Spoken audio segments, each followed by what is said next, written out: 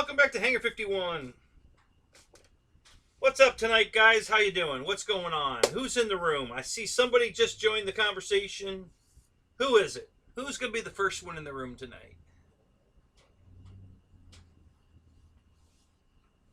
I got a bunch of stuff I want to talk about tonight. Let me get set up here while I'm waiting. We'll do a little Mike Bird. What's up? Good to see you, buddy. Nice job. First in the room.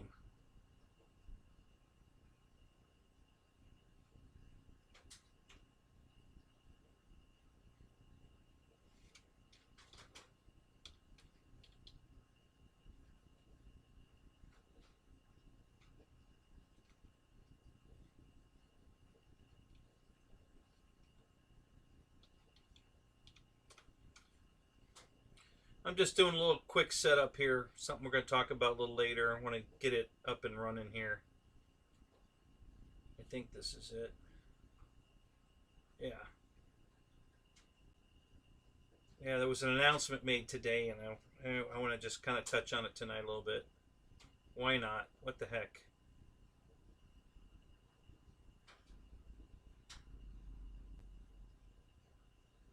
So...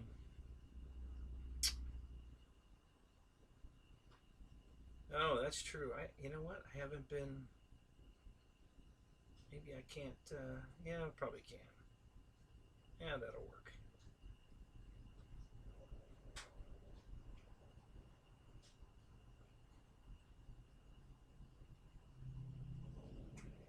Yeah, we can...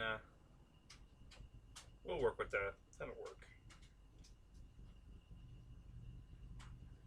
Yeah, that'll work.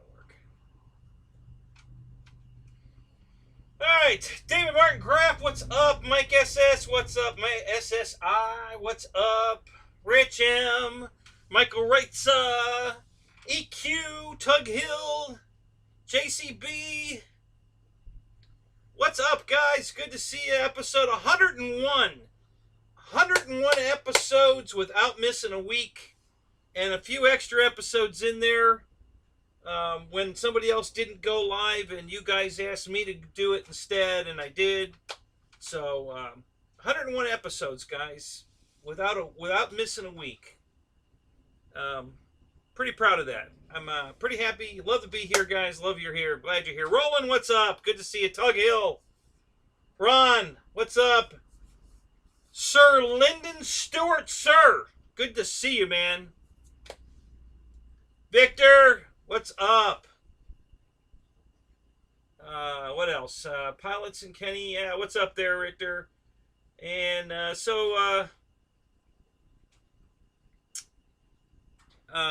you guys, I just look forward to this every week. I love doing my show.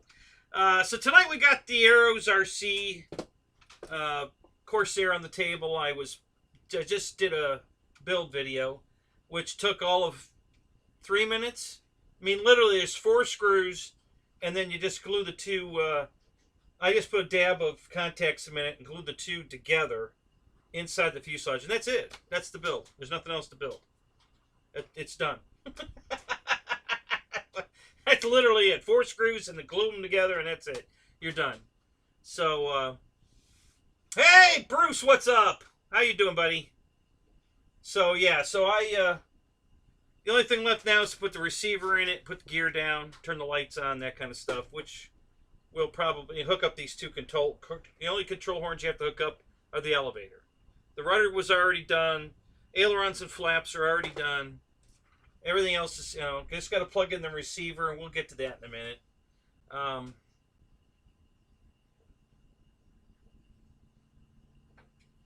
Oh, Roland, you put up a Viper video? Oh, cool. Yeah, I haven't fixed mine yet. I suspect I have a bad receiver. I think, total speculation here, I don't know, I haven't tested it.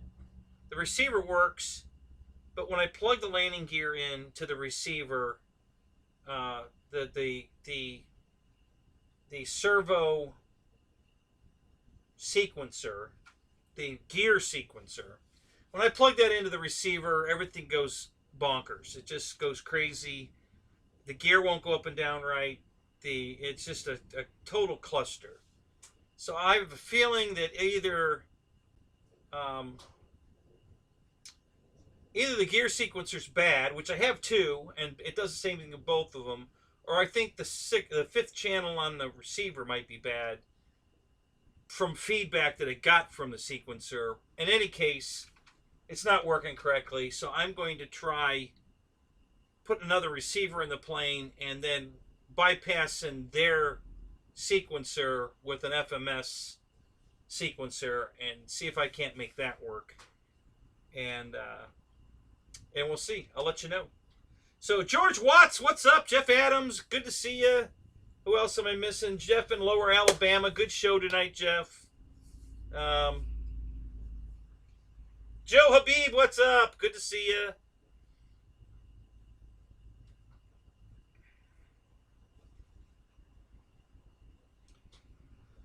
Let's see. Like my shirt, flashing lights. Flashing lights? What's my shirt doing? Yeah, one of my Disney shirts.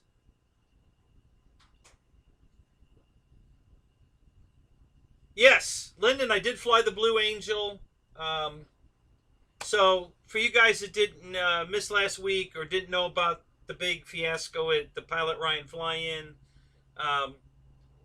Pilot Ryan gave me his F-18 on the way out instead of yeah, and that's just what Ryan does. You know, he's such a good guy. So yeah, he'd flown it. He did all his reviews on it, I guess, and I don't think he gave it to you because he doesn't like it. It's just that he's got more planes coming, and he just hasn't got room to keep them all. So so anyway, so I flew it off the grass, no problem whatsoever at my field. And listen, I do not have manicured grass. We have grass that gets cut every Friday, but there's a lot of holes in our grass. You know, a lot of patchy sand, bare sand, grass, sand, grass, sand, grass. So it's not smooth at all. There are some smooth areas that I generally try to aim for. But yeah, it's just not a really smooth field. And I had no problem with the F-18. It's the E-Flight F-18, 80 millimeter. I had no problem. It took off beautifully. I got a 6 or 8 minute flight out of it. Landed beautifully, even though I hate the main gear on it, and I will be fixing that. But it landed beautifully. But I had the same experience that all of you've had that have that bird, if you're flying it off grass, is that little strut on the front wheel is a cheap piece of plastic and it breaks. So it doesn't really, it's mainly for looks, guys. I don't think it really does anything. It's that pullback rod for a carrier launch, because they drag it off the carrier from the front wheel. And so this is to hold back that, so they don't tear the mechanism out of the plane on the launch. And so I think it's just there for looks. I don't think it really does anything. So mine broke. Wild Bill, what's up? I don't know if it was already broke or not. If you're flying off pavement and you don't dork a landing, it's probably okay. But on grass, it failed immediately. No big deal. Simple fix. I'll fix that before I fly it again. But yeah, it flew fine. No problems. Had no problem getting it off the grass. Didn't even go full throttle, guys. I was like my standard half, 3/4 throttle. You know, I just start throttling up easy, nice and slow and easy, and gently pull back on the stick. And when it breaks ground, I stop throttling up. I hit the gear switch immediately because I want to clean it up as quick as I can. And as the gear finally finishes getting up, I usually start throttling back. And I usually make a turn downwind and start diving slightly, so it'll build speed quicker, so I can pull the throttle back quicker, and that's how I get longer flight times, because I get it up to, you know, cruise speed, which is in this 70, 80 mile an hour range, and by pulling back, by not going full throttle and by pulling the throttle back that quickly, it gives me an extra minute or two of flight time on top of just extending because I don't fly full throttle the whole time.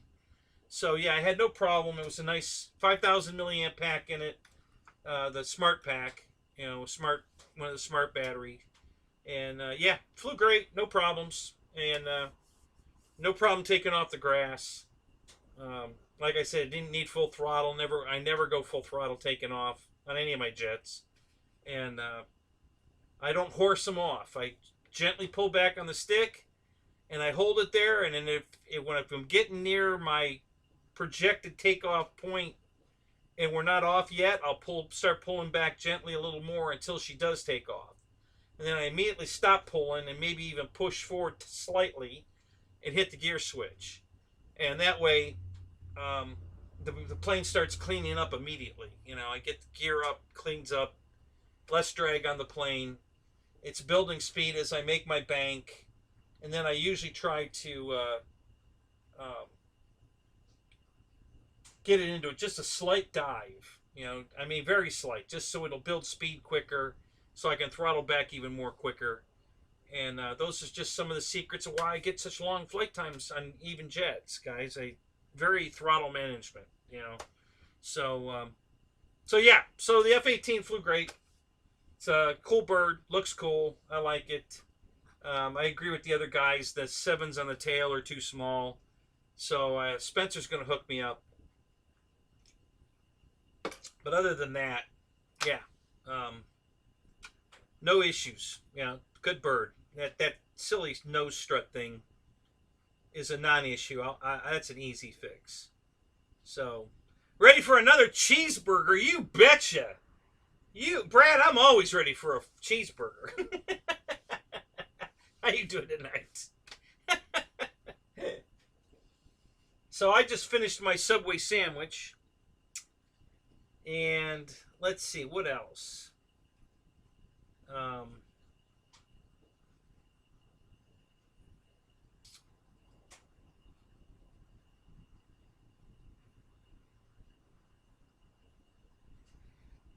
Yeah, Victor, I do too. I mean, my brother was in town last week, and I had to show off a little for him. So, you know, I brought my FMS BA Hawk downwind across the field at wide open throttle. So it was, you know, probably around 110, and went into a gentle vertical and took it straight up to over 300 feet. And so he was impressed with that. He thought that was very cool. And then I went half flaps, shut the motor off, and I just glided it back down gently. And the reason I did that is to get more flight time. It gave my battery a good rest. I probably was gliding for 3 minutes, guys. So from that altitude, you can glide a long time. You know, if you just kind of stay on the elevator, you know, half flaps, a little bit of elevator, stay on it, just kind of keep it in the float. And so that ran the clock out another 3 minutes, and at the same time gave the battery a good rest, because that was a hard, you know, staying in the throttle that long. That was probably a good 20-30 seconds of wide open throttle to come all the way across the field and then go vertical to 300 feet. So yeah, so he was impressed with that. And then I flew the F7F Tiger Cat, the FMS one. Man, that is such a great bird. Oh my God, I love that thing. And he was really impressed with that. He just, you know, and it's just so graceful in the air. And that's exactly the words he used. He says, my God, that thing is just so graceful in the air. And it lands so beautifully. God, just love everything about that airplane. It does have a kind of a Corsair thing in the wind when it's really windy. It gets that tail wag a little bit, just like a Corsair does. You know, you guys are familiar with Corsairs. They have that tail wag too sometimes. It's not anything that's out of control or nothing, guys. It doesn't need a gyro to correct it. It doesn't affect how it flies. It's just a visual cue that you see the tail kind of wagging a little bit. You know, it's just a visual thing. It's nothing that changes how it flies or anything. It doesn't do anything stupid. It's just, but you see it do that waggle a little bit, and And the Tiger Cat in the wind does the same thing. Now, on a calm day, it's dead nuts straight. But just a little tail wag. Hey, what's up, Jim? Mr. Pterodactyl in the room tonight. So,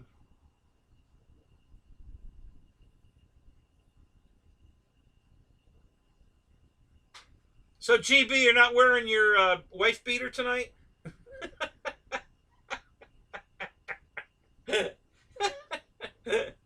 Oh, that was hilarious.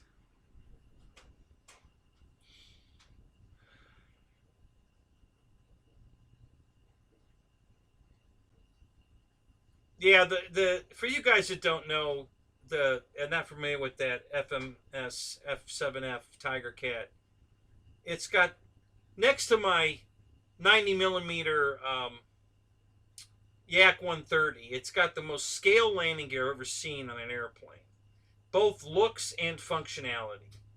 It's just an amazing set of landing gear, which is why I bought it. It just floats on the gear.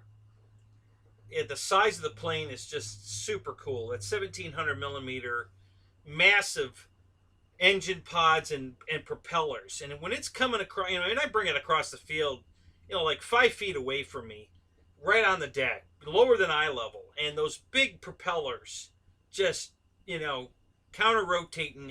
It's just so cool looking.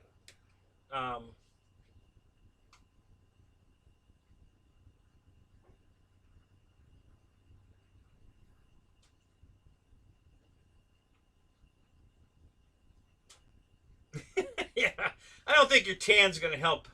I don't think anybody wants to buy a wife beater shirt. I know I don't.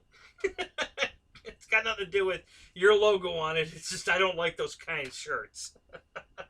So, not my style, but whatever. Oh, that's funny. So, yeah, guys, I really, I know it's my new go-to plane right now, but that is such a nice airplane. I really, really love that airplane. It's heavy. God, that thing weighs a ton. It's heavier than the 1700 Mustang by a long shot. Of course, it's got dual motors, dual speed controls, but that bugger is heavy. But it doesn't fly heavy. I mean, I took that one vertical to 300 feet too, man. No problem. I was actually chasing a guy that came over the field in a gyrocopter, and he was up there probably 500 feet. So I thought I'd go up and give him a good look at the airplane. So I just nailed the throttle, went vertical, and I got up to maybe 400 feet. I didn't get all the way up to him. I didn't want to get that close. But I got up there where I was way closer to him than I was to me, so he could get a good look at the airplane. And while he was flying over, he's landed at the field before. He doesn't like to, but he made a forced landing once, had an engine problem, and then he did do just stop in to chat one time.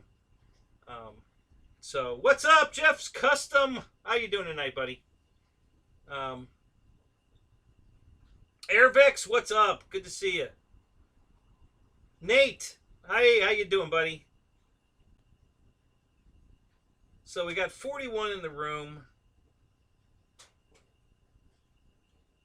Have I got everybody? Who have I missed? Anybody?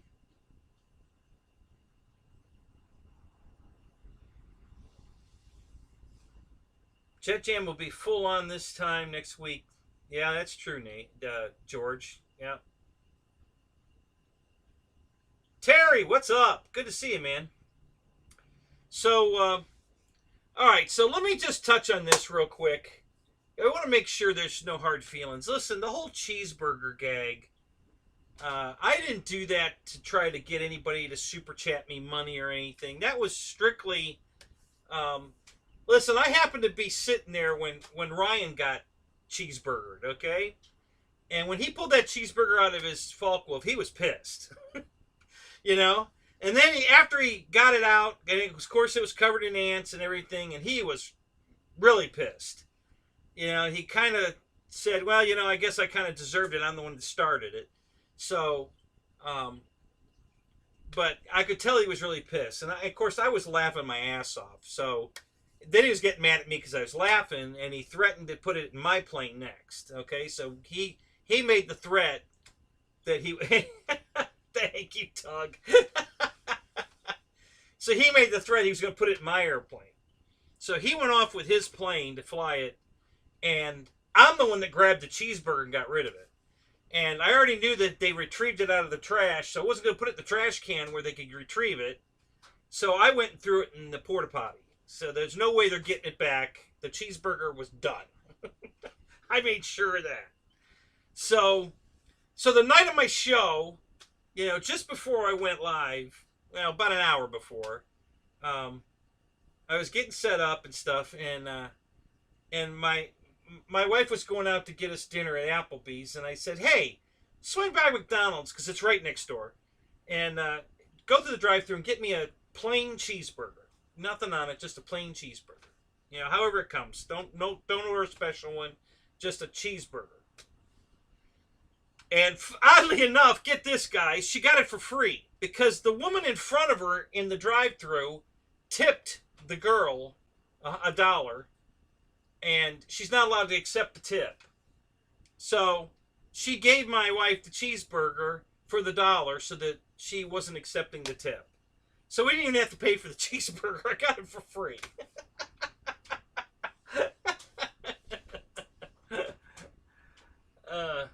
Oh, don't worry. George, it didn't go to waste. I ate it after the show. It didn't go to waste. I ate the cheeseburger. I don't let food go to waste.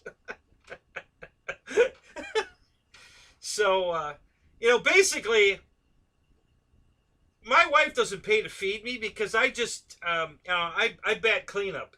Anything that she's going to throw away because of whatever, it's been in the refrigerator a day or whatever, is what I eat. So I eat all the food that she's going to throw away anyway. So I'm a cheap date. She doesn't even have to feed me really because I just eat the stuff that she's going to throw out. Yeah, George, I don't let food go to waste. I'll tell you where that comes from. All right, short story. My dad was in the Korean War, and when he was over there, he saw so much starvation of little kids and stuff that it really affected him badly. And so he came home, and I always thought it was my mom. I remembered it wrong. I always thought it was my mom that made us eat everything on our plate kind of deal, but nope, it was my dad that did that. And in my house, we didn't have money to throw away. We got treated to a sirloin steak because that was cheap steak once in a while. But it was mostly macaroni and cheese, hot dogs. My mom would make spaghetti and meatballs in a big pot, and that would last 2 weeks. She'd freeze it in little baguettes, and we could microwave them to eat. And so, but anyway, so my dad, there's no wasting food, and I just can't kick that thing. My dad just drilled that into my head from a little boy, and so yeah, I just can't waste food. It's just not in me, So we had a salad in there the other night that it was still, it wouldn't matter if it was expired date. I ate it anyway, but the date was still good. But the edges of some of the lettuce started to get that brown on it. And I'm not eating this. I said, fine. Make the salad. I'll eat it. So she made me the salad. So no, the cheeseburger didn't go to waste. But listen, I just did the cheeseburger gag because I thought you guys would laugh your asses off. And a lot of you did.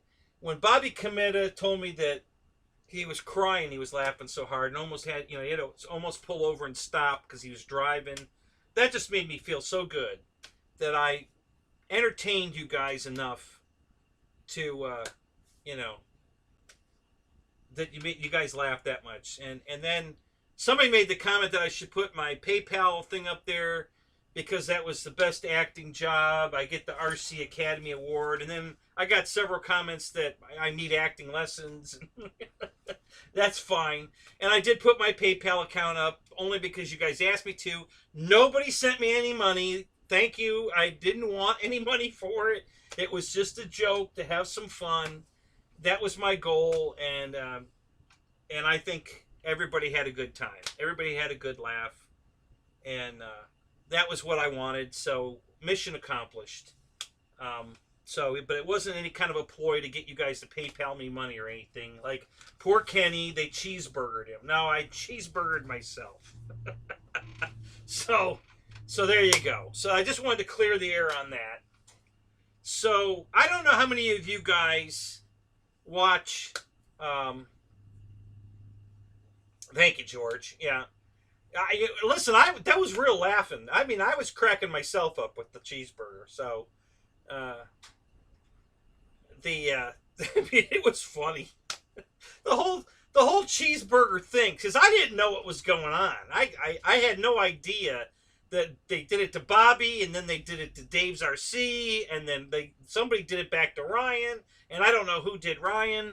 And I don't know if anybody else had got it, but then when Ryan threatened to do it to me because I was laughing, I made sure the cheeseburger disappeared for good. So I'm the one that took care of that too. So I thought, since I'm the one that got rid of the cheeseburger, I'll cheeseburger myself. And but anyway, so I don't know how many of you guys watched the Flying Cowboys, Mike Patey, Trent Palmer, all them, but Trent went someplace today called Archer Aviation. And they have, they're going to release next week a big, basically it's going to be an air Uber, okay? It's going to be an autonomous airplane / quadcopter. Well, it's actually, I don't know what the number is for 12. It's a 12 rotor. The 6 front ones rotate down to forward flight. It's got wings, and then the back 6 are vertical only, and when it transitions into vertical takeoff, the 6 back motors spin up, and you have 12 motors to do the vertical, 6 motors to go forward flight, all electric, 2-seater, and this is supposed to be like an Uber, round town, get you someplace that, in a hurry. He used the example of going, and this is nothing against Trent Palmer, guys, so I love Trent. He's just reporting what he got privileged to see early release of, and he can't really say anything till next week, but he was there to get some footage and stuff. So if I have any negativism coming across, it's not about Trent, okay? It's about this autonomous Uber that you're going to put your butt in with no pilot and trust it. So I'm going to put it up right now. I think I can show you what it looks like for you guys that haven't seen it. Let me see if I can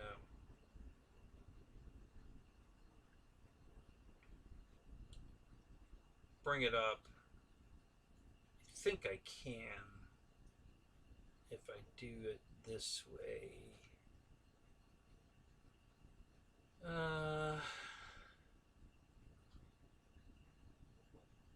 Let's try this.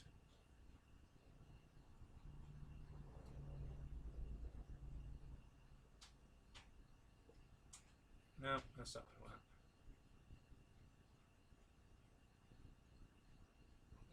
And that's not what I want. No, that's not what I want. Maybe it's this, and then I gotta go here and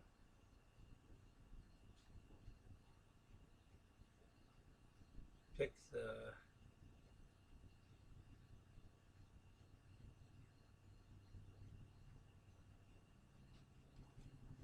No, alright, let me cancel that. We'll try another one. Oh, this is probably it.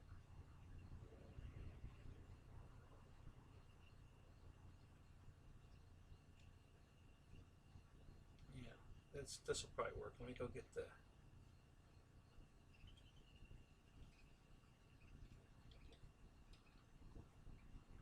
Let's try this. Yeah, that kind of worked. So let me slide this over.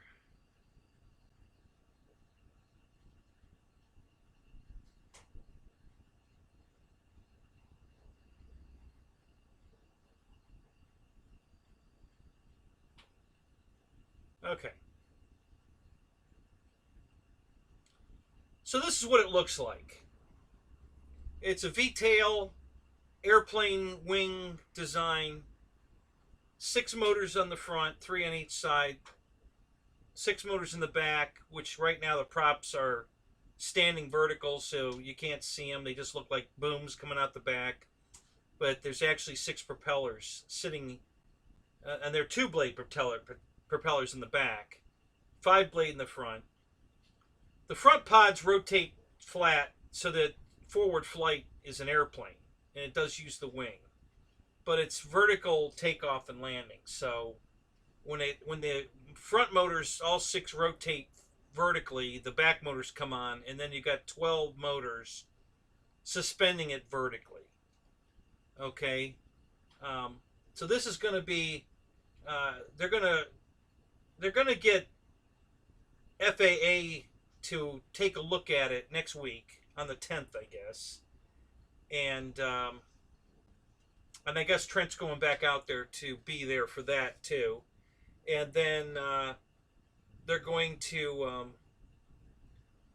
they're scheduled for a rollout in 2024, where it'll go live and you can actually call this thing. It'll land at a designated location, either your house or a landing pad close to your house. You get in it, no pilots in it, it's all autonomous. You get in it and it flies you someplace. So I want you guys thumbs up it if you'd get in it, thumbs down it if you wouldn't. Okay, let's just make it that easy. So put your emojis up and let me know if this thing happened, you know, would you get in it or wouldn't you get in it? With a thumbs up or a thumbs down? Let's see what you guys have to say about that. Because I know for sure I wouldn't get in it. There's no way.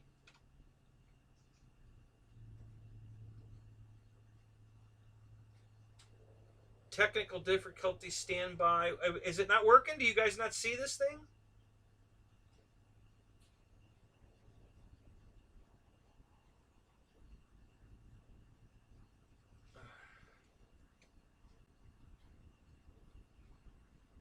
I look like Biden reading the teleprompter. I was just trying to get the thing centered in the screen and everything before I switched it over.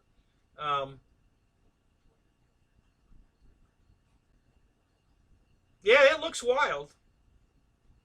You know, nobody's giving me a thumbs up or down. Come on, guys. You know, would you? Okay, Dennis ain't getting in it. Pilot Ryan's giving me the finger. So oh, fuck that, I guess. Okay, I'll verbalize for Pilot Ryan for you guys that are listening. Yeah, so Ryan's not getting in it. Mike Bird's not getting in it. Roland ain't getting in it. Jermaine's not getting in it. Robert not getting in it. Let's see who else. Boss 223 ain't getting in it. Yeah, nobody's getting in it.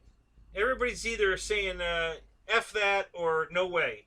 So yeah, no takers. Nobody's gonna put their butt in that thing, and I don't blame you. I wouldn't either. And I already expressed that on Trent's show, so I'm sure Archer read it.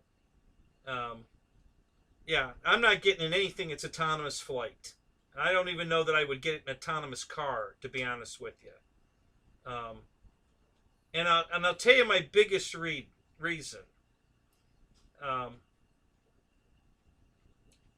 Is because it's not so much that particular machine that's the issue. It's that there's going to be dumbass pilots flying airplanes around this thing, causing accidents. You know, either drone pilots crashing into it, or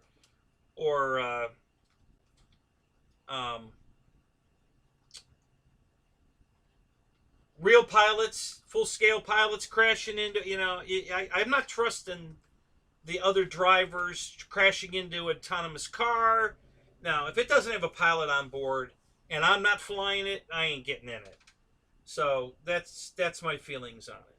I don't know how they expect this technology. Honestly, I don't see autonomous cars or autonomous flying airplanes ever being a reality until there's nothing but autonomous stuff. In other words, there's no human flying a plane or driving a car. They're all autonomous because they're all talking to each other, so they're going to avoid each other, and there won't be any car accidents ever again or airplane accidents from mid-airs ever again because they'll be talking to each other. They'll know exactly who's where they're at, how they're at. You know, I'm going up, you go down. There won't be any miscommunication. They'll have that all figured out. But as long as there's still the human element involved with that technology, it ain't never going to work. So, so yeah, I'm not getting in anything autonomous. Period. You know, not happening. So I don't know why these guys think. Maybe the average person would get in it. That's why I wanted to know what you guys thought. Because I know I'm not getting in it. I can't believe anybody would go get in that silly thing with no pilots in it. You know, the door is open, there's nobody inside, and you're supposed to climb in it and fly away in it with nobody on board, you know, and flying the thing. You know, and you're going to feel safe in that? They can do all the testing they want to prove it's safe. I'm not getting in it. Um,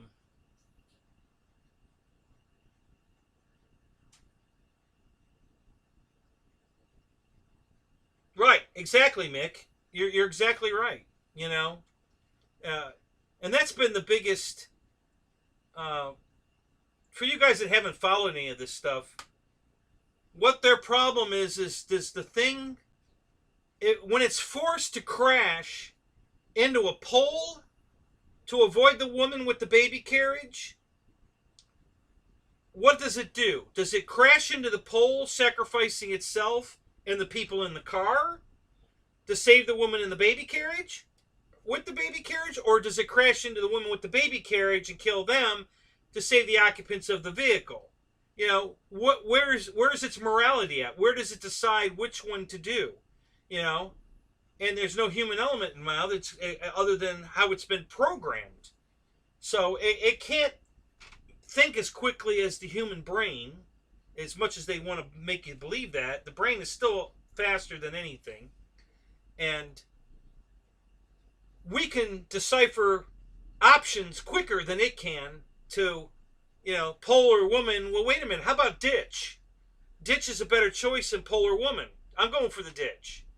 You know, something like that, where this thing won't have that ability to make those kind of instant a situational awareness and decide where to go.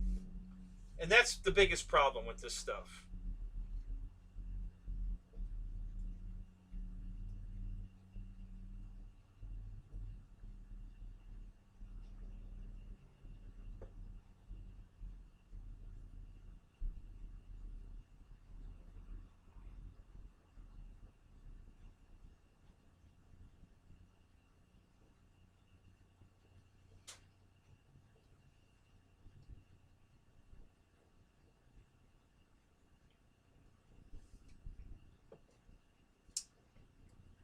So I'm reading Richard Webb's from Japan. Autonomous landed at California.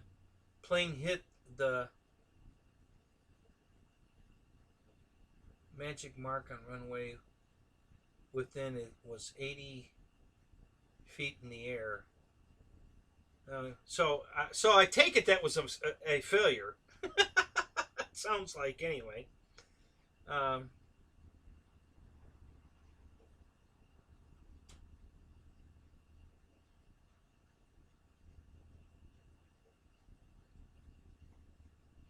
yeah, that's true, Alan. They could afford to lose a few people for sure. Um, So anyway, so it was just something that went on YouTube today. If you haven't seen it, go check it out. Just go to Trent Palmer's show, and he put it up this morning, I think. And he didn't show any pictures of it. I went to their website. He alluded to he slipped out airplane once or twice. He kept referring to it to a um, aircraft, but he slipped out airplane once. So I went to their website, and there it was. It's an airplane. It's a vertical, and he did say it was vertical takeoff. So there it is. That's what he went and saw today, was that 12 blade vertical takeoff airplane that's going to fly you where you want to go. Basically, it's an Uber. You're going to pay to have it come pick you up and take you someplace autonomously, and never going to happen. Not in my life. I absolutely am not getting in one of those. So, and I really can't believe anybody would. But I guess people that just don't know any better and drink the Kool-Aid that, oh, it's perfectly safe, are going to get in it. But us that know better, that understand flight, understand, the process of all the crash analysis kind of stuff, aren't going to get in it. Right, computers don't fear death, exactly. So it's just going to be what it's programmed for, and when it encounters a situation that it hasn't been programmed for, it's going to throw its hands in the air like, I don't know what to do! And then that's what. So there'll be deaths for sure with these things, and then the FAA, for the flying one at least, is going to have to make a decision whether they're going to let them keep flying or not. I seriously doubt that they will, but who knows? If you give them enough money, hey, they'll let you fly a pizza box if you want. But we'll see. Right. That's exactly why we're losing our 400-foot airspace. You're exactly right, Roy. So that these things can operate in our airspace freely without fear of being hit by an RC, drone, airplane, whatever. Because they're going to be taking off and landing everywhere. Not at my house, not at my flying field, but everywhere else. And so this is exactly why we're losing our airspace. And if this thing fails, I don't think, it's one thing to deliver a package to one of these, because there's no lives in the air. There's still going to be risk on the ground. I don't care where they want to fly these things. They're going to land on somebody. A kid's going to dart out in a yard chasing a ball and run right into the blades of that thing while it's sitting on the ground.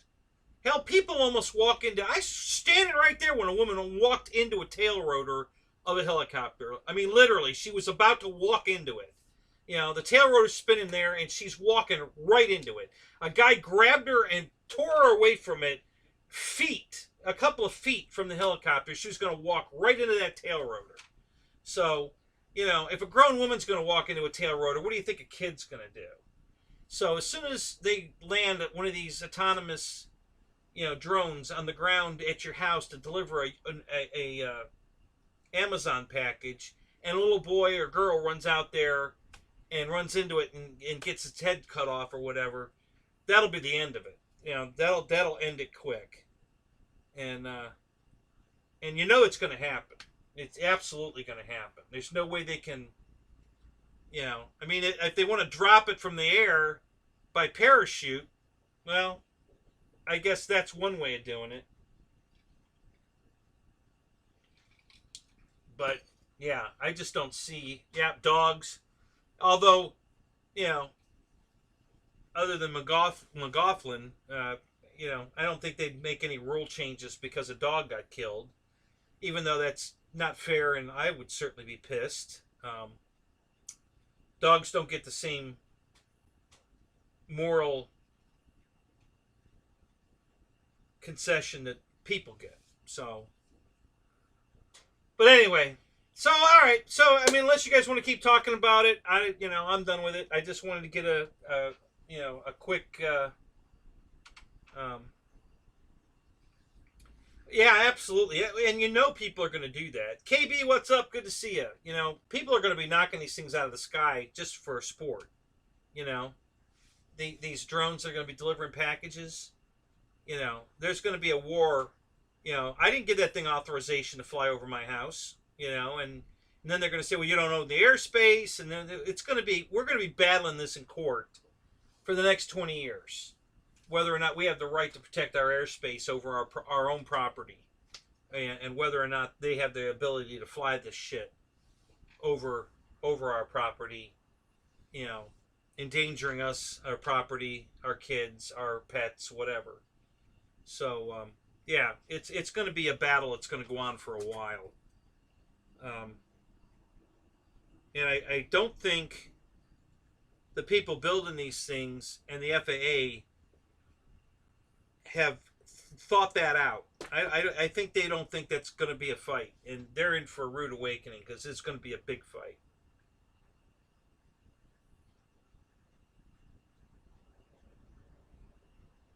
Thank you, Paul. Appreciate that. Thank you. It's absolutely my pleasure to be here. It really is. I absolutely love doing my show. So, and I'm so glad you guys are here. I'm glad you're enjoying the show. It means a lot to me. Trust me, it really does to know you guys. That I'm putting out content. You guys are glad to come watch. Makes me feel good. So thank you. So let's see. What else are we going to talk about? All right. So let's do a quick talk about Jet Jam. Because people keep asking me, am I going to Jet Jam? Sadly, I'm going to say no. I don't think I'm going. And we got another week yet, so something could happen. But I don't know if you guys remember or not, but we just had to kick out $3,600 for an air conditioner for the house because it failed a month ago. And then with my losses at the Pilot Ryan show and everything else that's going on, and I'm trying to get ready for the garage. And then on top of all that, guys, I've been trying to fix the roof of the trailer. It's got a couple of leaks, small leaks. So I pressure washed it, I think 2 weeks ago. I got up on the roof with my pressure washer with a scrub head on it, and I scrubbed the entire roof. And boy, was it dirty, but boy, did it clean up nice. And I bought 3 buckets of this sealer to put on the roof. Went up there on the roof yesterday and fell through the roof. It didn't literally fall through the roof, but my foot went through the roof. So I put a big fucking hole in the roof.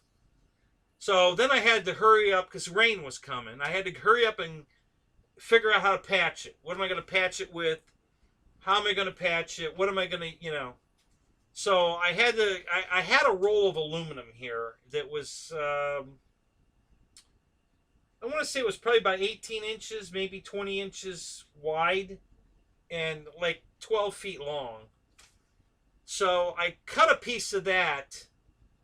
So it was about 24 probably by 18. And I tore off all the coating around that area, got I took all the screws out of the peak where the sheathing, the peak, there's a piece of rolled aluminum on the top that covers, so the water runs downhill. So the water runs over that and down the roof. Whereas if it was this way, it would run into the seam and you'd have leaks everywhere. So I unscrewed all of this to lift this up so I could slide a new piece, that aluminum piece I cut, under the lip, over top the roof, and then I had to put screws all in it. So what I did was I took the coating stuff and I slathered it all under that edge up in here with a brush and all around where the patch was going to go. And then I took the patch and I slathered it all over the bottom of the patch, put it on the roof, slid it up under the lip, and then screwed it all down all the way around, and then put a coat of the stuff over that before the rain hit yesterday. And apparently I did a good job because it didn't leak. We had rain yesterday. It's been raining all day today. and the patch held, we're good. So, but I still have to go up there and coat the whole roof and hopefully not fall through anywhere else. Um, yeah, Paul, unfortunately, well, actually, no. I used a product that's silicone, but it's not the real good silicone. And I'm going to tell you why. I was going to go with the really good silicone. You know, So the price differences, guys, for none of you that have had to do this, a 5-gallon bucket of the elastic, however you pronounce that, the elastometic, is $79. Pretty much every brand, you know. The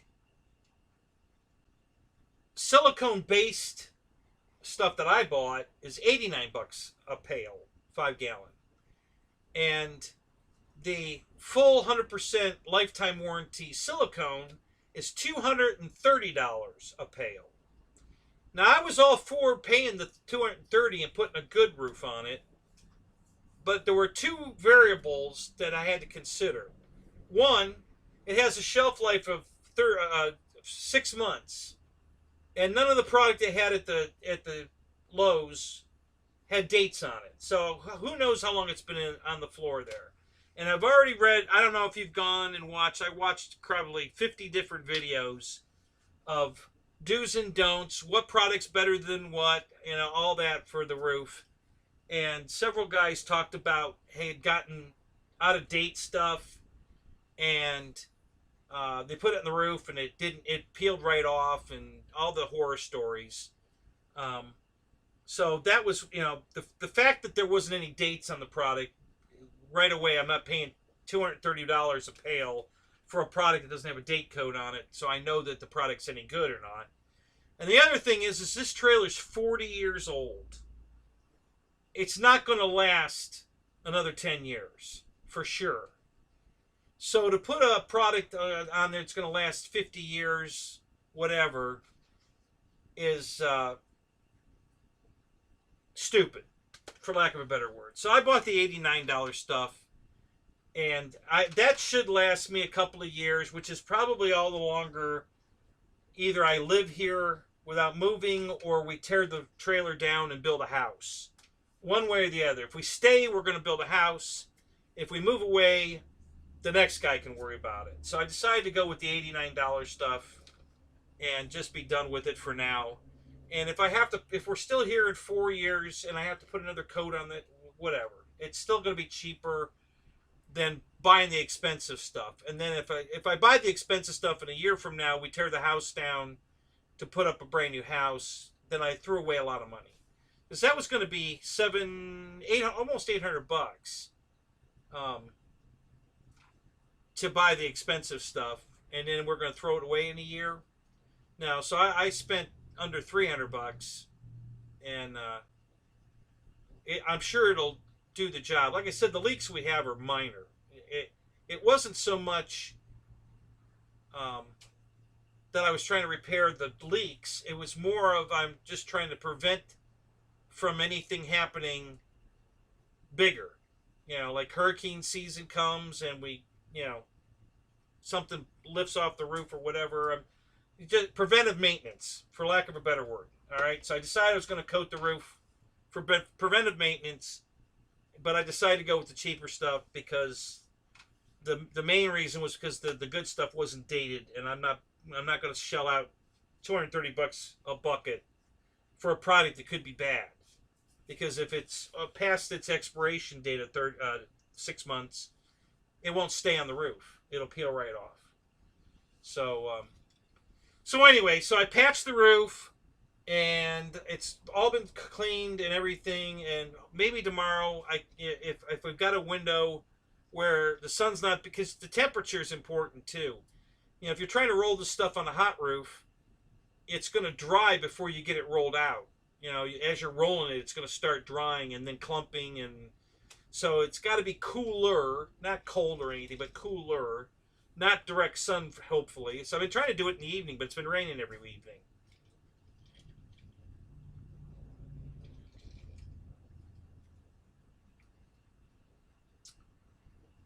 So how'd it go, KB? How'd your maiden go?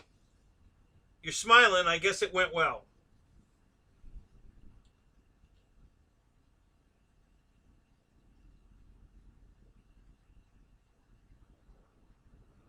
So anyway, so that was my other fun getting ready crap. Been fighting with the roof all week, trying to get, every day I go up on the roof and I find something minor I have to take care of before I can start rolling this product on. And the final blow was when I took the bucket up there to roll, I fell through the roof. So that just started a whole new repair job that I had to fix before I could roll the roof. So the repair's done, and now I can maybe tomorrow, if it doesn't rain. It's raining right now actually. It's just drizzling right now. It was raining really hard earlier. It started raining about 7-ish, I think.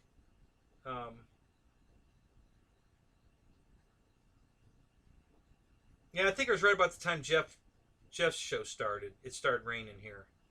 So and I would have had to have the job done before 6, because it needs at least an hour dry time before rain can hit it. So I would have had to have been done rolling the roof by 6.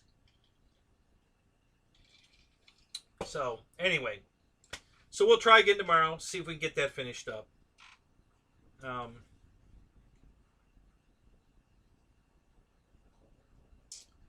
So let's see, what else?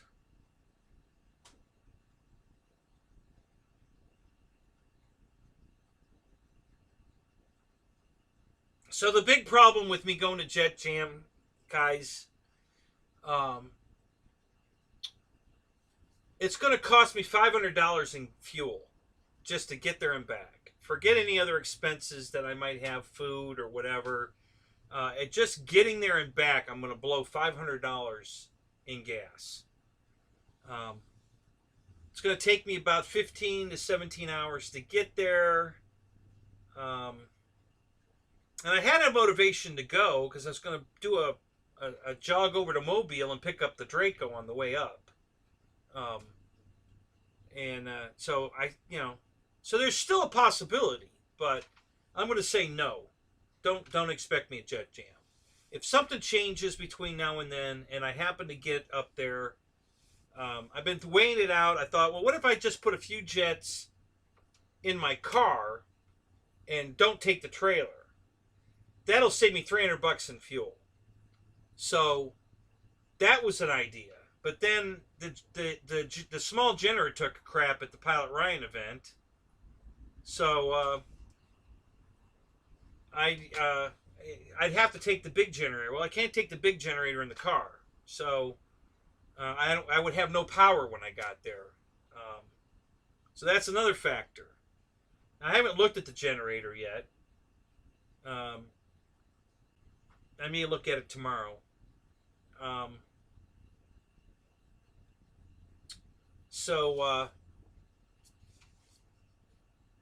If I can fix the small generator and then just throw a few jets in the car, the tent's in the car already. That's where the tent lives.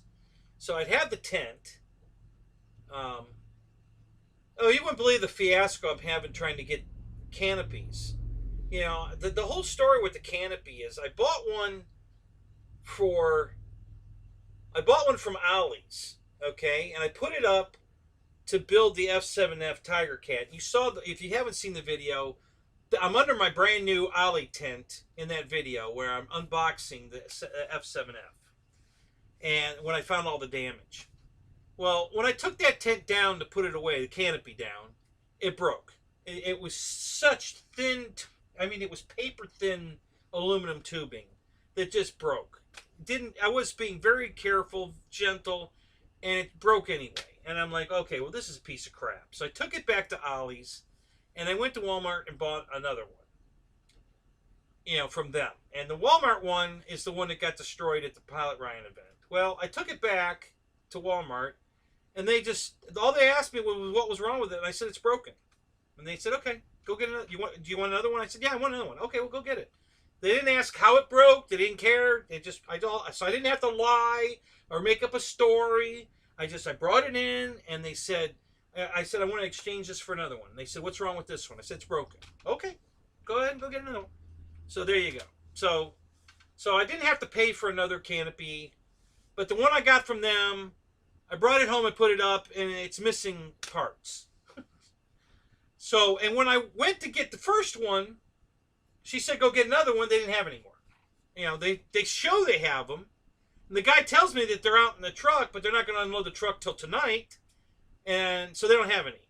So I had to go to another Walmart to get that one. I get that one and bring it home. It's missing a screw to one of the struts.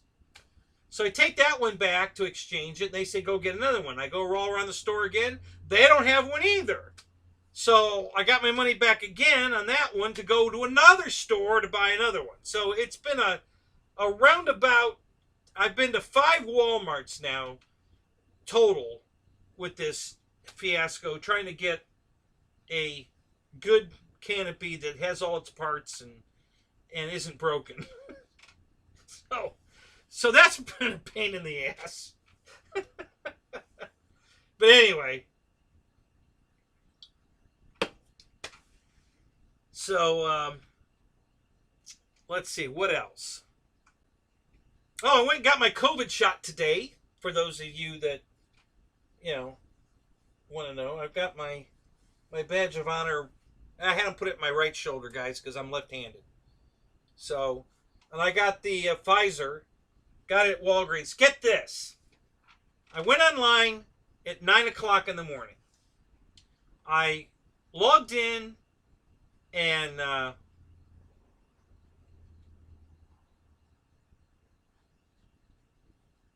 watch my video, Airvex. Watch my unboxing video.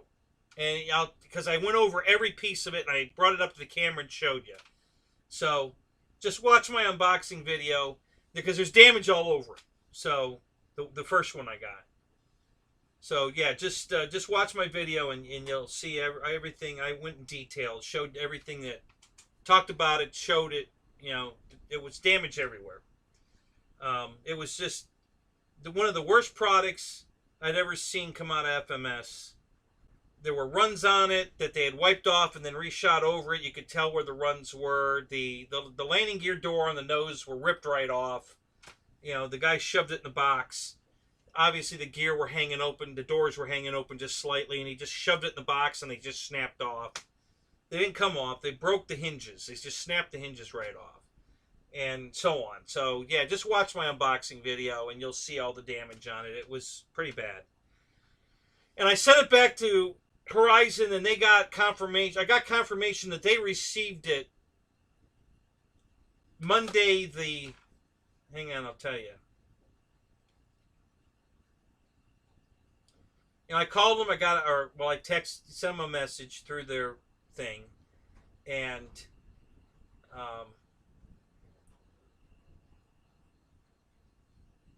so Monday the 21st, I got a confirmation that they received it. Somebody signed for it at Horizon Hobby on the 21st. They still haven't given me my money back. So I got to get with Horizon tomorrow and find out why I haven't gotten my refund, because I had a return authorization number. So they already knew that I was sending it back. They gave me the option. Yeah, they'd knock 15% off, and I could keep the one I had with all the damage, or I could send it back and get another. And well, they didn't say get another one. I just said, well, I'm going to send it back and get another one. So I bought another one. So I paid for 2. I only have 1. I sent 1 back, and they haven't refunded my money yet since the 21st. So I'm a little perturbed at Horizon that they haven't refunded my money yet, and that I'm going to actually have to contact them to tell them to refund my money. Is kind of pissing me off, to be honest with you. I shouldn't have to follow up on that. They should be on top of it.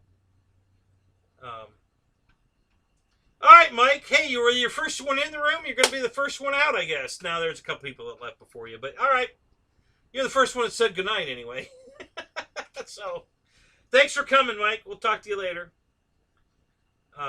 So anyway, still waiting for my refund from them on that. Not very happy.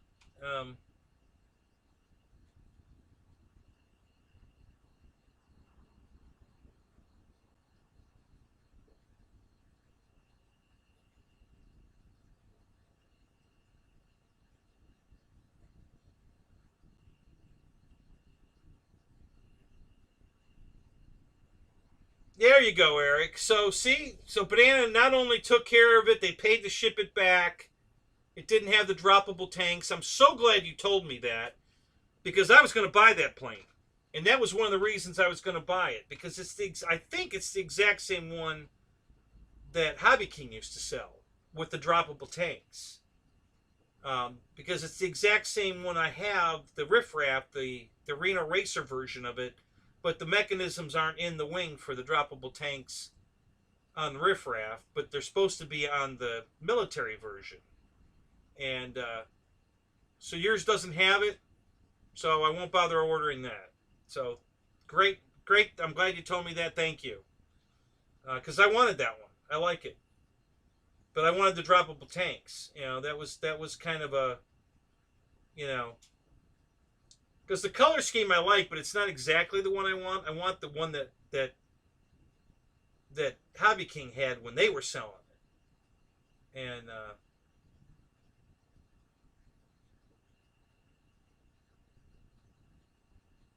who jacked you on $50, boss?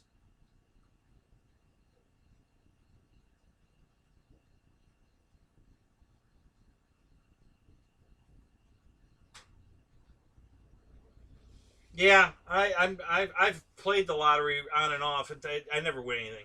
It's my luck. I'm not gonna win anything. I should just quit. Listen, I only buy one ticket. You know, if God's gonna give me the money, I only have to buy one ticket. I can buy 100 tickets, and if He doesn't want me to have the money, I'm still not gonna win. So I only need one ticket. So that's all I ever buy.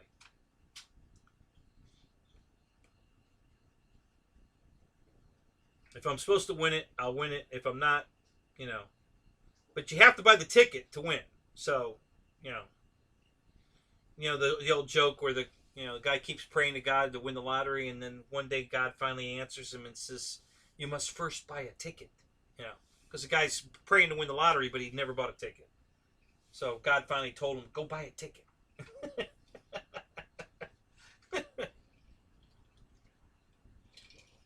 Wow.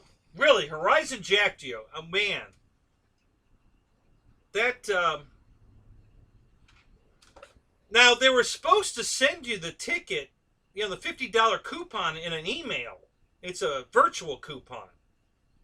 You should have gotten an email, separate email from them with your $50 ticket in it.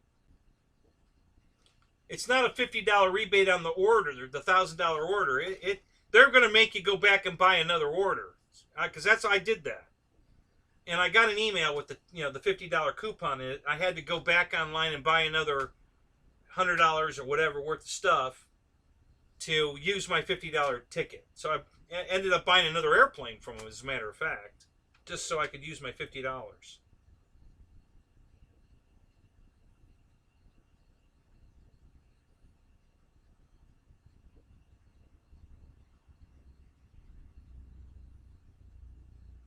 Okay, so Jermaine, how long ago was that with Banana? Was that recent or a long time ago? Because this is a whole new Banana Hobbies.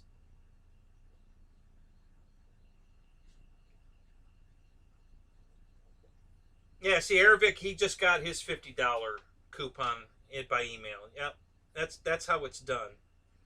Um, I don't particularly like that plan, but hey, $50 is $50.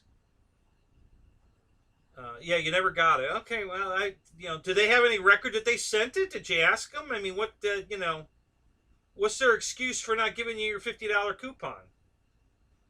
Because usually Horizon's pretty good about that. I mean, if you call them on the carpet for you usually get what they promised you. Brian Chambers, what's up? Good to see you, buddy.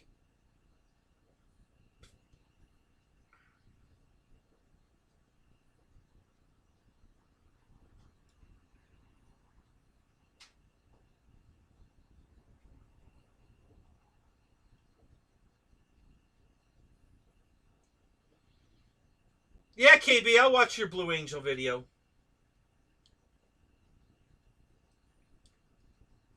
Do you want me to watch it right now? I don't know if I can do that. Hang on a second. Let me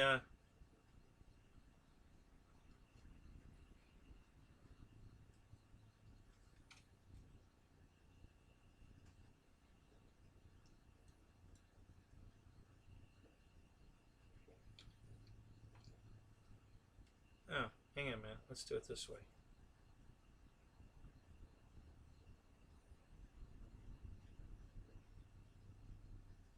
I guess I can kill this since we've already gone over that. So I'll take that down. Okay.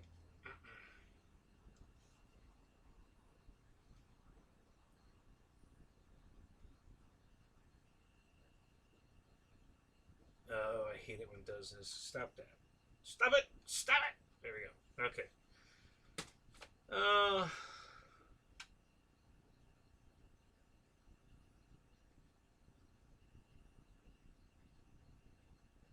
Boss, just stay on them. You'll get it. Just, you know, if you don't get it tomorrow, call them back again. Just stay on them.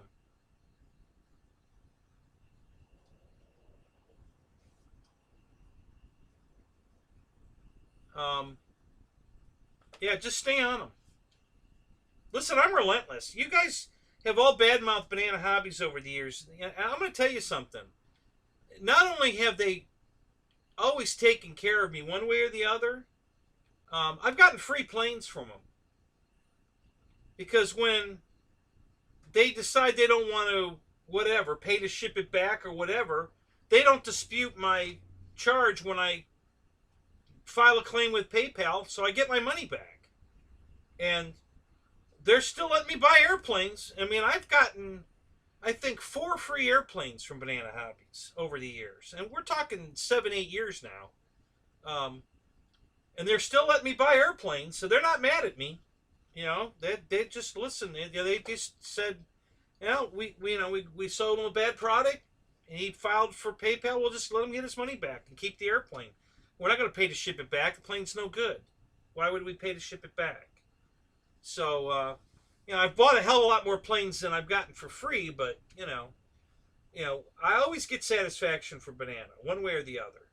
You know, I've never had a fight like I did with Motion over wings that I bought. So, you know, Banana has always been good to me. You know, one way or another. So,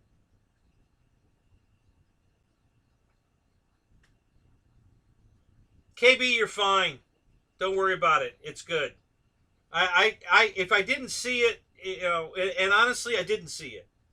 So, you know, I appreciate you saying it again. You know, cut him a little slack, Dennis.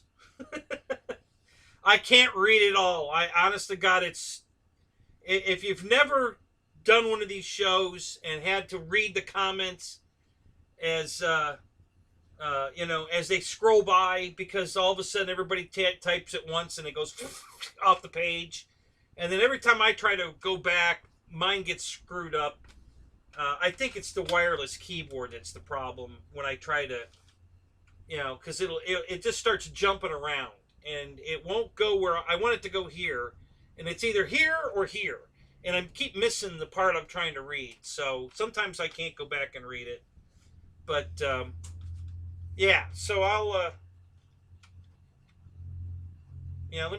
I don't know if I can watch this video. See, my computer just doesn't have the compute power to run 2 YouTubes at the same time. Usually, it depends on what YouTube is screwing up this week with whatever file changes they're making. But lately, it's been running pretty good, so we can give it a try. We'll see what happens.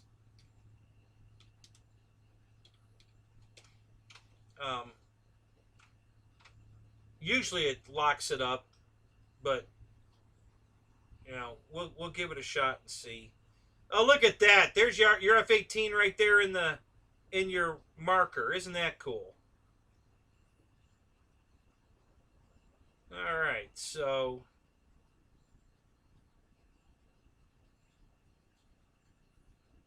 I take it you like it, since you're using it as your pick.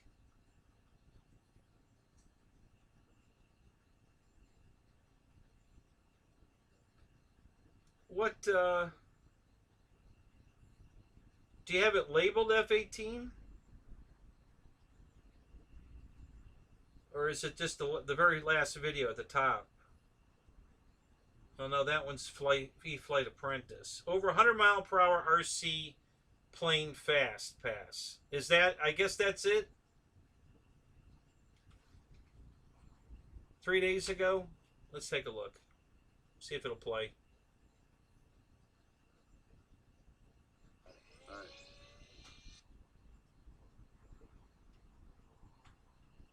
No, that looks like probably a V900 or something. So that wasn't it. Yeah, I'll have to watch it later. I can't. I'm not going to search your whole website.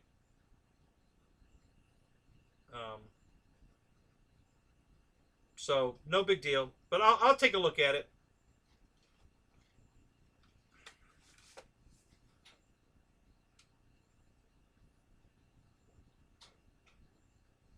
Yeah, the whole their coupon, Horizon's. Yeah, I was just talking to Dave Marshall earlier today about Horizon, and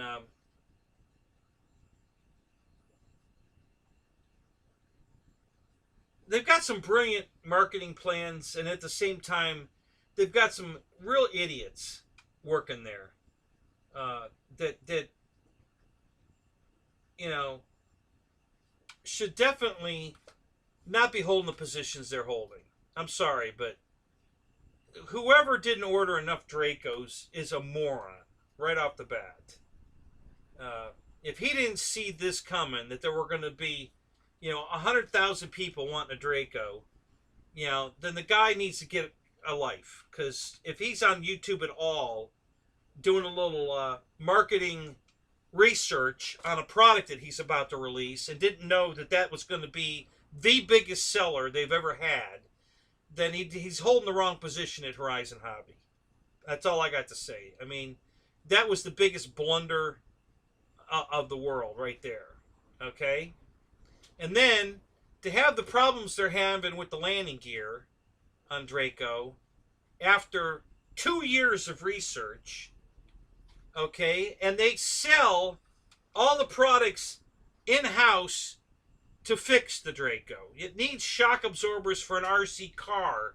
Wait, don't they have like a couple of lines of their own brand RC car? You're telling me that the RC car department couldn't come up with a freaking shock absorber for the Draco that would have fixed the problem with the suspension not being soft enough to stop it from breaking and bending? I mean, come on, guys.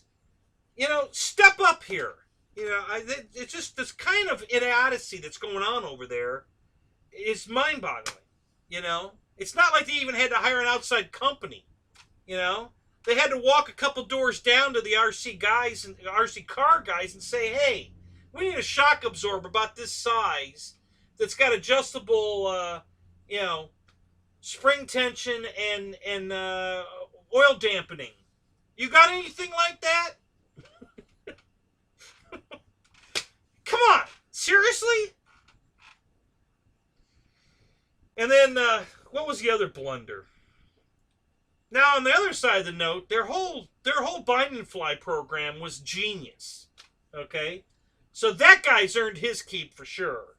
The guy that thought up we're just going to throw receivers in all our products for peanuts and make them buy Spectrum radios to fly them, genius.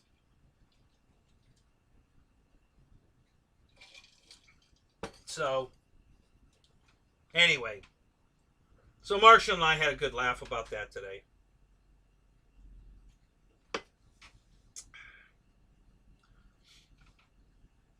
I think I'm not going to get a Draco, actually. I think I'm done. Unless I drive up to Mobile and buy one, but I'm just going to cancel my 2 that I've got ordered at Horizon because I'm not waiting till August to get one. The whole newness, the whole gotta have it is all gone now. I mean, 2 years of waiting, and then this crap what they didn't order enough, and I'm not going to get one till August. No, I'm over it.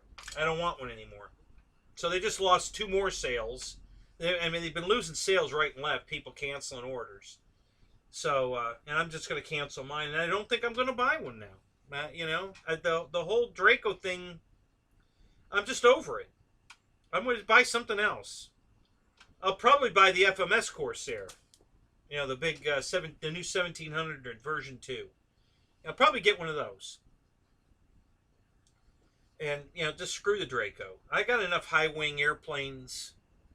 And, you know, the whole thing, you know, they're going to redesign the landing gear, I'm sure. They're going to redesign, they're already redesigning the tail wheel because it's no good. The tail wheel's been snapping off too. So they're already redesigning that. So, yeah, the whole Draco situation, I'm over it. I'll just, you know, maybe I'll buy one in a year or two. Maybe. You know, or maybe not. I don't know. But right now, I'm just over it. You know, I'm just so disappointed in the whole rollout and, you know, the quality that, you know, after 2 years of development, we shouldn't have any quality issues. You know, who's been flying this damn thing? You know, my brother's a computer programmer for a living. And when he would write a program for something, he would have his wife, his old wife, his first wife, who was a total dumbass blonde, to be honest. And that's exactly why he had her test it. Because if anybody can break it, it's her. You know, if she can find a way to manipulate the keyboard to make it do something stupid because we didn't think of it, she did. So that was his way of bench testing it. So if you're giving Draco to expert pilots and they're all saying it's great, and you don't give it to somebody that can't fly to see if they can't break it, you're idiots. Period. That's how you test it. You give it to somebody that can't fly and see if they can break it. That shows you where the weak stuff is. Then, you know, then you can fix the weak stuff and really have a good product. 2 years of development, and they're still redesigning the tail wheel and the main gear. That's hilarious. Barry Campbell, what's up? Good to see you, buddy.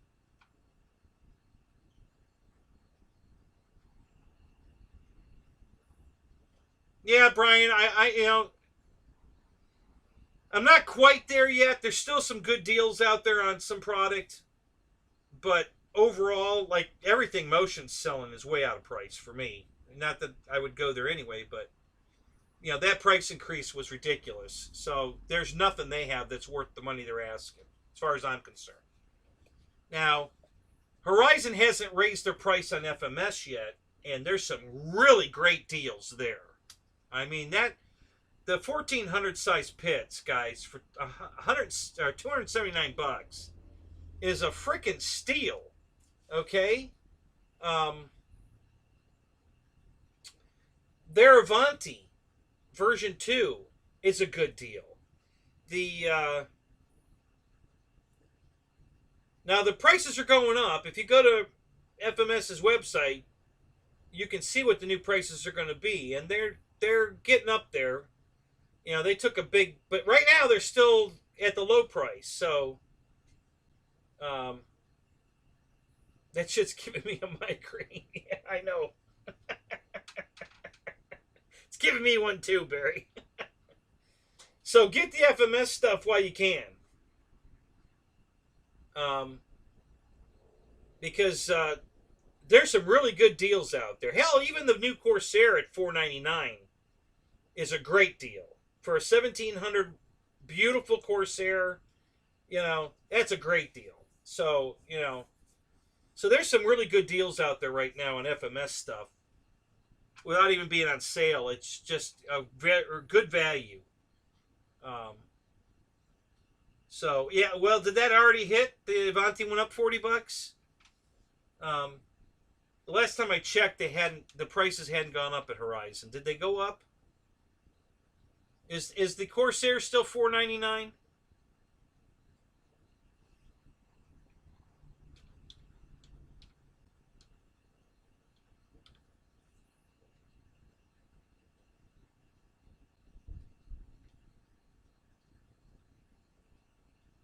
I'm going there now. Going to take a look. Not just because I want to check the price on that. I want to go over some of the other really good deals that they have on some airplanes. They even have a couple good deals on E-Flight planes. Listen, the Air Tractor for $269 is a screaming good deal. You know, 1500 millimeter, you know, 269. I believe that's the bind and fly one. I wouldn't swear to it, but um, yeah, great deal on an airplane. So there's still some good deals out there. But yes, some of them are definitely getting too pricey. So they're just coming off my wish list. That's all. You know, I just can't afford. You know, some of these planes are just too expensive for me. I can't afford them, so I'm not going to get them. You know, it's not. I'm sure they don't care, and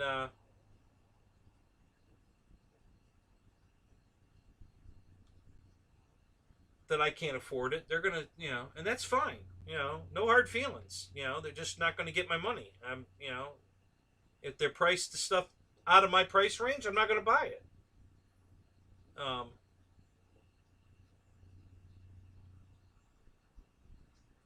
so that's just, you know, how it goes. So right now there's some stuff out there though that I think is a very good deal. The air tractor's a great deal. The FMS Pitts is an outstanding deal. Um, the hang on a minute. I'm going to go through this list here. I'm going to look at all the planes at Horizon and remind you guys what I think are really good deals. You know, if you haven't looked or if you haven't thought about it, um, I'm just going to run down the list here and tell you what I think, you know, I think are really good deals.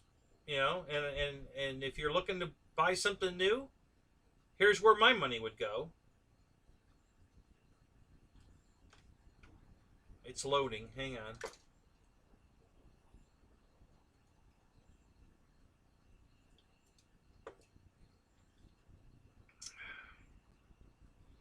I have to kill this. So that'll load. Yeah, I know I need a computer. Still waiting for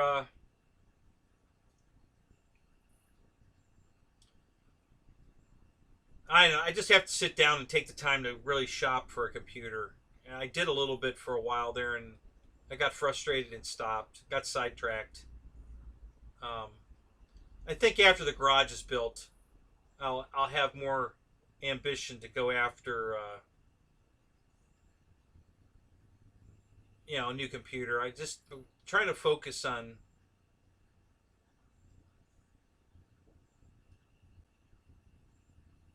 Oh, come on. Ugh.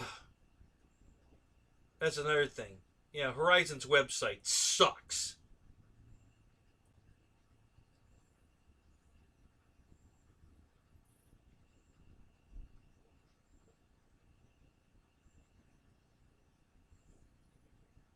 Just absolutely sucks.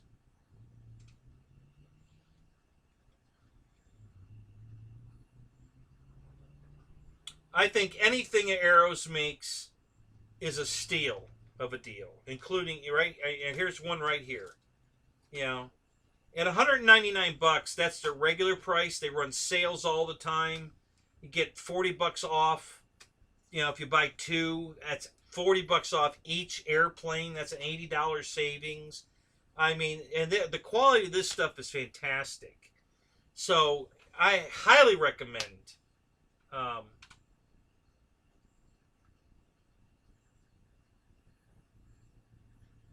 you know, Tug, the FMS Pitts is 1400. The 850 is the E-Flight Pitts. Um, that's the little one. That one's from E-Flight. The gigantic one from FMS at 279 is a screaming good deal. If you guys haven't bought that plane, guys, you got to get one. I'm telling you.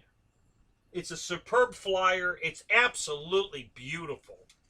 I mean, it's the prettiest plane out of the box I've ever bought.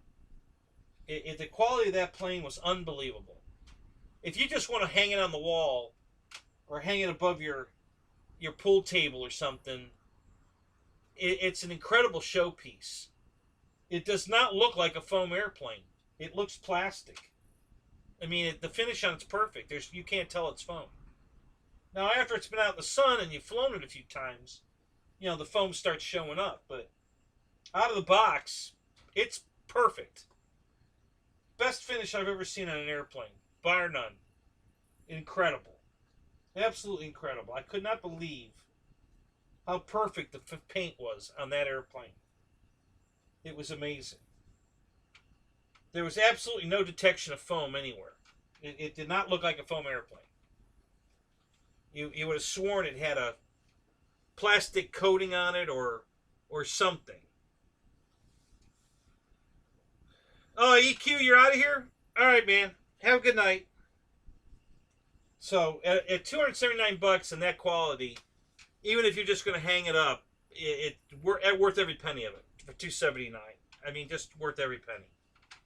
Plane is absolutely amazing.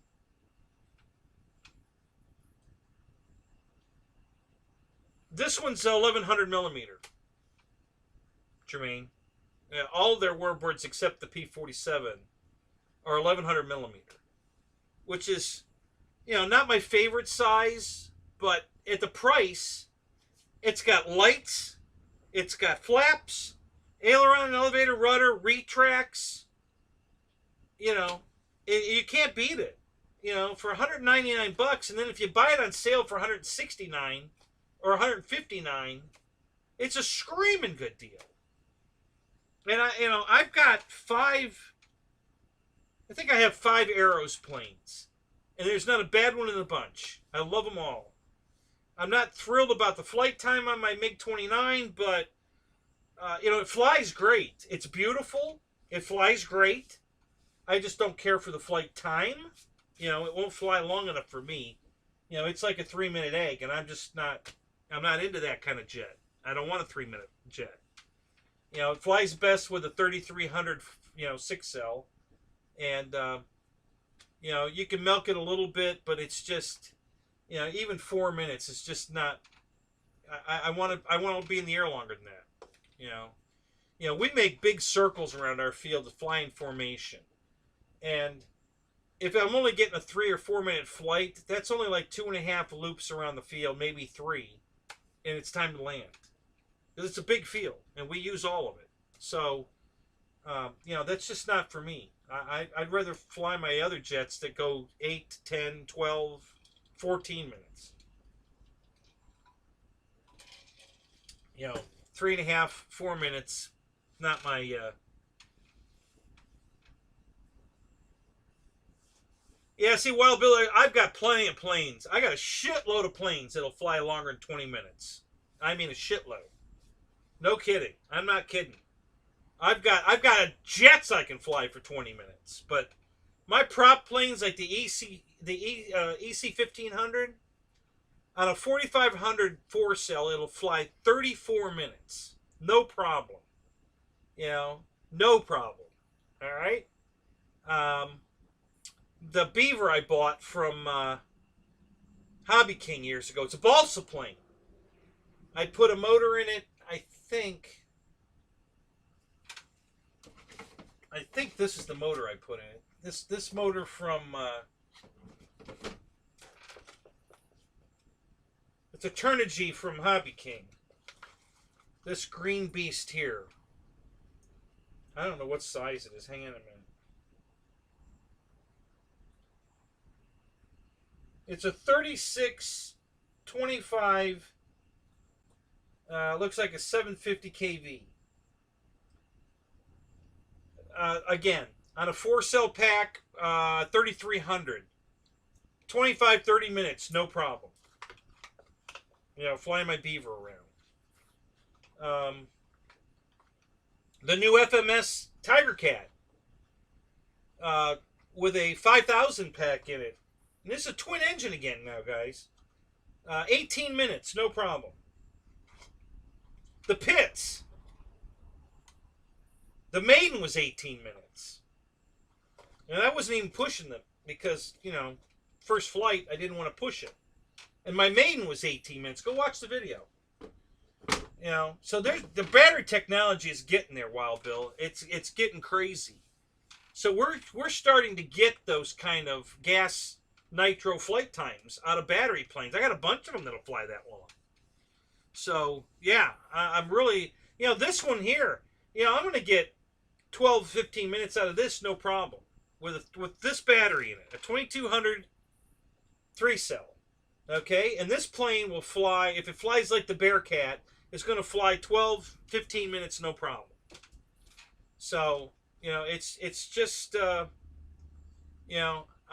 why I keep saying I'm going to fire up one of my nitro planes and go fly it again. But God, every week they come out with better batteries, and it just pushes me farther and farther away from putting gas in that damn thing and flying it. I just like, why? I don't, screw it. This battery shit's just, I'm loving it. I'm absolutely loving it. So, and it keeps getting better. They keep, whatever they're doing, they keep making the batteries better and better. We're getting longer and longer flight times.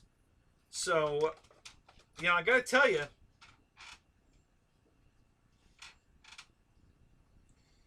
All right, so here's, hang on a minute.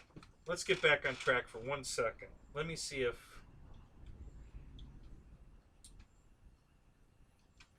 if the Horizon Hobby page loaded. No, it still hasn't loaded. Because I've said I wanted to see all airplanes. Apparently that's too big of a stretch for them. They can't show me all airplanes.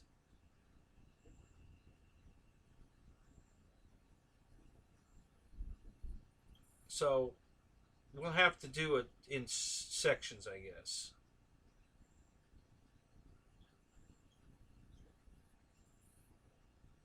Okay, so we're going to skip all of these because these are the big gasser package deals that I don't think any of you are interested any more than I am.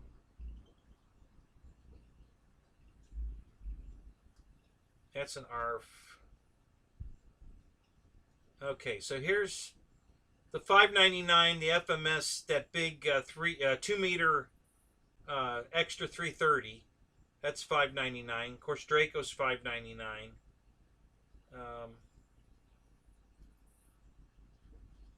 Those are binding flies, by the way. Well, the FMS is a plug and play, but it's 2 meter, and it's a big pattern ship. I think Che has one, I believe.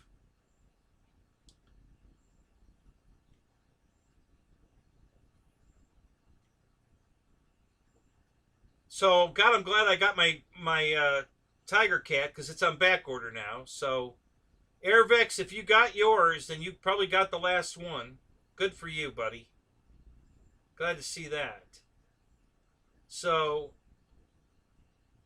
I'm not going to go over every plane. I'm just going to go down here, and when I find something I think's a good deal, I'm going to tell you. So the 490, yep, the Corsair's still $4.99. I think that's a good deal. Guys, it's 1700 millimeter. It's a giant Corsair. Giant. For $4.99. I think that's a pretty good deal. I think that's not out of the price range for me. I think that's right there where I'd be willing to go for that airplane.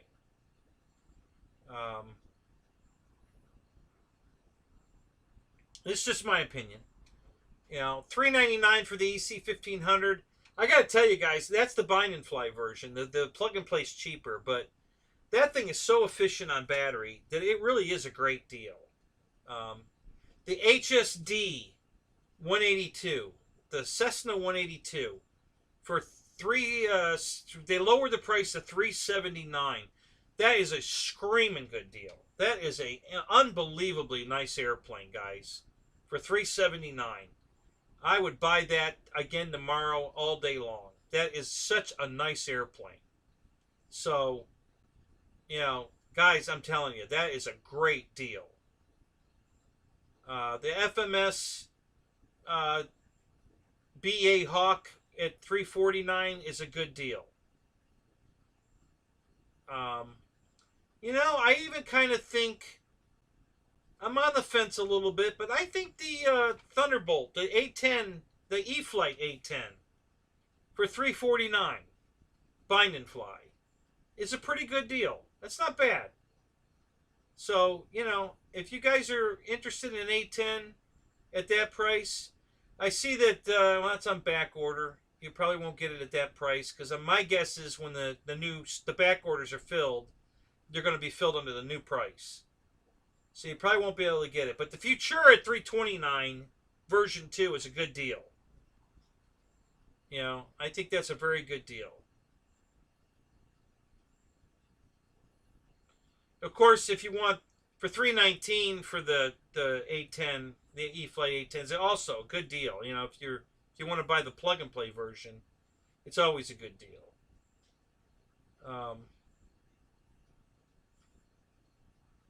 $299 for the FMS 1400 series airplanes. That's the Mustang, the Red Tail Mustang, the Zero, the 1400 Zero. All these planes are still $299. The Corsair's on back order, but it's still $299. Again, you may not be able to get it when the back orders are filled, but right now the Zero is in stock. I don't know. Hang on a minute. I'll tell you if the Red Tail's in stock. $299. Great deal. Great airplane for $299. You know, outstanding deal. So, the 1400 Vortex 322 FMS plane, the 3D plane, also $299. Great deal. Yep, the Red Tail's in stock, $1,450, $299. Great deal on an airplane right now.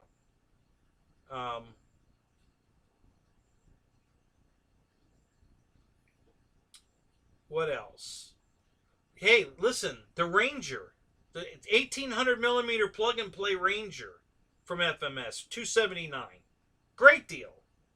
All right. I mean, if you want a Cessna, you know, 150 lookalike, that 1800 Ranger is a screaming good deal for $279.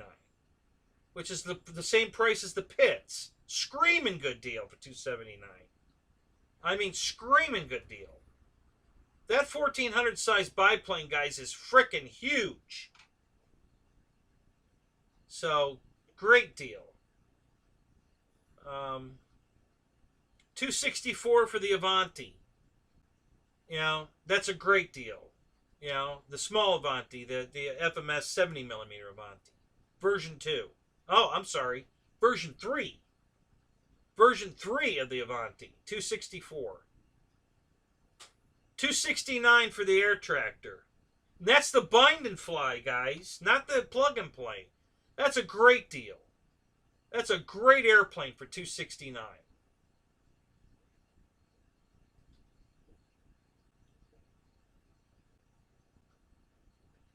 So there are still some airplanes out there that are, I think, affordable. I think they're good prices.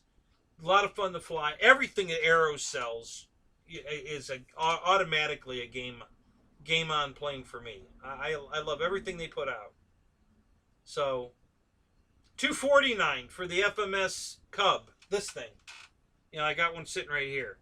That Super Cub plug and play 1700 millimeter for $249 includes floats. Guys, you know, includes floats.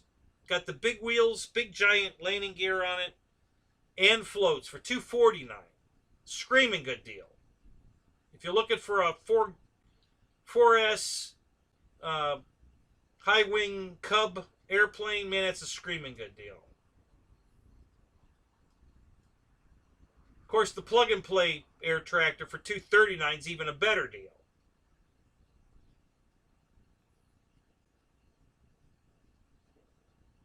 Looks like they're bringing the Aptera back out. It says pre-order, so I'm guessing it's going to be smart technology. But at $229 for the Aptera, it's a great deal. That's a good airplane. I love flying that. So if you guys wanted a good wing, big giant, you know, I think that's 2 meter. Yeah, it's a 2 meter wing. It's big. For $229. That's a screaming good deal, guys. That's a beautiful flying airplane. I used to love flying that. Until I fell asleep and mine flew away. Yeah, it happened. I'm a dumbass. What can I tell you? Okay. So what else? 209 for the Platus. The PC-21 FMS plane. I think that's a fair deal. It's a lot better than the price. It went way up. So if you want one of those, get it now, guys. I'm telling you, get it now. Because that one went way up in price. I don't think I would like the new price. But at 209, it's a good deal.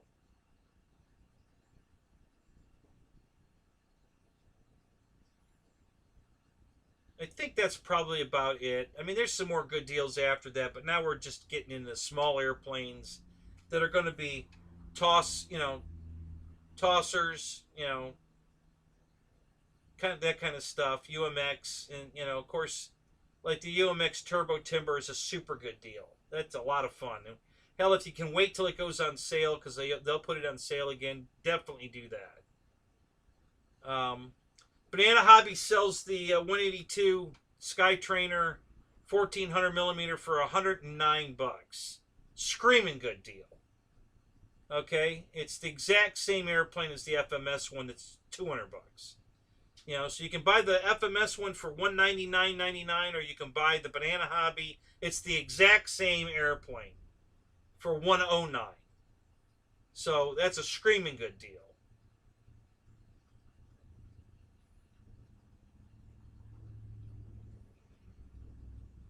So that's just my picks, guys, of stuff that's available right now that I think are super great deals, super nice airplanes.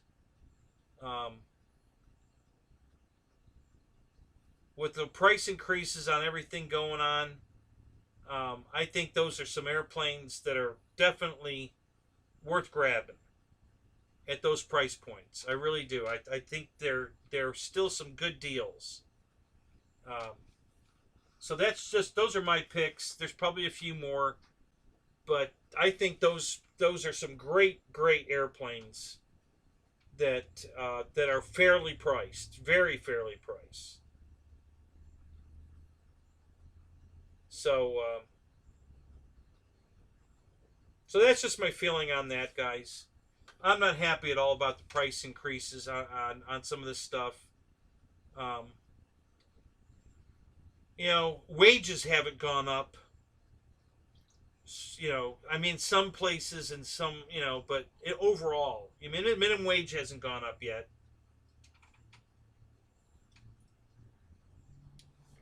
And I'm not saying that minimum wage should be $15 an hour. Don't get me started on that. Listen, if you're being hired to sweep the floor or take out the trash, you don't deserve $15 an hour. I'm sorry. That's just, I don't agree with that. A non-skilled labor job like that does not deserve $15 an hour.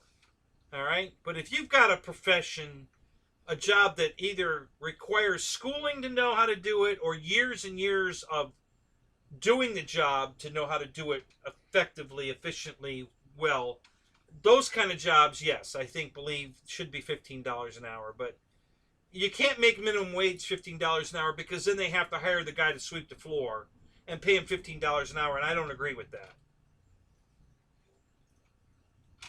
You don't have to be a janitor, Go get an education. Go get a trade. Go to trade school. Do something. Get yourself educated so you can make more money. All right? But if you don't want to do that and you just want a sucky job, well, then you get the sucky pay that goes with it.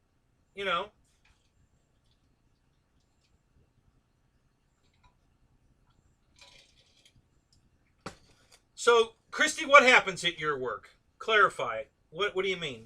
That they don't pay anybody anything, or they don't pay the janitor $15 an hour?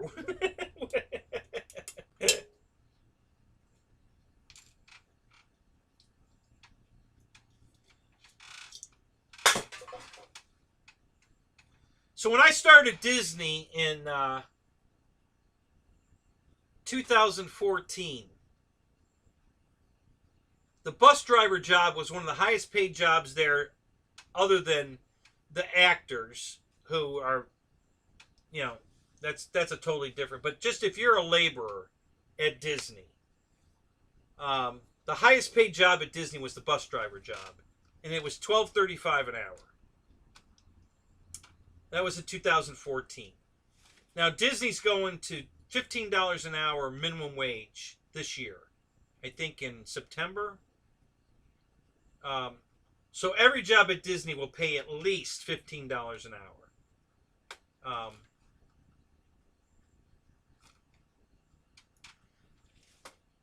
I don't know that I agree with that. Uh, I still don't think a janitor at Disney should be getting $15 an hour.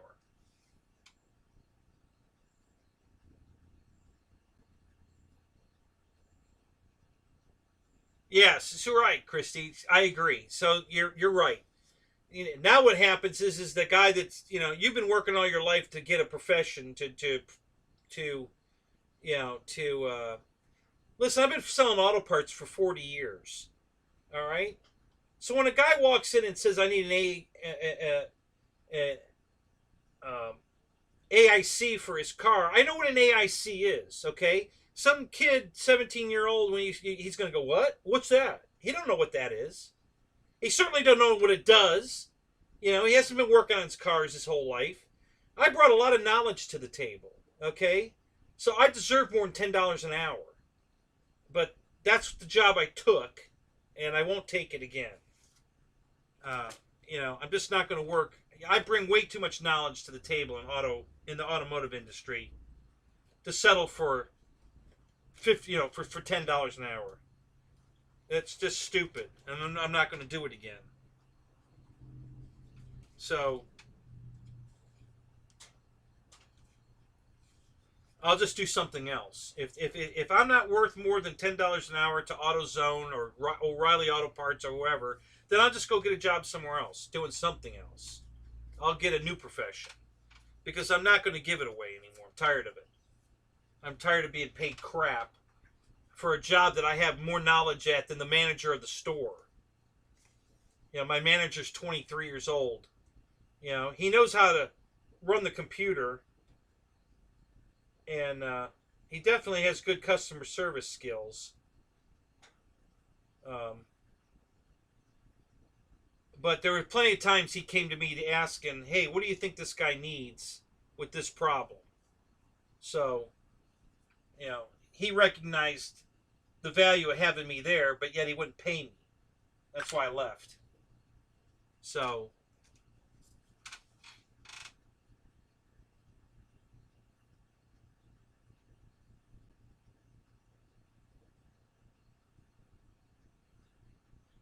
yeah, exactly. So, right, I could go flip burgers or whatever at McDonald's and make $18 to $20 an hour. Right. So how is a kid going to get a job at McDonald's at $18 to $20 an hour when they can hire somebody that's got 30 years experience in customer service, retail, for the same money? Are you going to hire the dumbass kid that's going to be on his phone all day, on TikTok, or are you going to hire the 40-year-old guy who's got 25 years experience and isn't going to be on his phone? Which one are you going to give the job to? Right? So now, how's a kid, fresh out of high school, going to get any job? Who's going to hire him? I wouldn't hire him. Not when there's all these people out of work with all these years of experience. I'm going to hire those guys. I'm not going to hire a kid out of school. They're never going to get work. Why would they? There's too many jobs out there available for skilled labor that you're competing for the same job. So why would you hire the kid? When you could hire the kid for peanuts, well, that's different. But now, everybody gets hired for peanuts. No, everybody, actually, it's the other way around. Everybody's getting hired at high pay. So now you can be choosy. If I have to pay you $18 an hour, I'm going to pick the best candidate I can pick for $18 an hour. And it's not going to be the kid fresh out of school. So,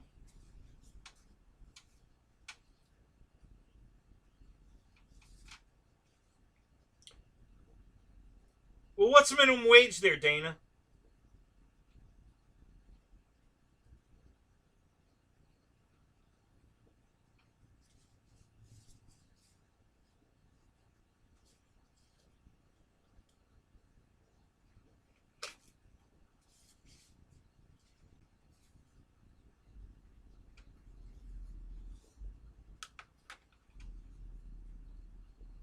Fred, what's up? Good to see you, man.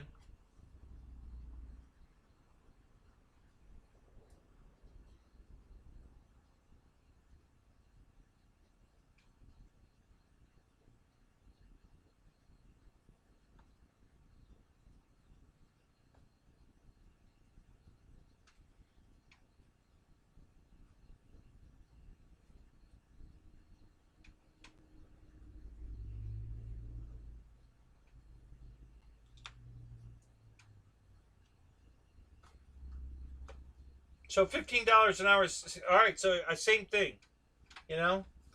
They're gonna hire, the best labor they can hire for $15 an hour. That's not gonna be a kid out of school. Jackson, what's up? Good to see you, buddy.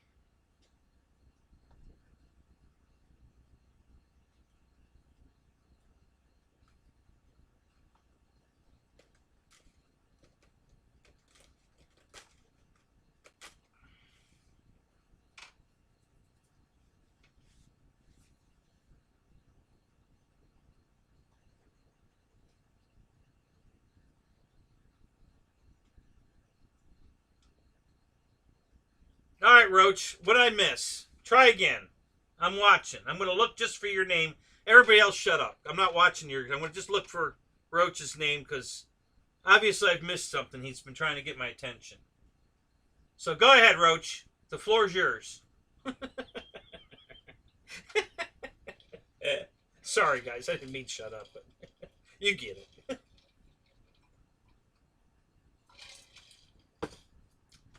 Throw a cheeseburger on it, then I'll see it. Add a cheeseburger. The emojis get my attention, especially cheeseburgers.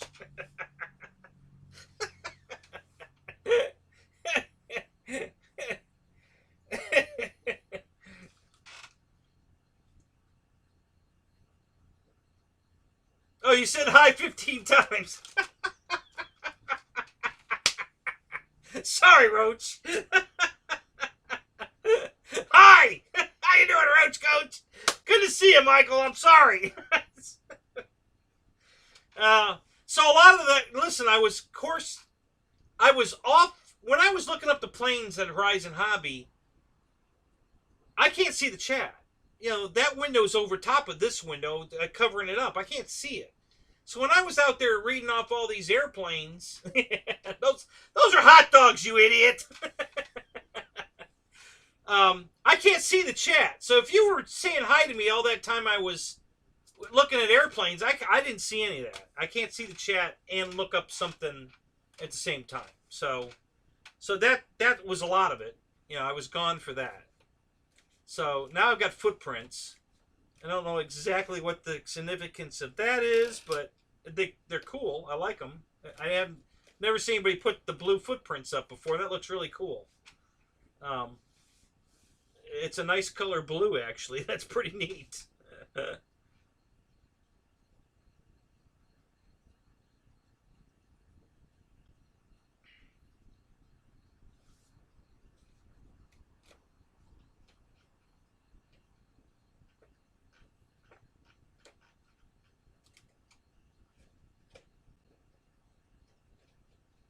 Christy puts up cheeseburgers.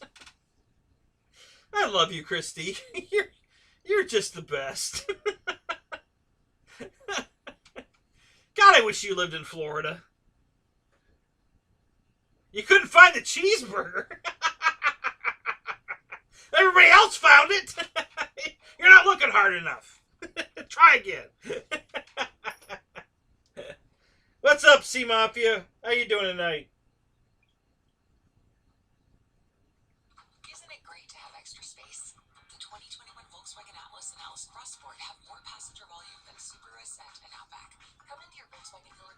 Alright, so I don't want to watch this. I don't know why that started, but let's kill it. So I can go look and see what's... Alright, so it's just a... What, did Jeff just put a video up?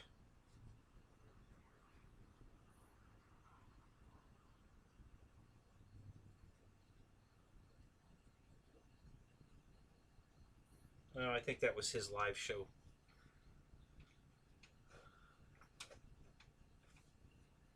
If it was any better, you would need a twin. Damn, dude, I want your life. Holy crap.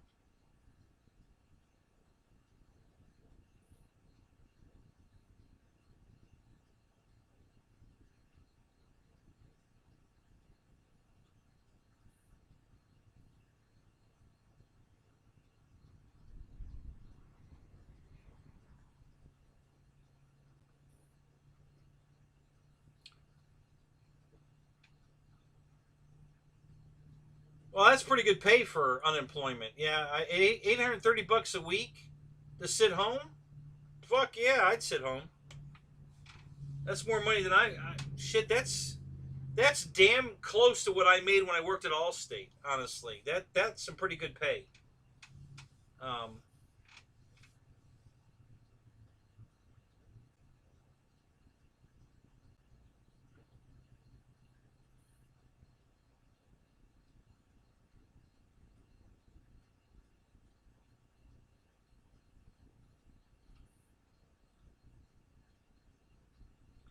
Well, Alan, I'll be honest with you. There's two sides of the coin. Yes, you're right. There's people that, like me, and I'm going to admit it, I'm not working, but that's because nobody will pay me anything. I mean, I was working at AutoZone for $9.34, and I got an 18-cent raise.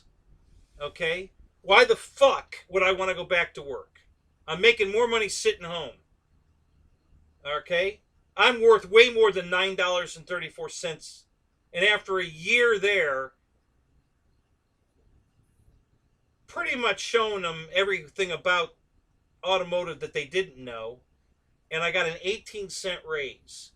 And that was the standard raise. That was what I was supposed to get. So yeah, screw that.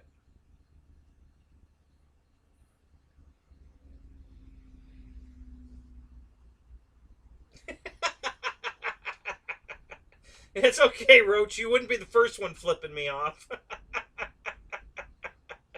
Tui does it to me all the time. Pilot Ryan's been known to do it now and then, too.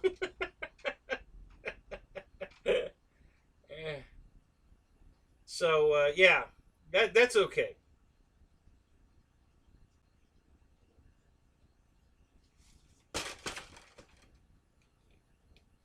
Okay, so that's glued on good now.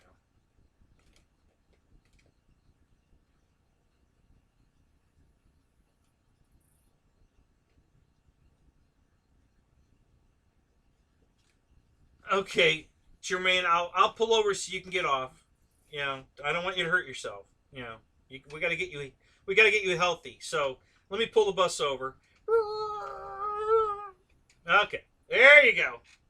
Have a good night, buddy. We'll see you later.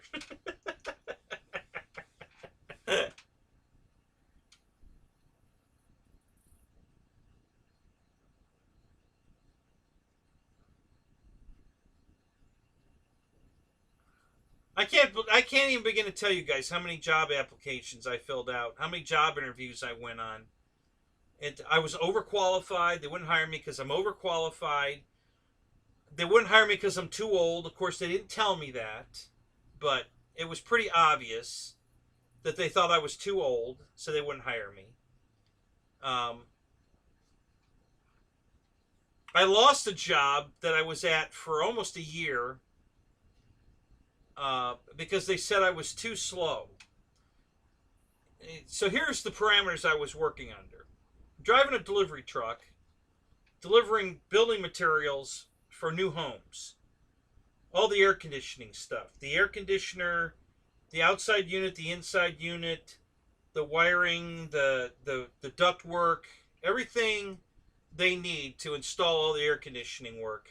So the pre-made boxes that the hoses are hooked to, the hoses, all of that. It's all on my truck. So I have to drive to the site and unload all of it. I'm not allowed to take the truck off the street. Okay? I have to stay on the pavement, unload, drag it up using a two-wheeler, drag it up through the dirt, because there's no driveway or anything yet. These houses are just, there's no yard, no driveway, haven't poured any of that yet. Drive it through the mud, drag it through the mud and everything, and go stack it in the garage, inventory it, make sure it's all correct, and all that. And I was doing it. Everybody else is taking their truck and backing up to the house. Now, they know they're doing it, but they can't tell you it's okay to do it. All right? So they know people are doing it, and they're okay. You know, it's the la la la, I can't hear you. So don't ask, don't tell policy, right? So they finally decide that I'm just taking too much time, and they fire me. I'm doing it right, and I'm getting it done. I had to have my truck unloaded by 7:30 in the morning, and I did. I sent him a picture every morning. 7:30, truck's empty. So I was doing it. But he still decided that I just wasn't working out, and he fired me. The guy he hired the very next day, it was already there. I saw the kid that he hired some young kid. And he backed his truck into a house the very next day.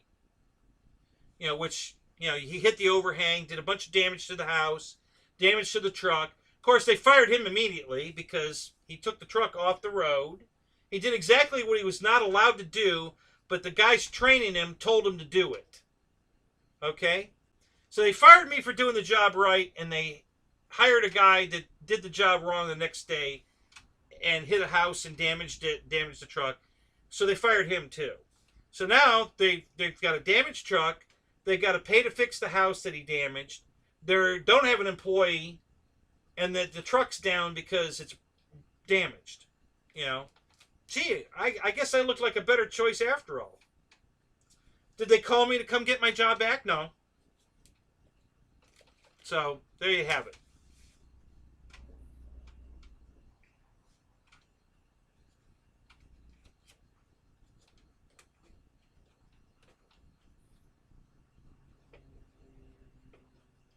So that's probably, you know, like I was telling you guys, I've been talking about going back to Disney. Listen, they want me back. That's one job that I did well, and they liked me, and they want me. So I can go back to Disney, but it's a long-ass, it's 100 miles each way. All right, Shadow, have a good night. So it's a 2-hour drive there, 2-hour drive back, 100 miles each way. From this house. So if I go back to Disney, I'm going to move over to where my flying field is because it's much closer to Disney. That way I'll be closer to the flying field and to Disney. Yeah, it's my sparkling personality. That's exactly what it is. So that might be down the road. We'll see. You know, if I go back to Disney, then we'll probably sell this place, and we'll start all over again with a new garage and on the new place. But it'll be much closer to work, and then I'll just finish out my years at Disney. This is a great place to work. I got to tell you, I loved my job at Disney. I just couldn't do the drive anymore. You know, the 2 hours each way was at 4 o'clock in the morning was horrible. So.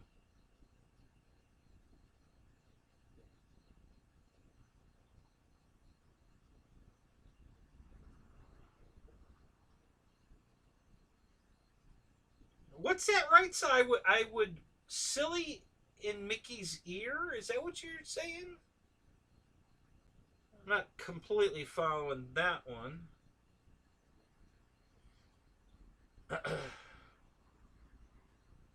Right, win-win. Yep. You know, Air Marshal, right back at you, buddy. Good to see you, man. So yeah, I would. Yeah, I loved working at Disney, and I did a great job there, and they want me back, and so that may be what I do, and we'll see. I have a couple of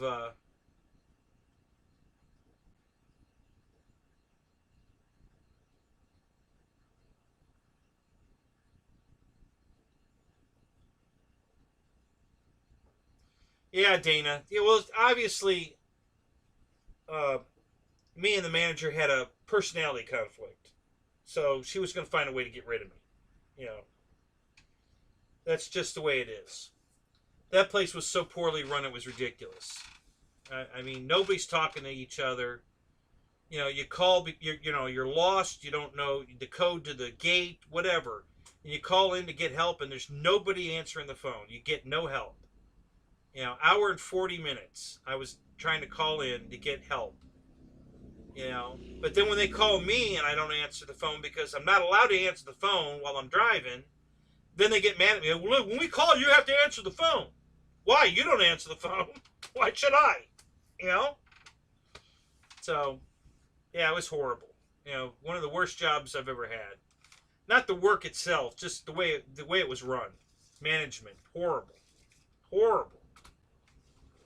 So, but I'll go back next year for seasonal, but I'm not going to go back as a driver this time. I'll go back as a driver helper. I'm not going to use my own vehicle and go deliver packages. I'm going to ride with the UPS guy and help him deliver packages.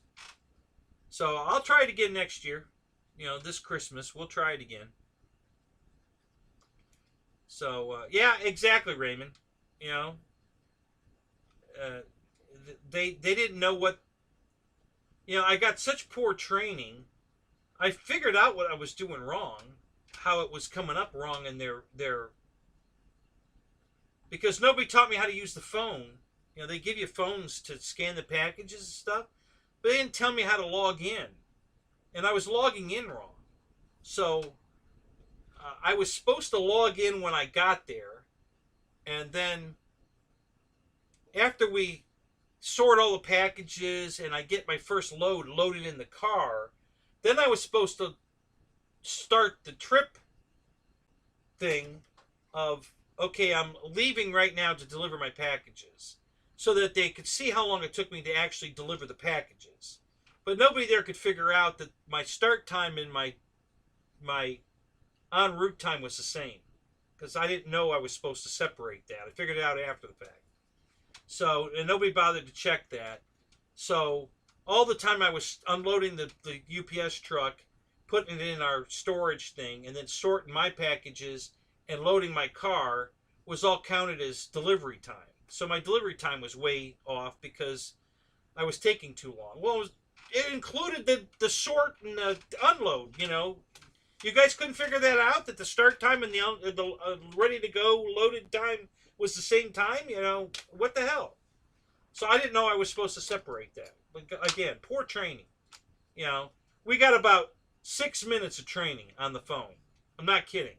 The first day there, we got about a 30-minute talk about policy. We got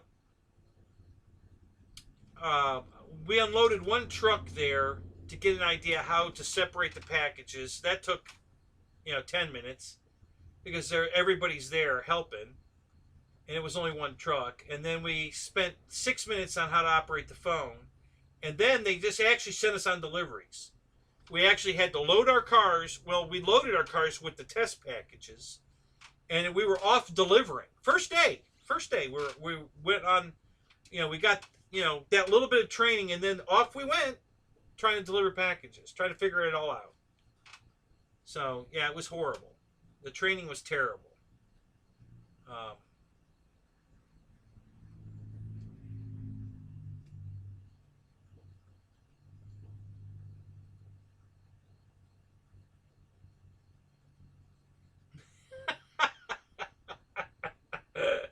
That's funny, Fred.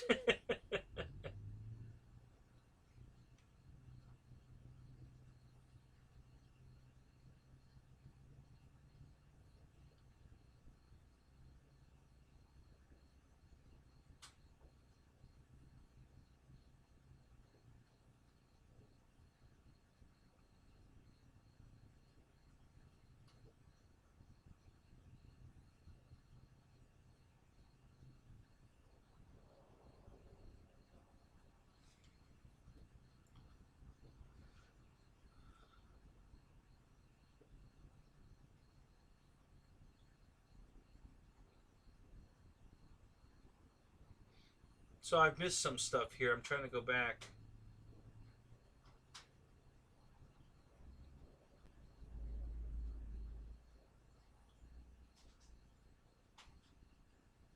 You got a job offer at Amazon, Barry, really? What did they offer you? Did you already tell that part of it? Let me scroll down here and see what.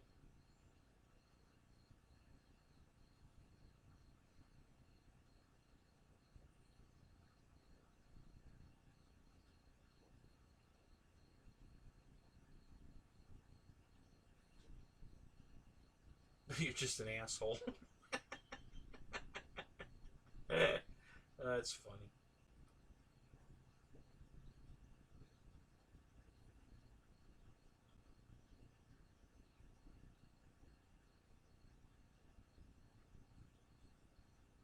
Yeah, John, that's why I went there. They pay well. You know, that's why I took the job. And that's why I'm going to try it again next year. Well, this year. You know, come Christmas, you know, I'm going to try it again, but this time I'm going to be a helper, not a personal vehicle deliverer, you know, and see if I, you know, cuz then I'm not going to be working for the manager Mandy directly. I'll be working for my driver directly. Any feedback she gets on me will come from him. So as long as I'm doing a good job for him and we get along, um, she'll get nothing but positive feedback about me. So that'll get her off my ass.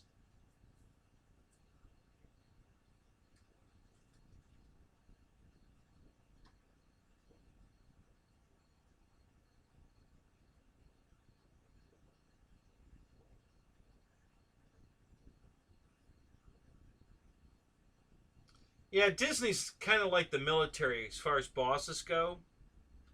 Um, you know, because you every 6 months you have to bid a new shift, and depending on what you get, you might get stuck with a great boss, or you might get stuck with an ass boss. You know, because they have both there, and you know, but the good part is that you only have to put up with the ass boss for 6 months, and then you can bid out of that position. You might have to take a schedule you don't like, but you won't have to work for that asshole anymore. You can pick a new, you know, like if the asshole's working at Epcot, then you bid a job time slot at Hollywood Studios, and you'll never see that boss again. You know, so you have options. So the worst case scenario is you only have to put up with the asshole boss for 6 months, and then you get yourself out of there, go somewhere else. So, and there's not a lot. Everybody there was pretty damn nice. I only had two bosses that were assholes. The rest of everybody there was super nice. I mean, super nice. They willing to work with you, help you out, help you, you know, advance. You know, I had my boss at Epcot was helping me write a resume to apply for a manager's position at Epcot. You know, super nice guy. So you know, there's more of those than the assholes, but there were a couple assholes there, and I just, you know, I could get along with them for the 6 months, no problem. You know, just, you know, stay under the radar, stay out of their face, just do your job, and get it over with, and then get out of there, go somewhere else. And so that's what I did for 2 years. You know, it was fresh. When I went back to part time temporarily, of course, I got stuck back at Magic Kingdom. And when that happened, I got the crap boss. But as soon as I went back full time and bid a job somewhere else, I got rid of the crap boss. Um, so it's something that you do have some control over. You can change your situation. I know that's not always at every job, but at least at Disney, you can definitely make your life better. You might have to take a shift you don't really want, or take a shift at a park you don't particularly want, um, which was never a problem for me. I didn't really care. I didn't want to work at Magic Kingdom because I didn't want to work till 3 in the morning. But I had no problem working at Animal Kingdom or Epcot or Studios. No problem at all. I don't care. Any of those is fine. I didn't even mind Magic Kingdom, but I didn't want to work them. And the problem is, it's all seniority based.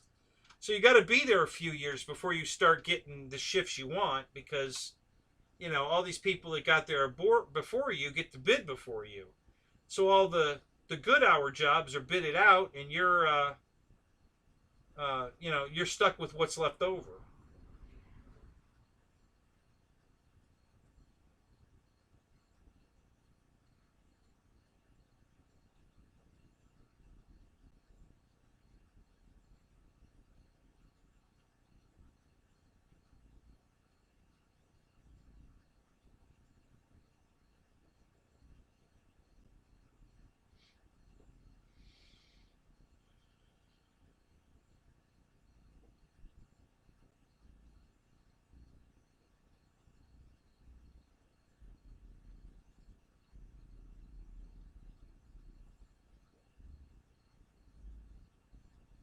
Wow. And you turned that job down, Barry? Shit. Damn. You must have a really good job.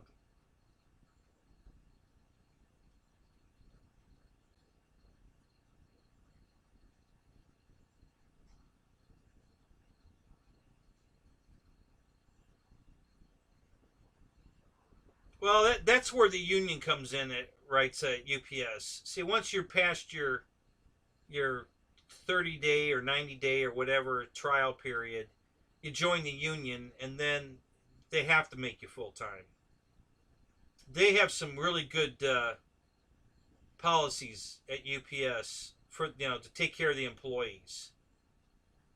Um,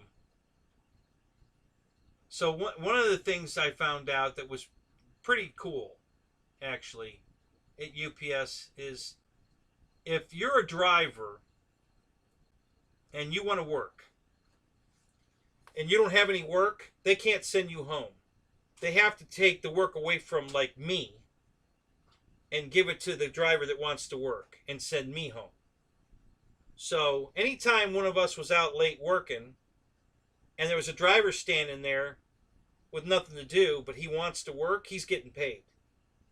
So then they start calling me and telling me to get back to the center to give my packages to this driver because they're paying him to stand there.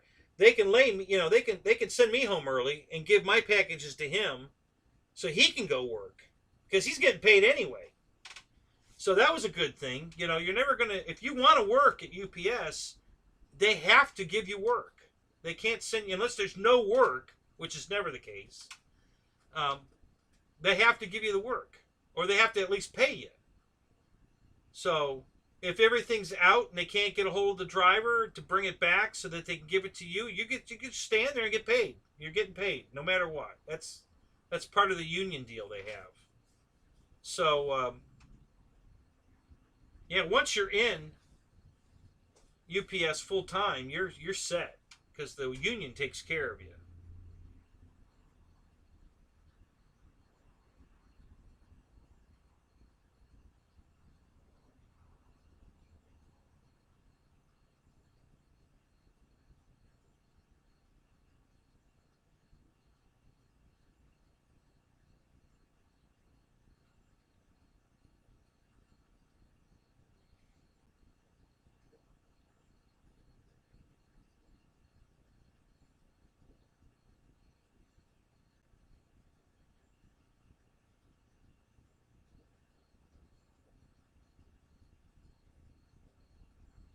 That's great, Wild Bill. Good for your kid. That's sweet.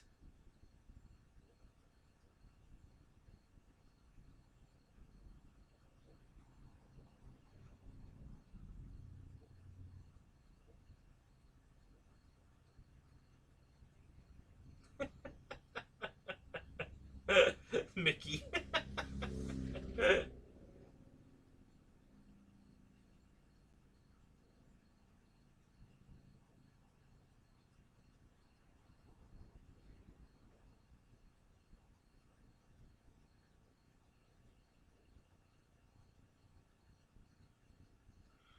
Well, you know that's funny, right? So because they sent me the paperwork to join the union, and I wasn't past my probation period yet, and I got all the paperwork to join the union. As a matter of fact, they were sending me all the. I was getting all the medical stuff and everything. Like they thought I still worked there. So, yeah, their office people aren't too bright either.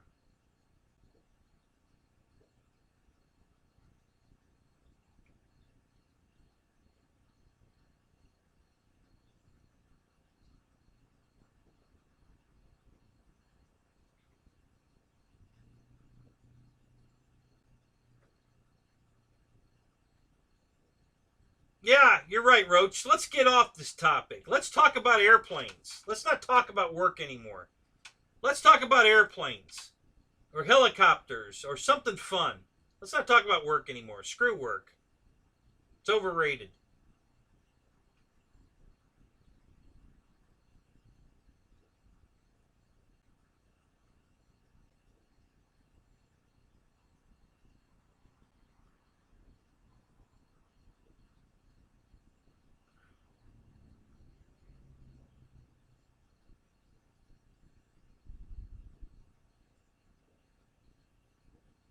Oh, stick around, Alan. We're going to talk about something fun now. We're not going to talk about work anymore. Fuck work. So who's got a new airplane they want to talk about? Anybody?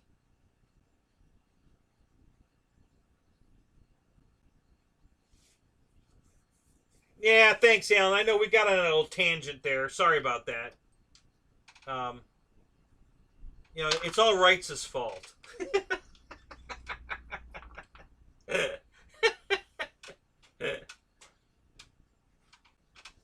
Fred's working on a plane. What are you working on, Fred?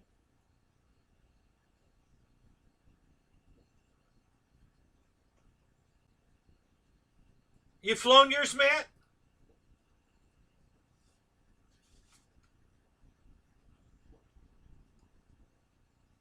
No, Barry, and I'm not going to get one.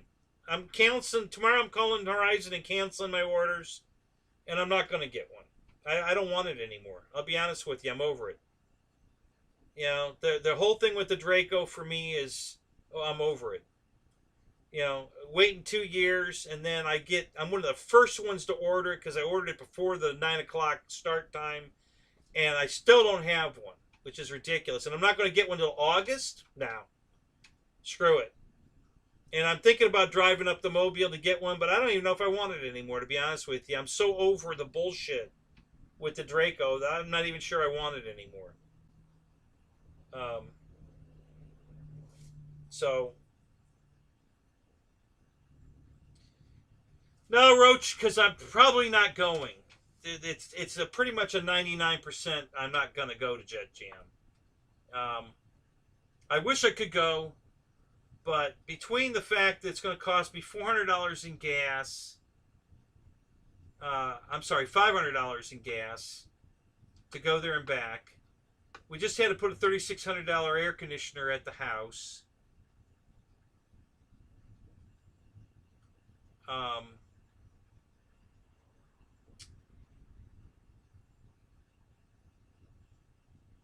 And then everything that happened at the pilot Ryan fly-in, and I fell through the roof of the house trying to fix the roof, and I got to get ready for the garage. There's just too much going on, too much money. I just don't think I can afford the time away and the money it's going to cost to go to Jet Jam. And I would rather go to Null in the fall, and I can't go to both. So, um, yeah. So it's probably not going to happen. I'm not going to say definitely not, but probably not. If something changes between now and next Wednesday, uh, maybe. But more likely, I'm not going.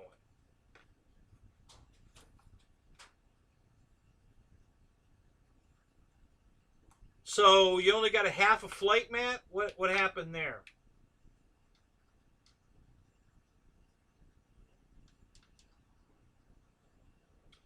Yeah, Michael, I did get one.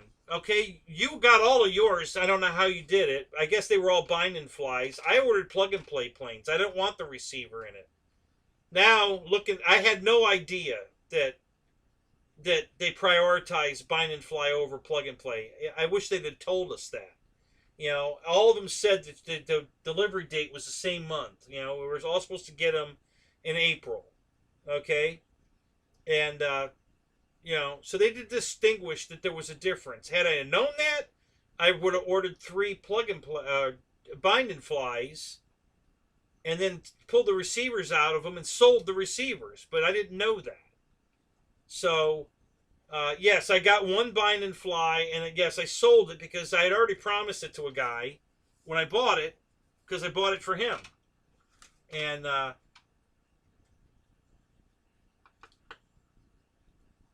so I never got my other 2. And I haven't gotten my money back on the F7F Tiger Cat that I sent back that they got on the 21st. So I haven't got my money back from them on that one either. So, yeah, GB, the dates were listed back before when they were in pre-order. Delivery date was April for everything. For the big combo, for the bind and fly, for the plug and play, were all April delivery dates. Okay?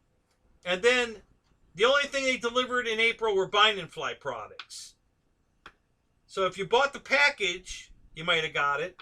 If you bought a bind and fly, you might have got it. Maybe not. If you bought a plug and play, you weren't getting it. And you're not going to get it until August. So, yeah. So they lied. I don't think they intentionally lied. The marketing guy had no idea what he was doing. So, yeah, well, it didn't say anywhere on the website, GB, that the plug and plays come later.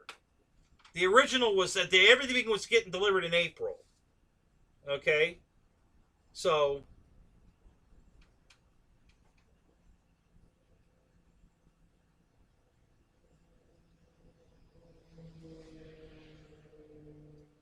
GB, they changed that delivery time twice.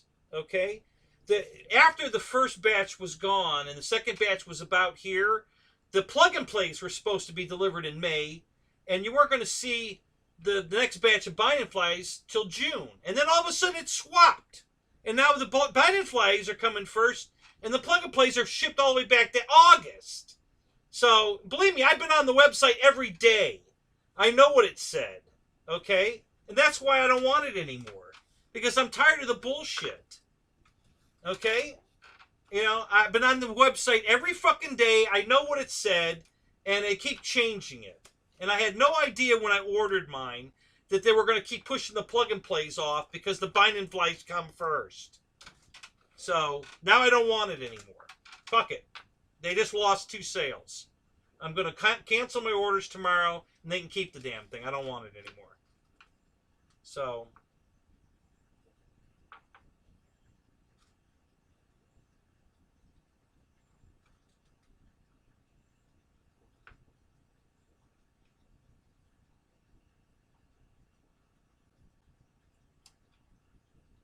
eat a Snickers.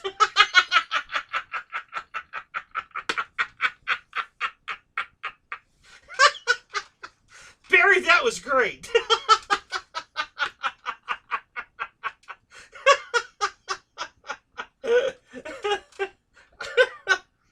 Oh my god, that was hilarious. That was better than the cheeseburger.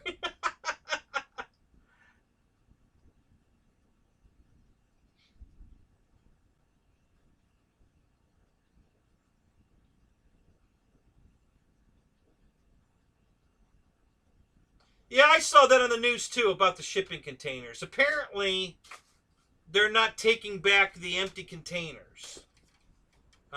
So there's nothing to send back. So they don't have any shipping containers to put the new product in. I saw that too, which I found pretty interesting. I would have hardly believed that, but yeah.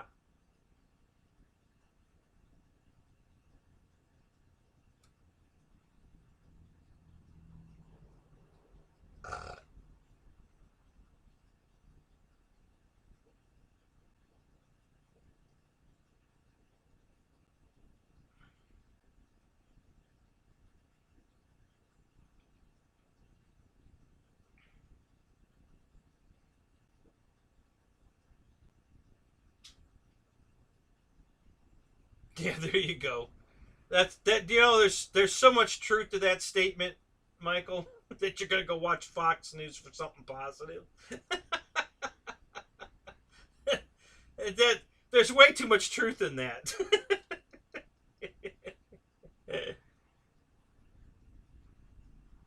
Yeah, well, you know, Dane, if I didn't have to drive all the way to Mobile, Alabama to get one, I would do that. But now that you know, I'm just over it. I don't even want to make the drive. If I went to Jet Jam, I was going to sidetrack over to Mobile and get one. But that's probably not going to happen. So, and I'm just over it at this point. I don't even want it anymore. The whole Draco thing is come and gone for me. You know, 2 years of waiting for it, and then this fiasco with the orders, and they couldn't fulfill the orders that they got. You know, I'm just over it. So I'm just, you know, there's plenty. I got plenty of planes to fly. I don't need another airplane for sure. I got way too many planes to fly. Hell, I got 3 kits here to build. That you know, not counting this one.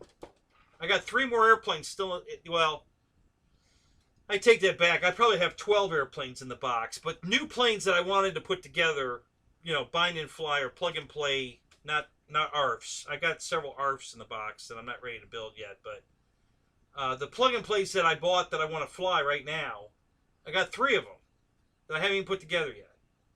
So um, I just I just don't need another airplane, and I certainly don't need to work this hard to get one. You know, if I have to drive all the way to Mobile, you know that's I looked it up. I can't remember how many hours it is. I think it's I think it was 12 hours round trip to go to Mobile and back for me to go pick up a Draco. I'm just not. I don't want it that bad. Not anymore.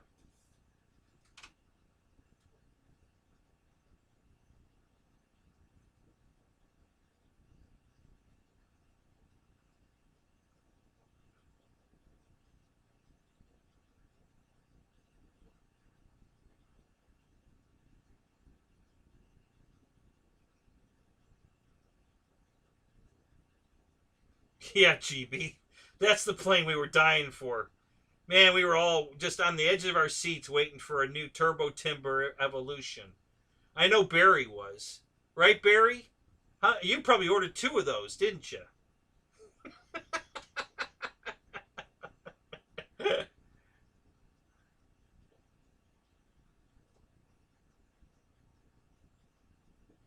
Uh oh. All right, Matt, I missed what happened. What happened to your Corsair? What the hell? Tell me again, I missed it.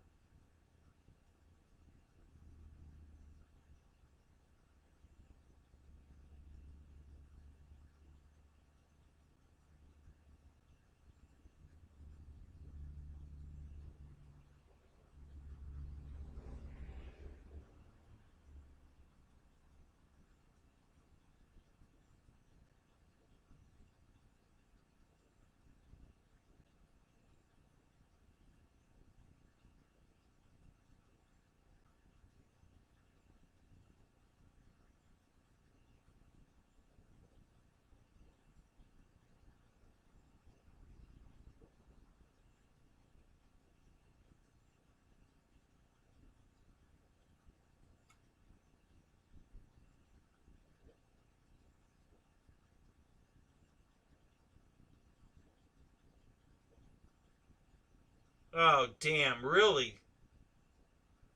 Do you know what happened, Matt?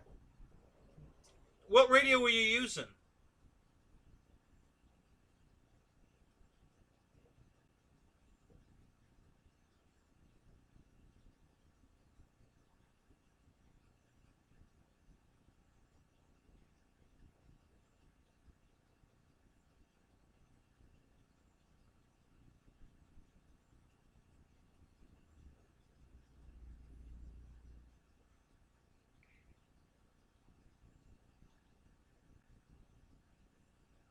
Boy, that sucks, Matt. Damn, I hate it when that happens. That really sucks. Been there, done that. I know all about that game, but you know, it just sucks.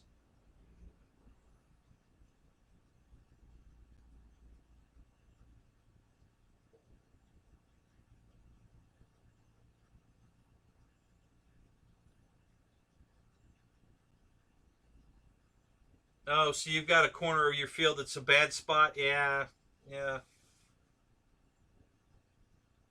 Yeah, time to switch the spectrum.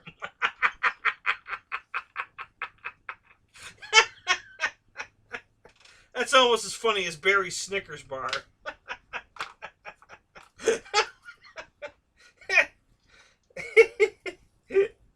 Oh my god, that's funny.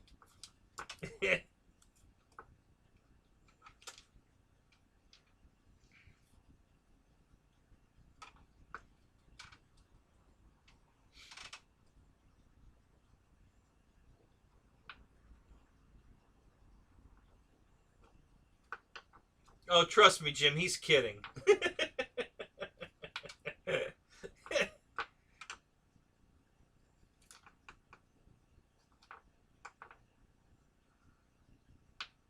That's rare. It Fataba's good stuff. I rarely had. I don't think I ever had a radio problem other than somebody turning on. That was back in the 72 megahertz days. But um, yeah, I never had a problem with Fataba. I only stopped flying Fataba because it was too expensive. Their prices went nuts, and I just that was out of my price range.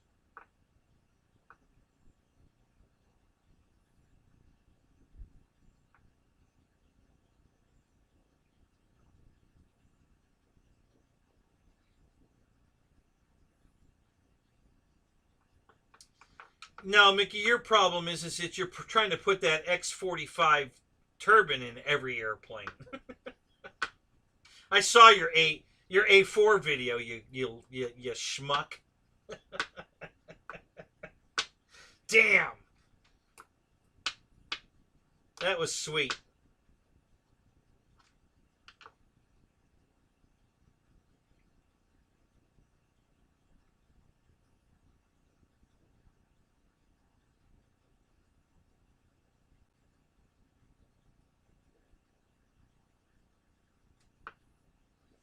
Wow, that's interesting. Because everybody talks about which way the antenna's pointed, but you know the plane doesn't stay right side up the whole time. At least mine doesn't.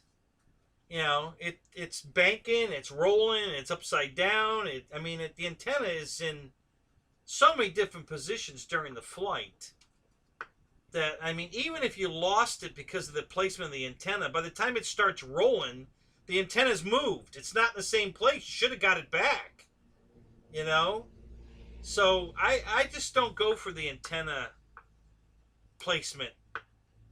It's got to be something worse than that. I think personally. You know, you're getting over a signal override, and the antenna position doesn't have much to do because the plane usually doesn't just go straight in; it usually rolls.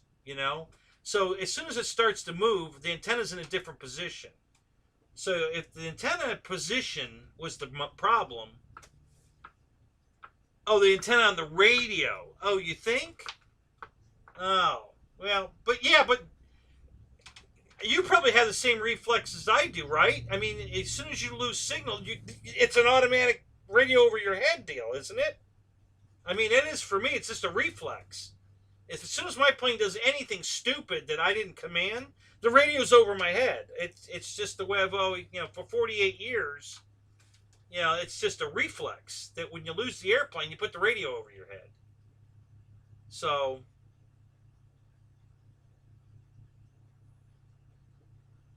oh, so you were getting it back and losing it, getting it back. Okay. Yeah, that's interesting. Oh, that sucks. Man, that's too bad.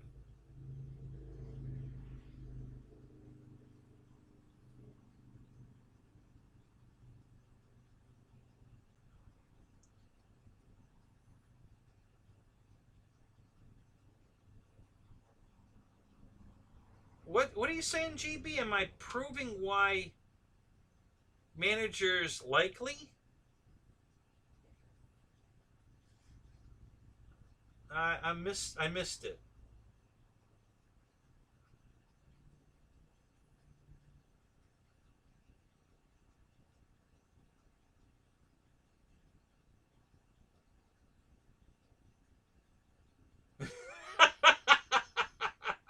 Okay, Fred, that's good advice.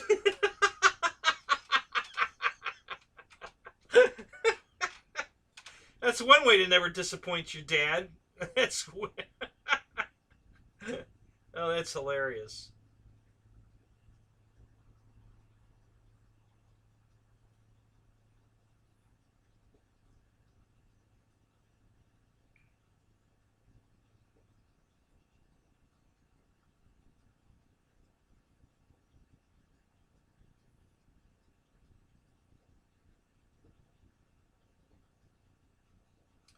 Oh, you leaving, Don?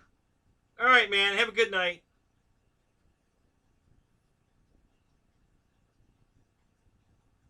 Yeah, exactly.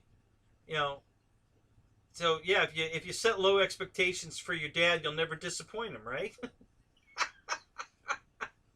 That's hilarious.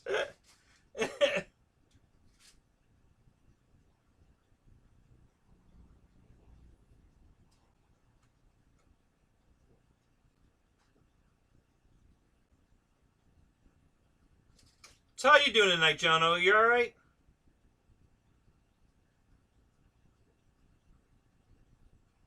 So I don't know if I finished my story about my COVID shot. I started to tell it, and then I so there was all the lines to get a shot and all that crap and everything. So I went online this morning at 9 o'clock. I created an account at Walgreens. I signed up for a shot at 9:55 in the morning because Walgreens is right here. I mean, I could walk to Walgreens in 20 minutes. I can drive there in 30 seconds. Um, Walked in, no line, walked up to the counter, said, yeah, I have an appointment for a COVID shot. And she gets her piece of paper and she starts looking on her clipboard. And I said, it won't be on there. I just made the appointment 20 minutes ago. So she goes on the computer, finds the appointment. Yep, okay. Gives me this 11 questionnaire. Have you ever had this, that, whatever? No, no, no, no, no. Sign it, boom, bam. And, okay, just go sit over there. We'll be right out. And then they came out and gave me my shot. No lines, no waiting, no, holy crap. It doesn't get any easier than that. So I got my first shot today, the Pfizer shot, and on the 24th I go back to get the second one. Piece of cake.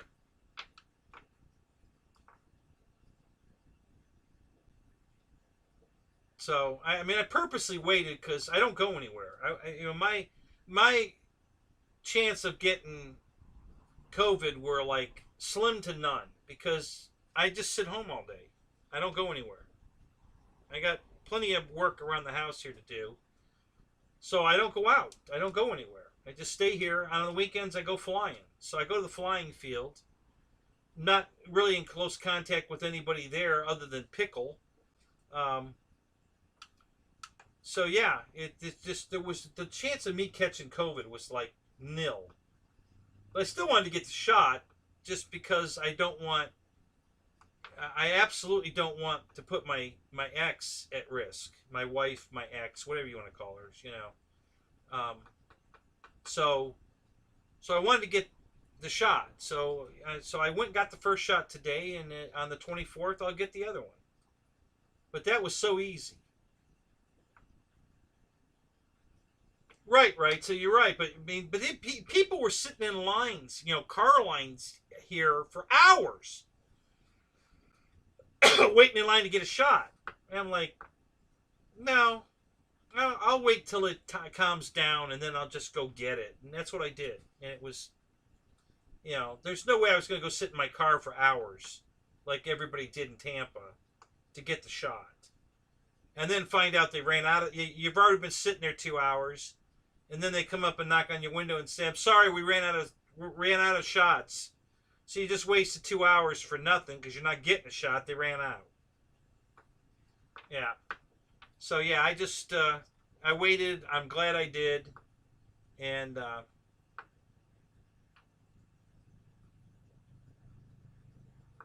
yeah, whatever I want to call her. So, well, I made the somebody made the joke. I don't know, man. It was either George or Fred. One of the two made the joke that she lives with me. We've been together for 20 years. She's my wife. We were married for a while, but then she divorced me, and but she's still here. So I'll refer to her as my ex, and then somebody said, no, you're married. She's your wife. Okay. So, whatever. It doesn't bother me either way. You guys can call her whatever, I'm fine with it. Ex, married, whatever. So,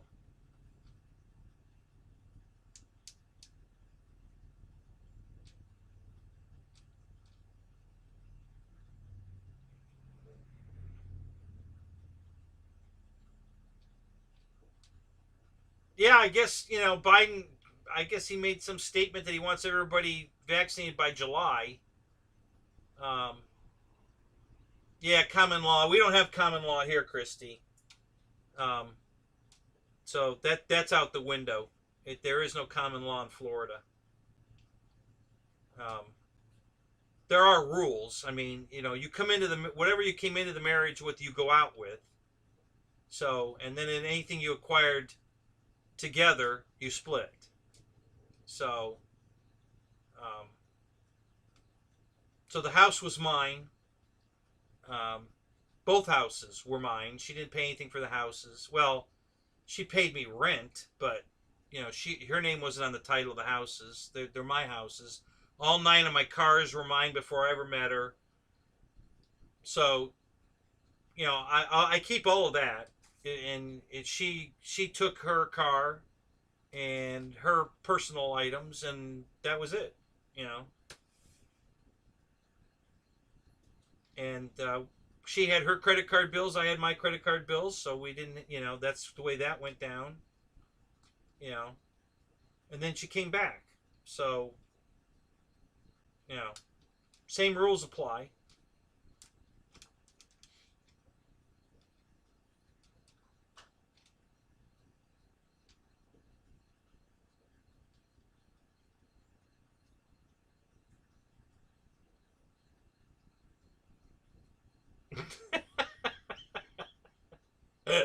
Yeah, Dana needs a rabies shot.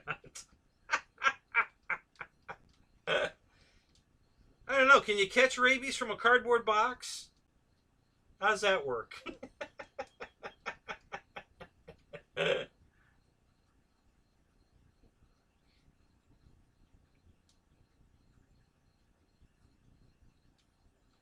Yes, Jono, I flew the F-18. It flew great. No problem taking off the grass. And listen, I don't have perfect grass at my field. It's mowed every Friday, but it's not a great runway. This is not a manicured green or anything for sure. The problem at my field is we have a lot of dead uh, bare sand areas, and then clumps of grass. And when the plane hits a clump of grass coming off the sand, it's pretty hard on the landing gear, especially the retracts. But no problem getting off. I didn't even have to go full throttle. I just throttle up easy, pull back on the elevator slightly, and let it build speed till it takes off. And then I release the back pressure usually and hit the gear switch immediately to clean it up, and then start throttling back as it's gaining speed. And I usually do a climb up and then a slight nose over and let it build speed quicker because I'm coming downhill slightly and throttling back, and that's how I get long flight times. So no problem getting off the grass. It was nowhere near full throttle. Maybe I might have reached 3/4 throttle maybe as it was lifting off, and then started throttling back. And then landing was great too. No problem landing it. So yeah, it flew great. No problems. I didn't have any problem flying it off grass. So I know a lot of people were complaining they couldn't fly it off grass, but I didn't have an issue with it. It flew off the grass fine for me.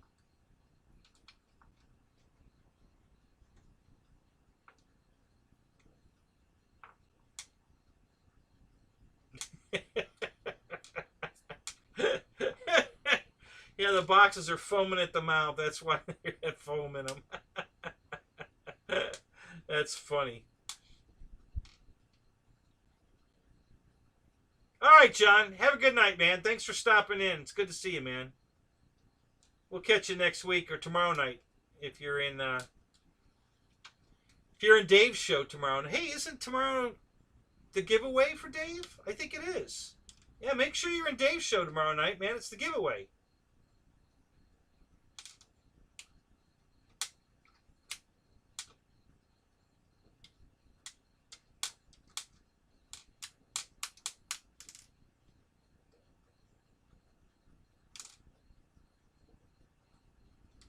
Yeah, I'm canceling my second and third Draco, Chono. I'm killing them both.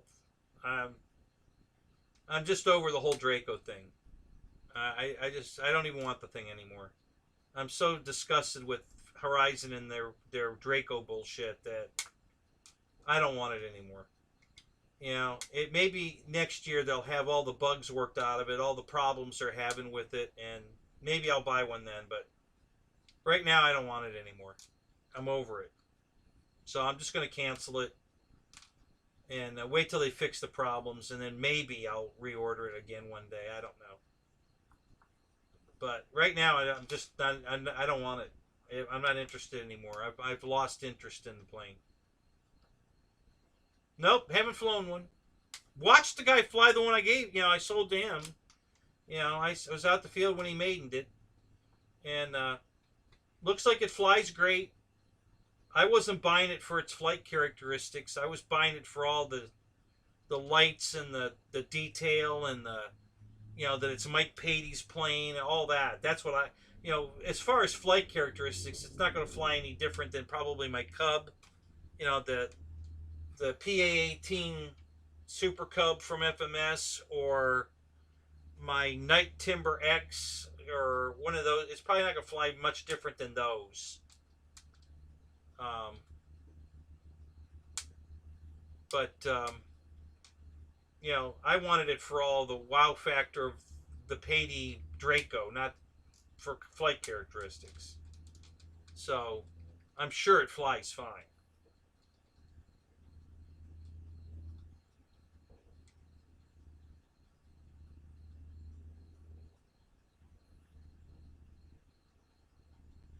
When I had a Casendo, it flew fantastic. I loved the way it flew. Now, I know they've upgraded this receiver, so I don't know if they've screwed it up with changing the way it flies, but the glider itself flies amazing. I loved mine. So, yeah, it was a great glider. Great thermal. You could find thermals with it easy. It would just keep going up and up and up. I really enjoyed that glider. So, but I don't know what they've, I know they've changed it. Not physically. I think the flight surfaces and everything are still the same. But I know that they've gone through a couple different iterations of the receiver that's in it. So I don't know if they've messed it up or not. I don't have one of the new ones, but mine was years ago, and it was awesome.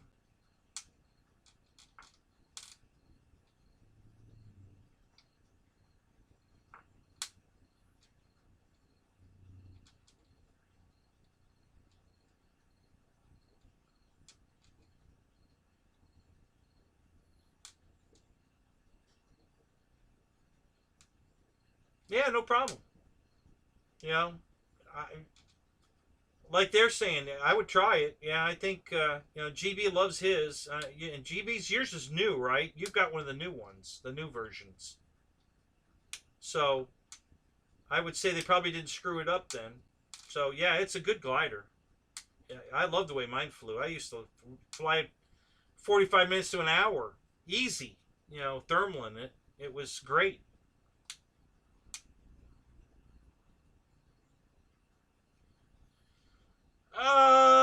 Let's see. When was the last time I flew a helicopter? Well, you know, my quadcopter has the same characteristics of a helicopter. You know, my non-drone, autonomous. You know, my Blair Witch project.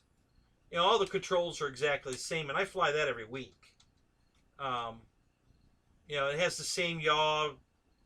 You know, collective. Everything is the same as far as not a 3D copter. It's not the same as a 3D copter, but I'm not a 3D copter guy anyway. There's no way I can afford crashing a helicopter enough to get good at 3D in it. So that's off the table. I'm not even going to try that.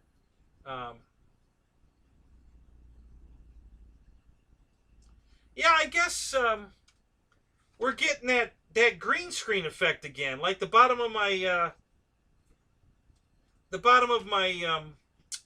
my Hurricane was doing the same thing. Remember? You know, where it was doing this. So yeah, my shirt, because it's green, it's acting like a green screen.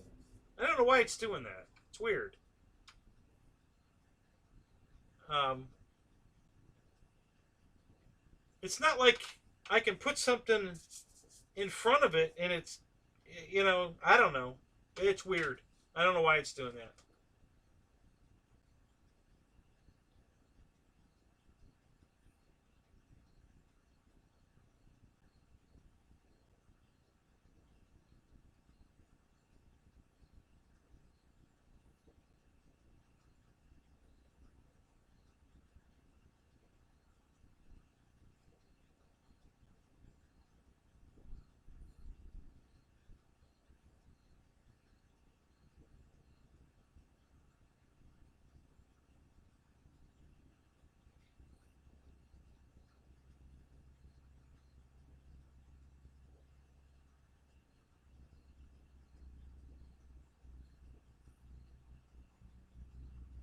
Yeah, it looks like chrome.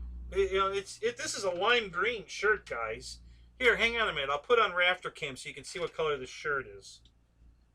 It's a bright lime green.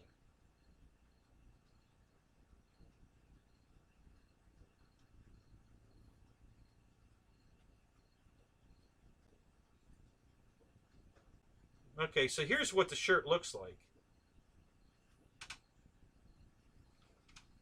You see, it's a very bright green.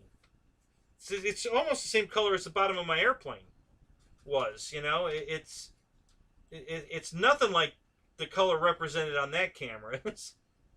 You know, this is green. I mean, very bright green. Um, so yeah, I don't know why. I don't know why that camera's doing that. It's weird.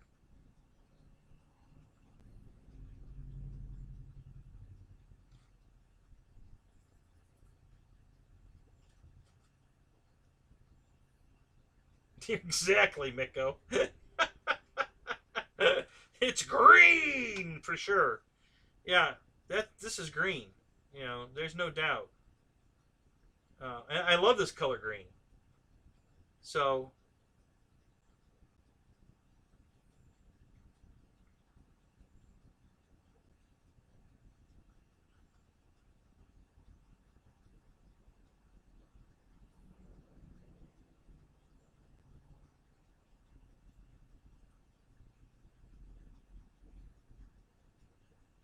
I loved my Avantis. You know, I have another one.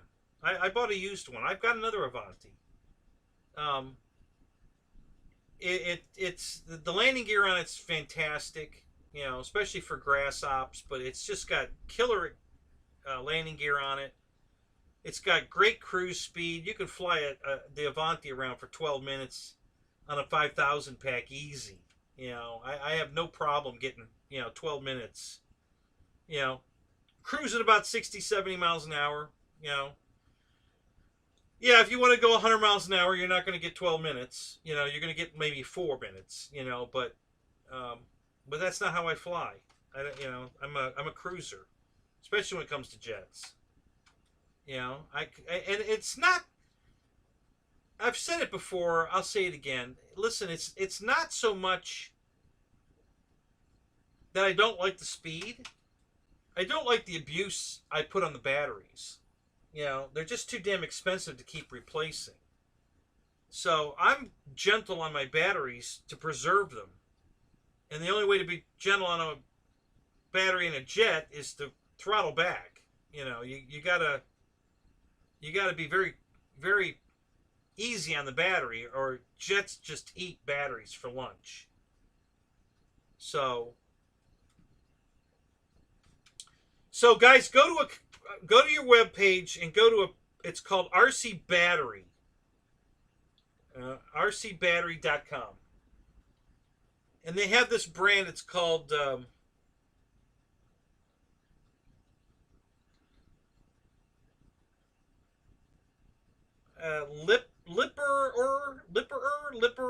Liper, something like that. So far, very nice batteries, great price.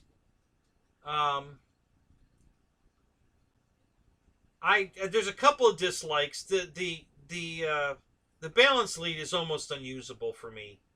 It's way too short. You know, it's a tiny, tiny little, you know, maybe an inch. And it doesn't matter. It could be a 6 cell. It's still going to have an inch long balance lead. So that's a downer for me, for a couple of reasons. But the batteries are much bigger in size and heavier than comparable batteries. But the prices are really good, and they seem to work really good.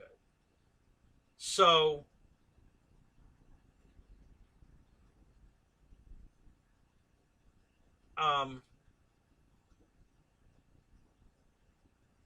take a look at them. You might, you know, like this 2200 is not a problem. That'll fit. That'll even fit in the Arrows Mustang, where it just has a square foam hole cut for a battery. This will fit in there. So it'll even fit in there. My problem with the batteries I bought is I bought a 5000 6S pack, and it's bigger and heavier than my 6500 pack from another brand. And the whole reason I bought the 5000s is because the 6500s are too big and heavy for the planes I want to fly them in, which were the jets. And so these packs aren't going to work in the jets. So that's a downer, but they were only $48. So to get a 6S, I think it's a 60C, 5000 60C. They work great. So I fly them in my big carbon ZT-28s, no problem. They'll fly in that. They'll fly in my RV-8, no problem there. They'll fly on the, they might not fit. Yeah. I was going to say they'll fly the P40, but I don't know that they'll fit in the battery compartment in the P40. They're too big. Yeah, I don't think they'll fit in there. So the issue I have with the batteries is they're just too damn big and heavy, which is not what I wanted. But for the price, you know, as long as you know ahead of time that, hey, make sure you check the weight in the specs. Make sure you check the size and weight and buy accordingly. I can't say that I'm...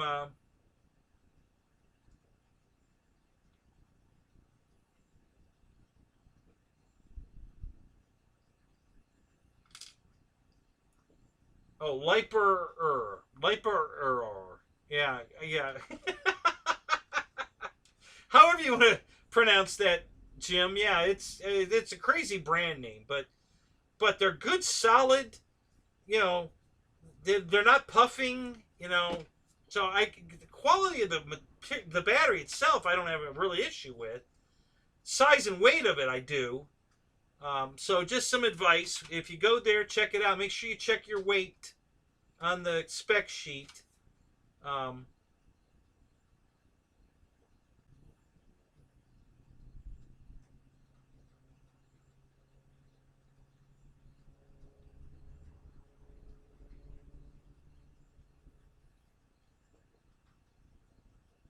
phone's being stupid.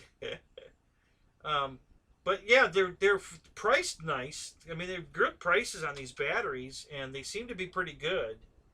So just a little heads up, check it out. Maybe you see something that you like, give it a try. But like I said, just be aware that you're not, if you buy a 5,000 pack, for instance, you're not going to get a 5,000 size pack. It's going to be way bigger. I mean, way bigger. It won't even fit in a couple of the jets I have. It's so big.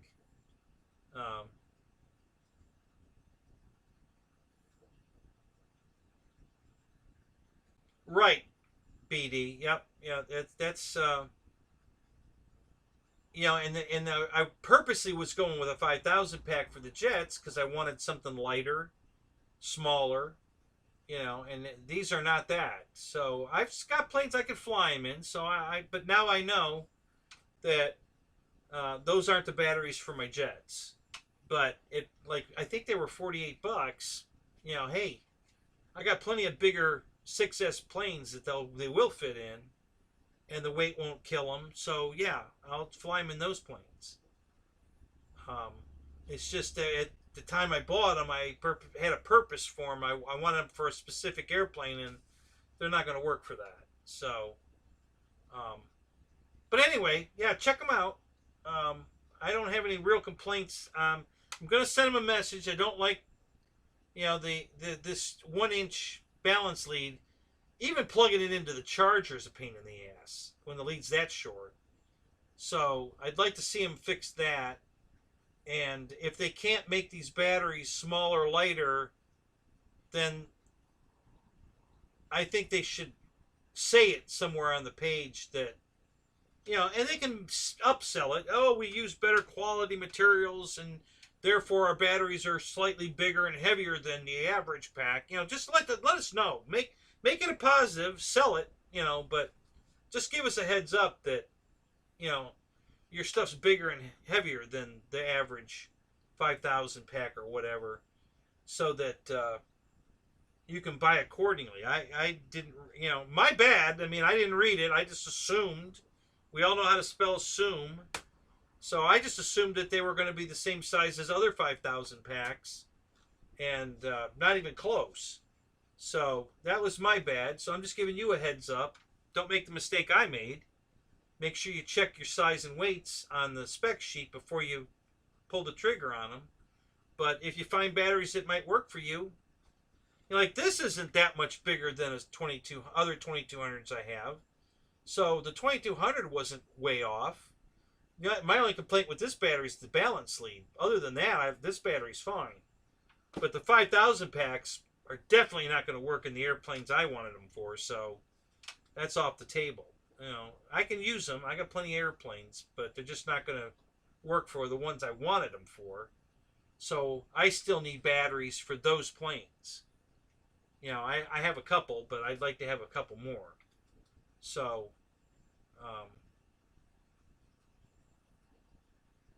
anyway, but yeah, check it out. You may find something. The prices are good for sure. So.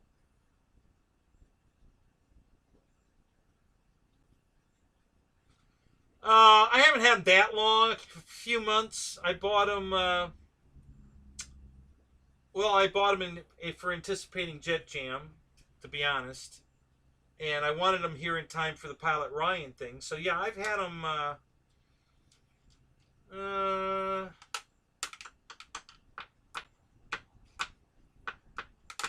probably almost 2 months, I'd say.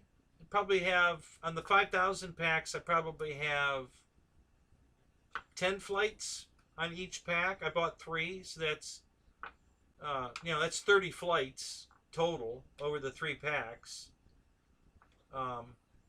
And performance wise, for what I'm flying them in, I have no issues. They work fine. Now I know 10 cycles per pack is not a lot,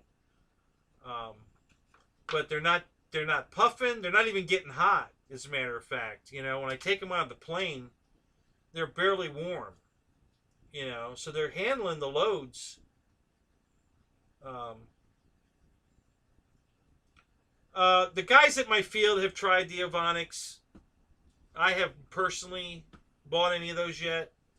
Um, from what I'm seeing, I'm not too impressed with those. Um,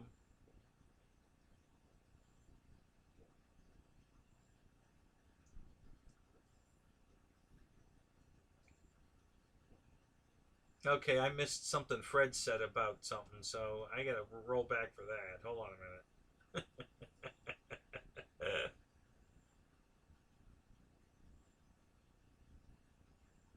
Oh, there you go. Let's Fred. Oh my God. Yeah, let's talk about radios. We can all agree on those. Um, let's see. What was I going to tell you?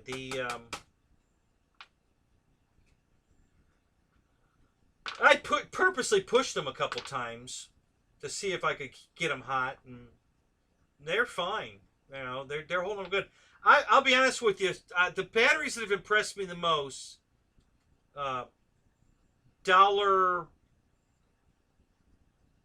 per value. I'll just say it that way. Are the Florian, the Florian 4500 45C 6S batteries. Man, I've got probably 100 flights on those packs. I've probably had them a year, and they're still holding up pretty good. They're just now starting to lose their top end on a jet. They fly perfect still in a prop plane, any prop plane. I've had them in every prop plane I own, and they're still performing perfect in a prop plane. But their zip is starting to fall off now on the jets. But I've got other packs that are already puffing and falling off that I've had a lot less time and a lot fewer flights on. So, I'm just, so far, I've been the most impressed with the fluorine batteries. I really like those. I wish we had a bigger variety with that brand, but they pretty much is 4500, 4-cell, 45C, 6-cell, 45C. Pretty much, they're sticking to that.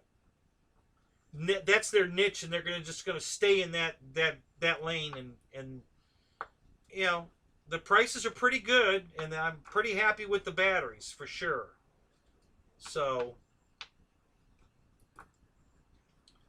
I'll be honest with you on the Avonics. They haven't had them long enough. Hey, my lizard's back. Hey, squirrel. They haven't had it long enough, I think, to really make a full judgment on them. They're not. They're not hating them, but I don't think they're getting the performance out of them that we've been getting out of the fluorines. So, if the fluorine at 4500,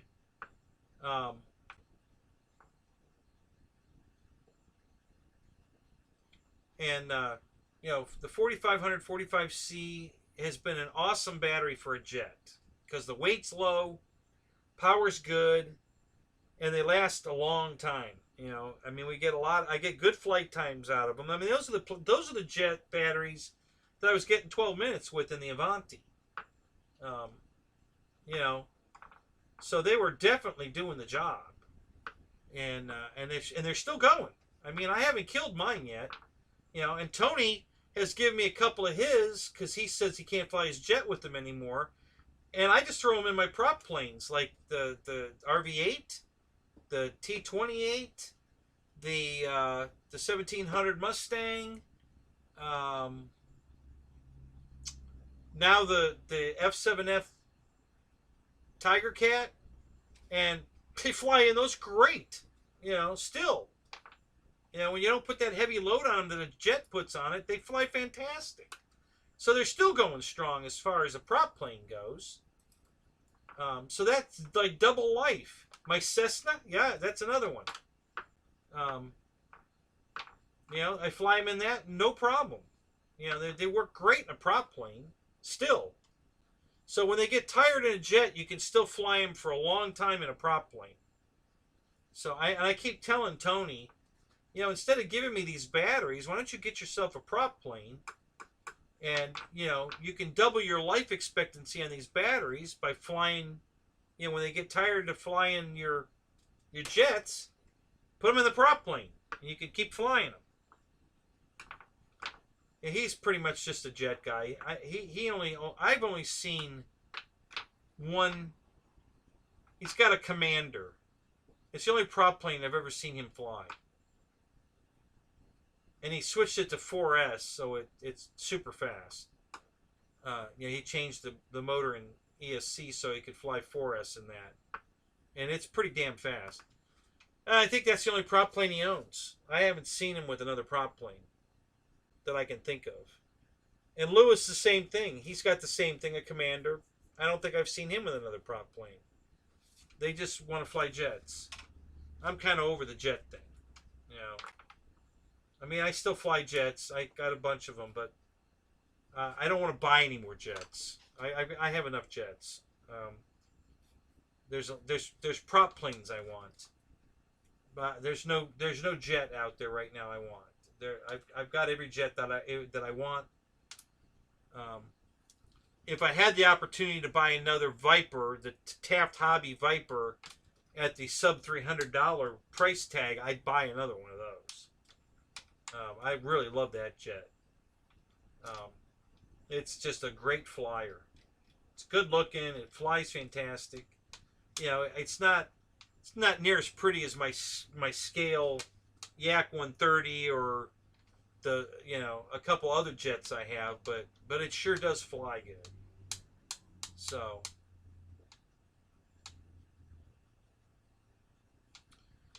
So what's the next jet I'm gonna get? I don't think I'm gonna get another jet, Ryan. I jetted out. I got all the jet. I got 12 jets. I think that's enough jets. I don't need any more jets. I got plenty.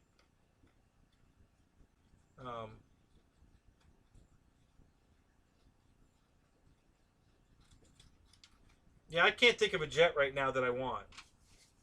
Nobody's got a jet out that I want right now. I can't think of a jet that can't live without. I'm set in jets. I'm pretty set. I think I've got all the jets I need.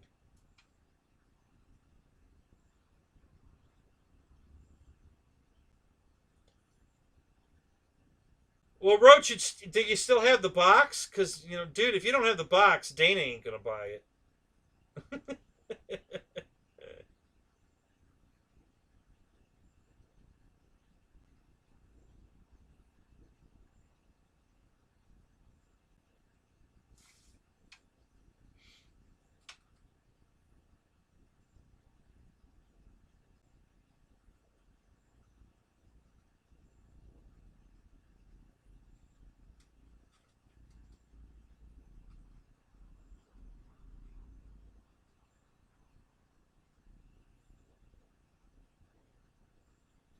Honestly, Pilot Ryan, the LX810 definitely has some problems. I can't lie. The landing gear on it's crap. Um, but it flies. It flies nicer than the FMS 810. It really does. It's a great flyer, but it's got some crappy shit. Servos in it. The motors aren't great.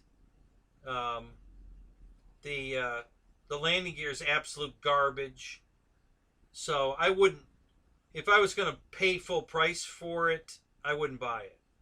If I got it at a swap meet cheap, where I had, you know, because I put the FMS gear in my LX 810, and it's fantastic now. I love that thing. But I don't want to spend $400 for the jet and then put $300 worth of landing gear in it. So, but boy, it flies good.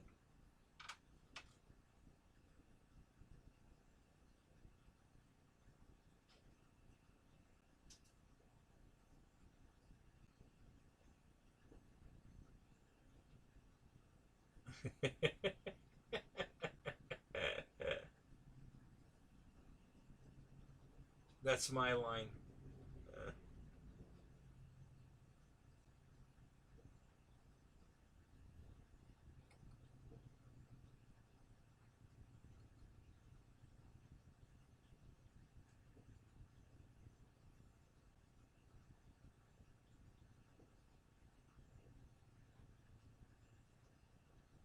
And the LX model lets you eject the pilot if you want to before you crash.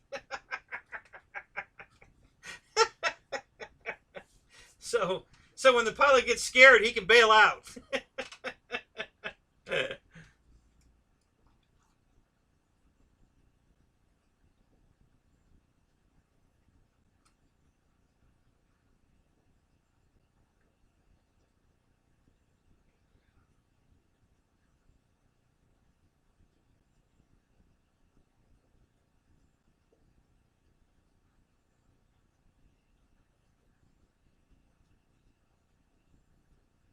I'd wait for a good deal on one. Yeah, for sure.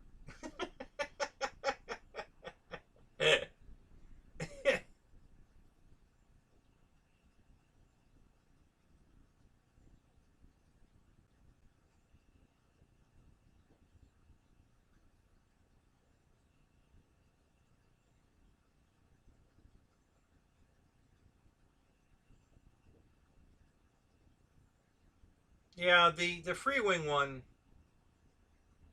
you know, it's the two batteries is just a deal breaker for me. It's too big, too heavy, two batteries. Yeah, if it was a one battery ship, I'd live with the rest of it. I'd love to have it if it flew on one battery, but two batteries, yeah.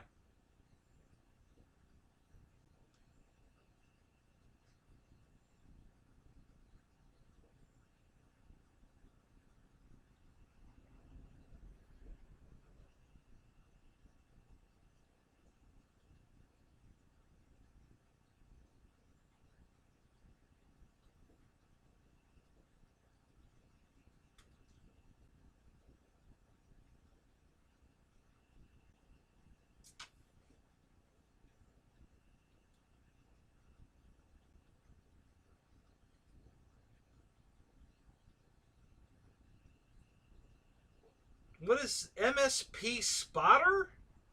Welcome. I don't think I've seen you here before. Is this your first time here?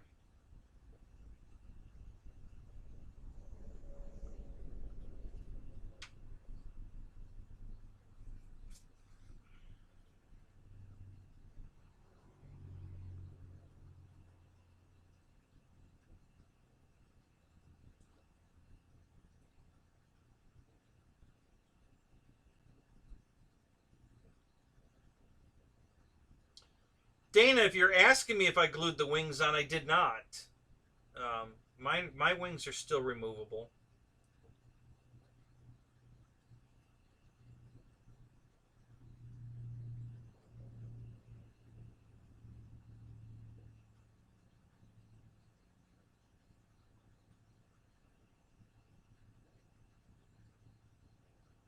You're up in Minnesota. Well, welcome to the show. Good to see you. Michael, good to see you. What's up? How you guys doing tonight?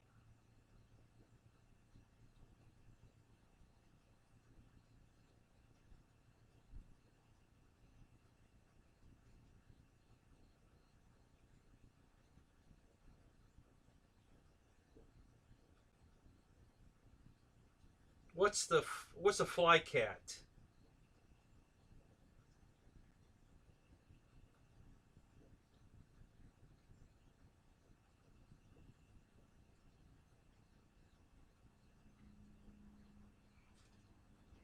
Well, welcome back.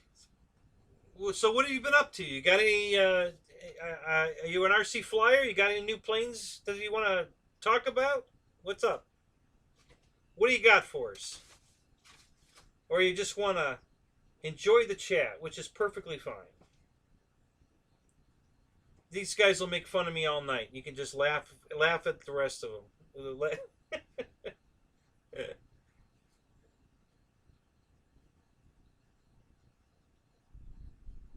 It's an ADF jet from Hobby King 70 millimeter 12 blade. Huh. I don't think I've seen that one.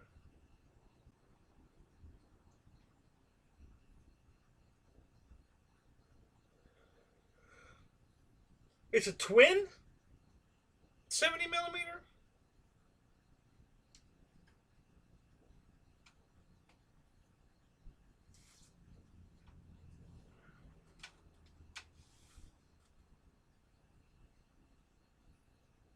A 90mm soft width camel. Yeah, there. Now that, hey, that would be awesome.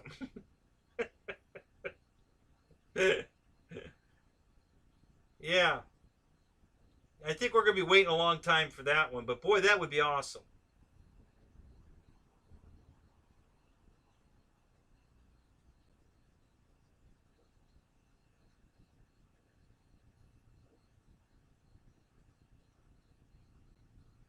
You have a turbo timber? Okay. That's a good one. Oh, you got the 182. Which one now? You got the 1400 size one or the 2-meter size one?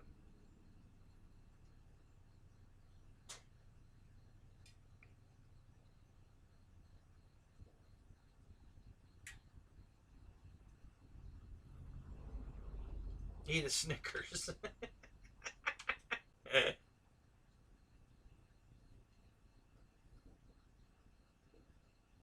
Oh, and the otter. Oh, good choice. Yeah, I think that's a cool looking bird. It flies good too. I've flown one. That's pretty cool.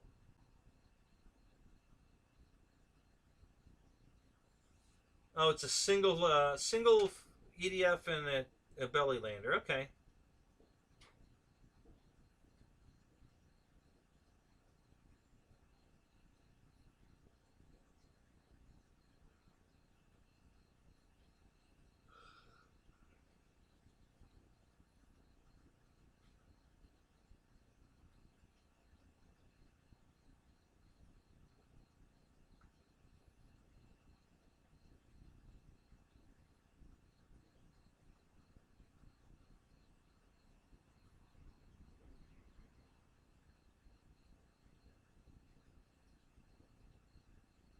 Oh, good choice. Yeah, that's a beautiful airplane.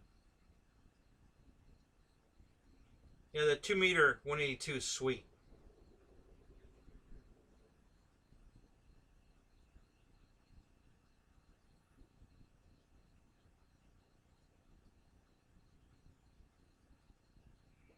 Oh, if you're talking about the 2-meter one from E-Flight, that's a Cessna 150, not a 182. I have that one too. That one flies good too. I like that one. The 182 2-meter is made by HSD. Same price. They're both the exact same size, same price, but the HSD one is, man, it's beautiful. What a gorgeous airplane. It's got clear windows in it. It's got 4 people in it. It's got better lights on. It's just an awesome airplane. But they fly very similar. So the 150 flies great. You know, I've had that plane for, God, the 150 I think I've had for 6 years now. You know, got easy 1,000 flights on it. I would guess, no exaggeration, I have 1,000 flights on that airplane. You know, it needs some TLC. I got to pretty it up again.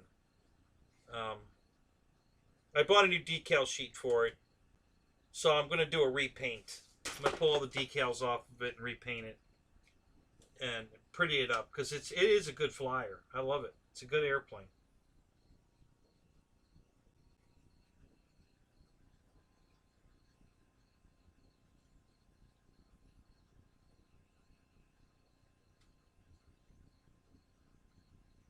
Yeah, if you want to check that one out, go to hsdjetsusa.com. That's HSD. Here, I'll type it for you. See, no.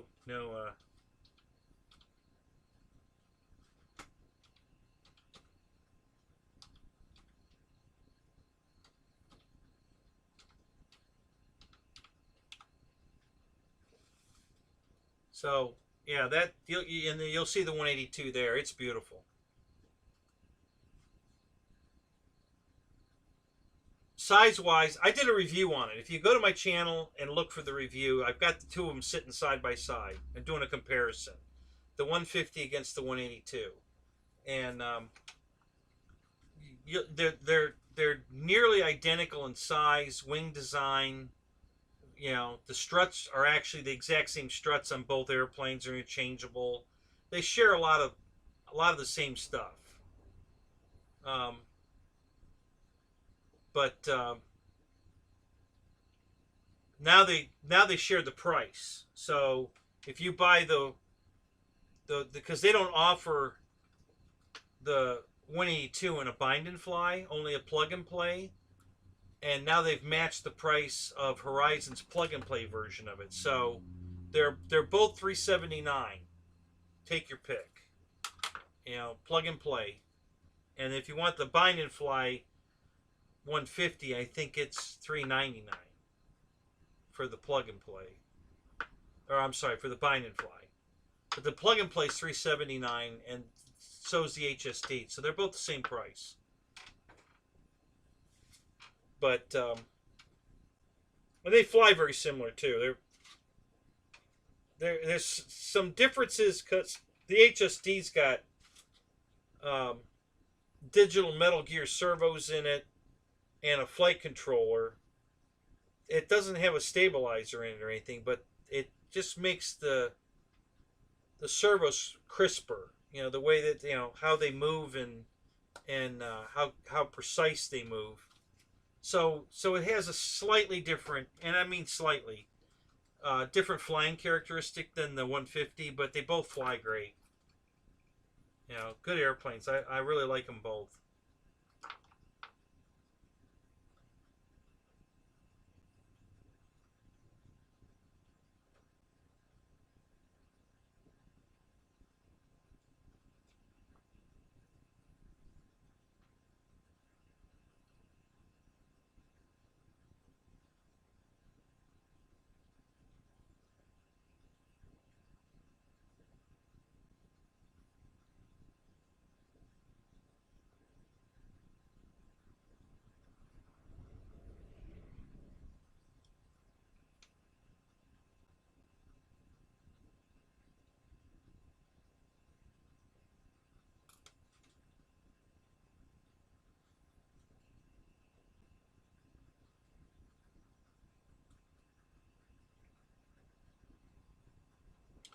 Yikes. Where'd that go?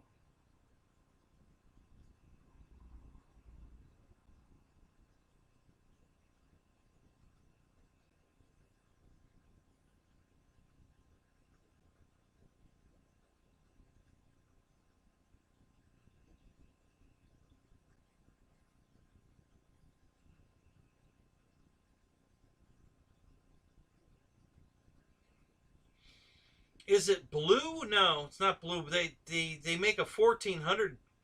HSD makes a 1400 uh, Cessna 182 in blue, but not the 2000. At least not. Well, you know, I think they're coming out with a blue one. I haven't seen it yet. Have you been on the website just now? Is it up? They have a blue one up now? Because I think they're going to come out with a blue one. I haven't seen it yet, but I think they're going to come out with a blue one.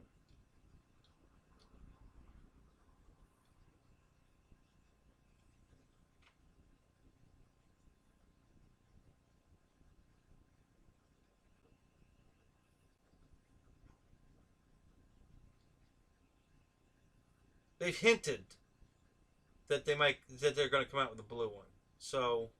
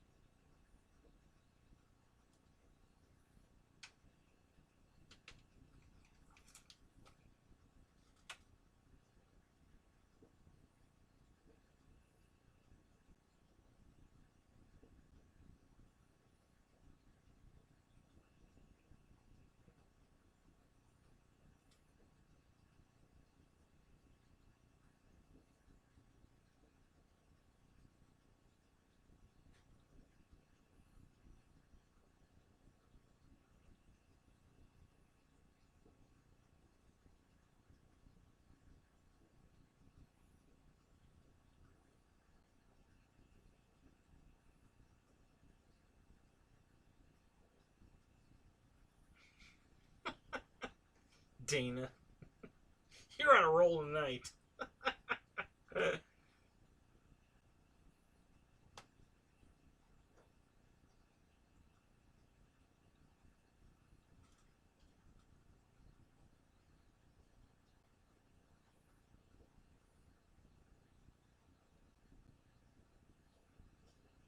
Yeah, the reason I say they might come out with it in blue is because they actually said red color.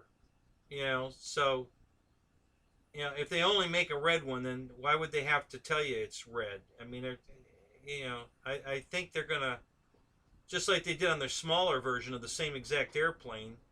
They had it in this color scheme in red, and then they had the exact same color scheme in blue. And so it wouldn't surprise me if they didn't come out with another one in blue.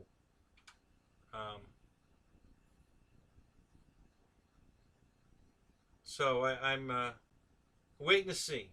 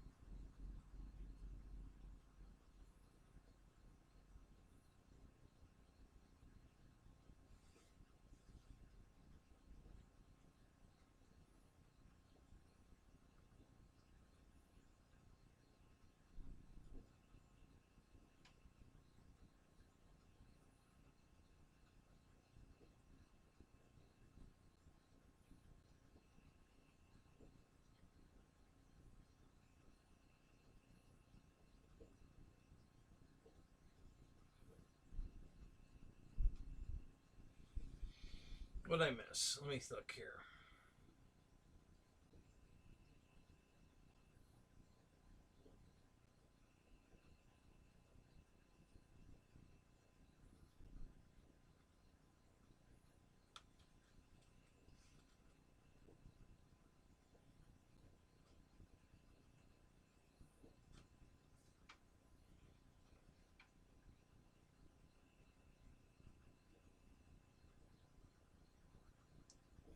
This one's 1100 millimeter, Roach.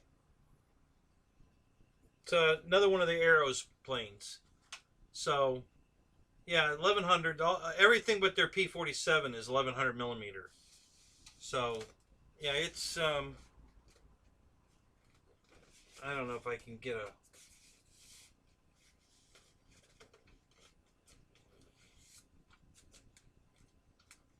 a good perspective. It's a nice size. I mean, it's nice. I love this Arrows stuff. I got to tell you, man, I am so happy with the product that Dan came out with. This is just a good quality airplane. For the money, you can't beat it.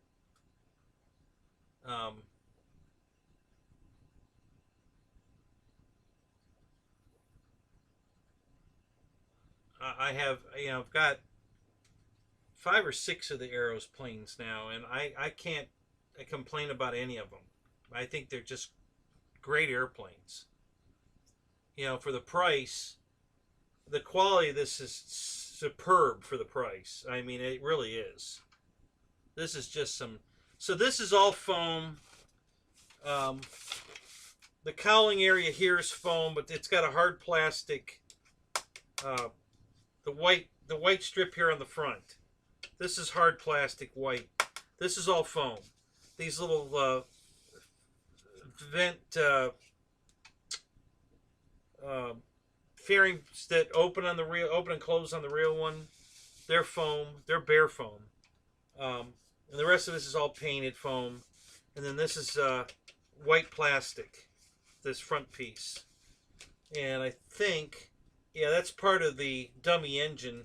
It's got a nice dummy motor in it too. Good detail. Not some flat, stupid looking thing. It's a full 3D.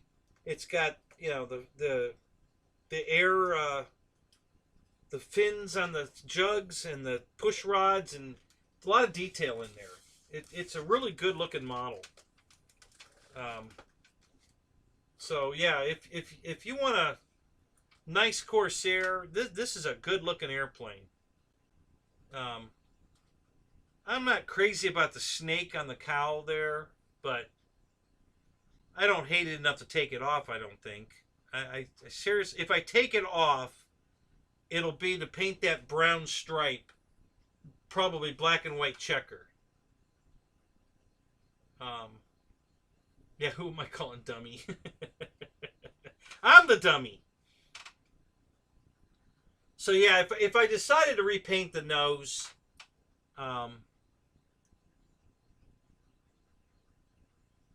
I could put the green stripe on it like the E-Flight Corsair, but I wouldn't put them on the wings. I'd only put it on the cowl. So I might do that. So I don't know. I mean, I don't hate the snake, so it's not like I'm got to get it off now kind of attitude at all. But I may, if I did any damage to the cowling, I would immediately just take the snake off, fix the cowling, and then repaint it.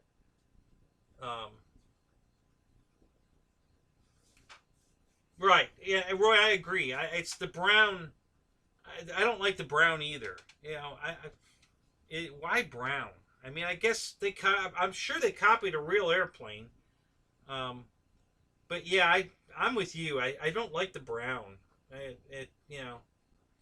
Not a deal breaker. I mean, I'm not dying to paint it or anything, but I am considering changing it, doing a paint option on that. Just A, to make mine different than everybody else's, and B, to get rid of the brown and the snake and do a different stream color there. Black and white checkers maybe, or even yellow and white checkers, or green and white checkers, or just a solid green. I don't know. I don't know what I'd do. But yeah, I'm just not crazy about the brown.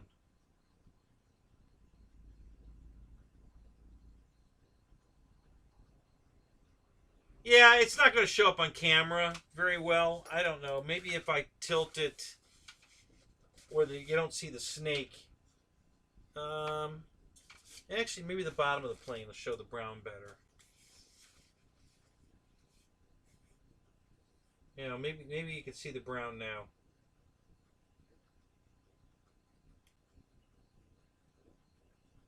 Yeah, the glare of the lights kind of ruin it, but yeah, you can kind of see the brown there.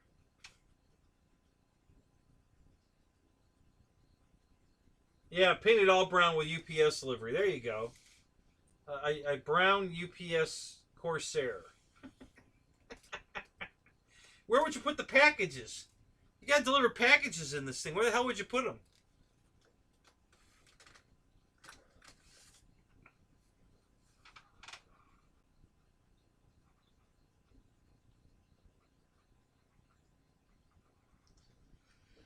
Actually, this camera's done really well, but because a lot of the colors are right. Like, for instance, on other cameras, this Dynam box back here, where the tans and browns, those are correct.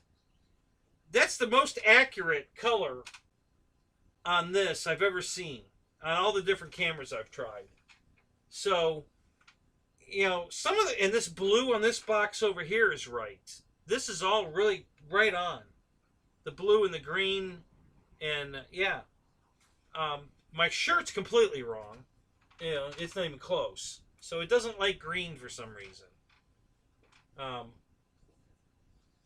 which is kind of weird. But yeah, but as far as the color of this is perfectly represented. This is the color blue it is. What you see is what you get. The brown is brown, you know. What you see is what you get. This is very accurate. But my shirt's not even close to accurate. It just doesn't like green. The green it's definitely thrown the green off. But yeah, I've other boxes. This is completely wrong. Where all this tan and brown and the orange and all that on this box on other cameras was completely wrong. So, and even the Dynam box up here with the PT-17 on it.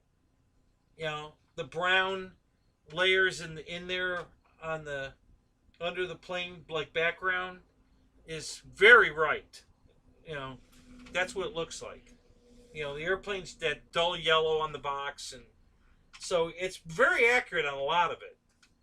But it's completely off on my shirt. The shirt's not that color yellow or green at all. It's a much brighter green. So yeah, it's weird.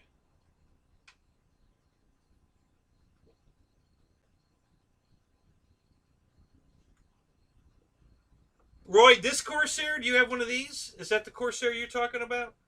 Or you got a different one?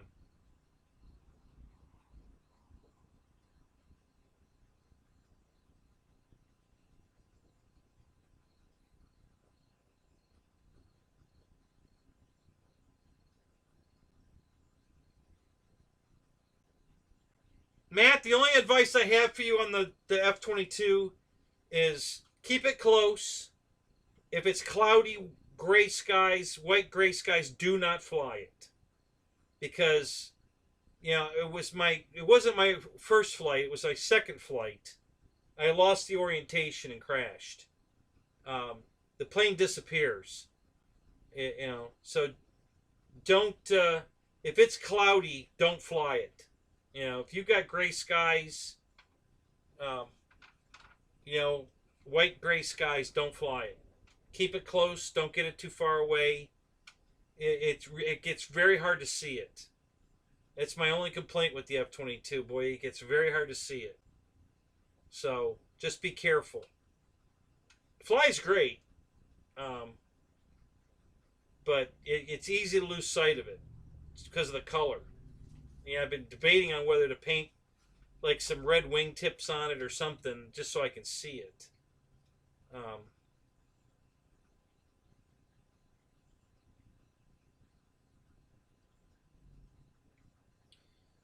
So how did you crash the Draco, Roy? What happened?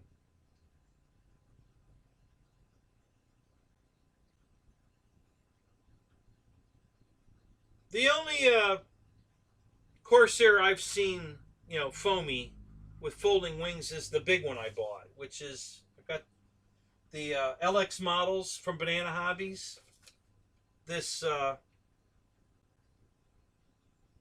this is the manual for it, but you can go on my show and see. You know, I did an unboxing, I did a build, I did a maiden flight.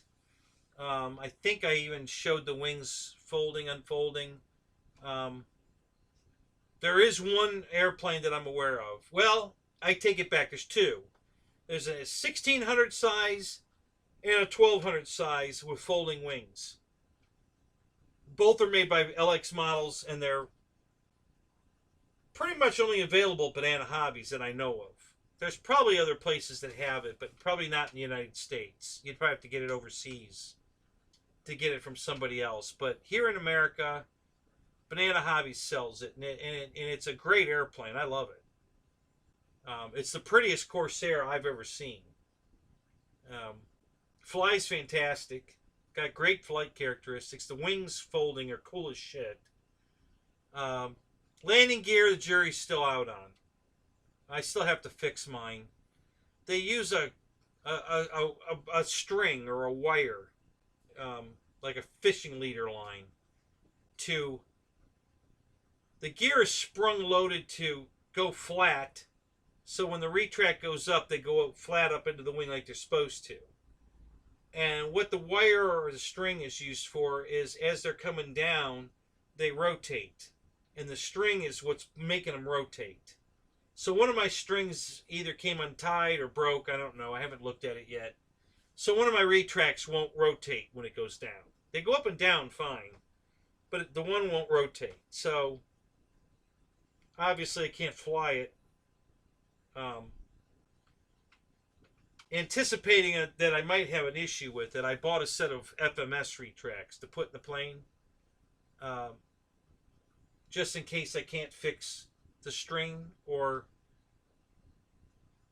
at the very least I don't like that retract as much as I like the FMS one, because the plane's definitely worth putting different retracts in. It's a phenomenally beautiful airplane. So I have no problem spending I think it was $80 for the pair of them. Money well spent for me. If I have to put those in, I don't have an issue with that at all. Plane, I think the plane's worth it. I love it. It's just a beautiful Corsair. I've got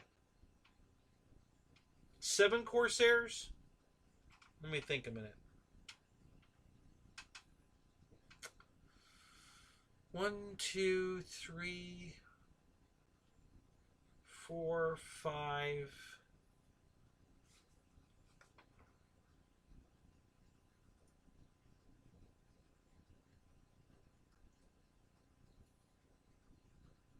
I'm trying to go through my racks where they're all parked. So there's 1, 2, 3, 4, 5. I'm missing one. I know there's at least oh, yep, 6. Yeah, I have 6 Corsairs. And the LX model with the folding wings is by far the prettiest. Hands down the prettiest.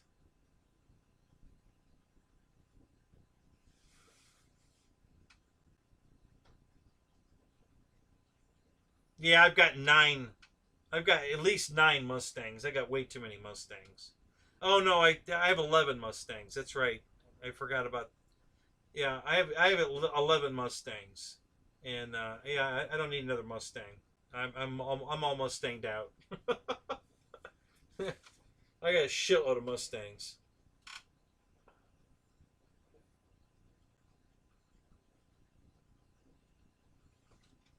I've got 5 P-47s, 6 Corsairs, maybe 7. I'm really thinking about getting the new version 2 1700 Mustang. So that's you know, the one you just got, Matt. I want that plane. I'm probably going to buy it. I really like that orange stripe. It's on the Bearcat too. The Arrows Bearcat. I really like it. So,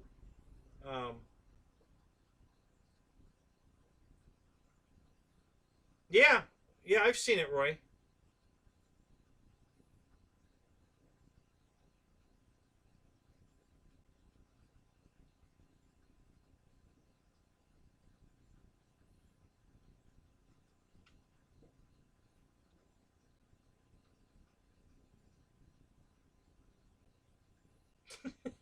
Ronnie.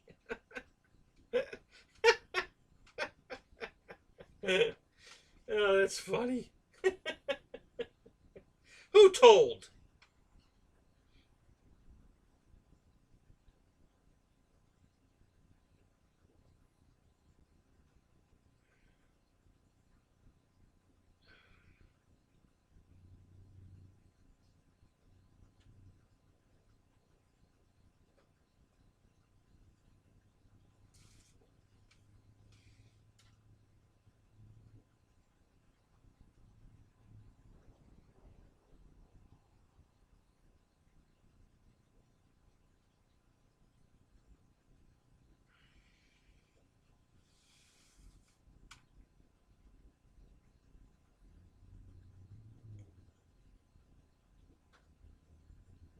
So me and Flying Times, Tim Times, we were talking, and when he was here, I was flying my Night Radiant around, and when it's coming at you at eye level, it disappears in the dark because all the lights are on the bottom, and they're only visible from the bottom and the back. So when the plane's coming at you, you completely lose it. So he wants to get a set of these easy lights, and these would be perfect on that glider. Put them on the wingtips, and the white one maybe either just on top, right behind the canopy would be fine, or on the, well, yeah, it doesn't need to be on the bottom. There's plenty of lights on the bottom. So yeah, if you put the white one on the top of the fuselage, right behind the canopy, and then the red and green ones on the wingtips, that plane would be perfectly visible coming at me, and then super light good all over for the rest. So I'm going to try that. I'm going to put these on the Night Radiant next time I fly it. I think that's going to work perfect. It was a really good idea. You know, Tim kind of came up with that, and I like it. I think it's going to be great.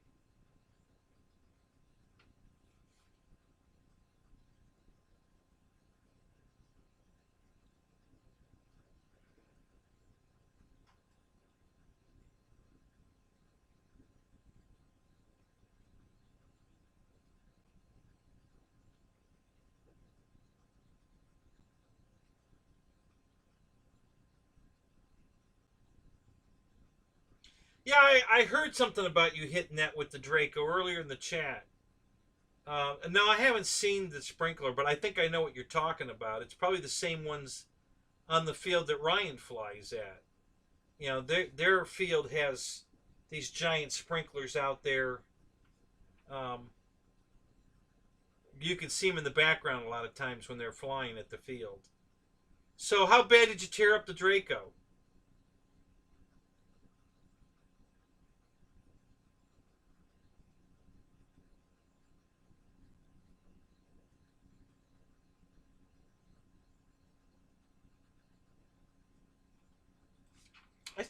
I think mine only has 3. Hang on a minute. Let me check.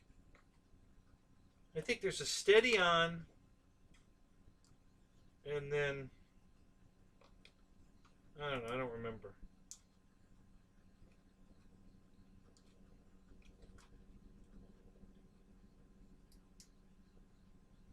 That's 2, 3.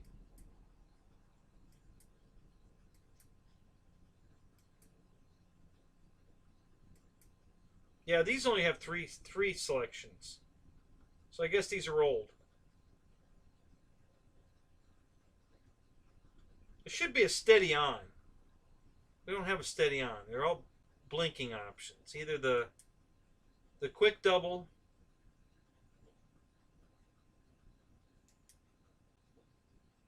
the steady double, or well, just steady blink, and then the fade in and out blink, like it looks more like a beacon.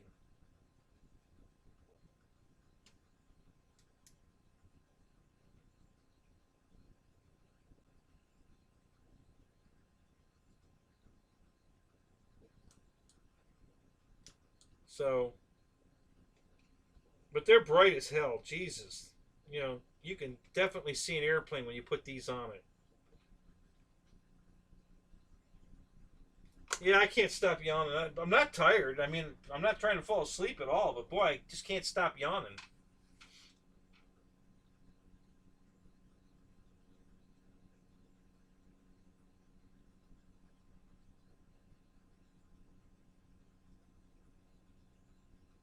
All right, man. We'll see you next Thursday. Thanks for stopping back in, man. It's good to see you.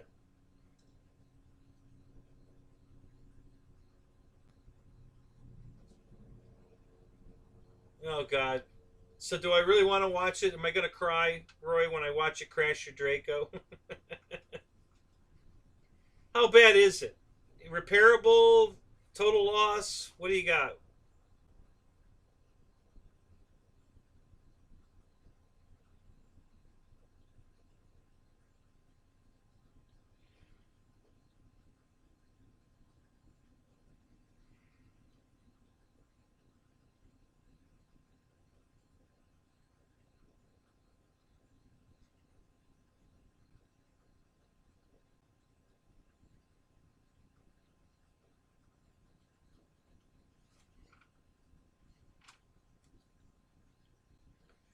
Did you buy a couple sets of them, Roach?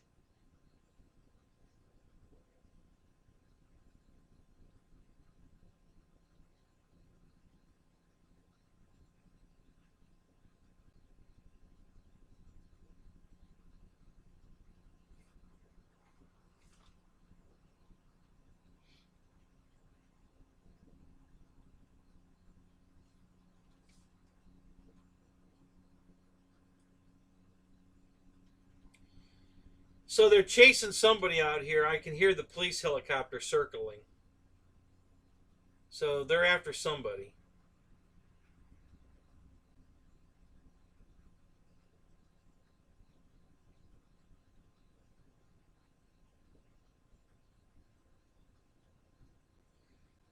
Um, no, Michael. I am not a big fan of weathering. Not that I hate it or anything.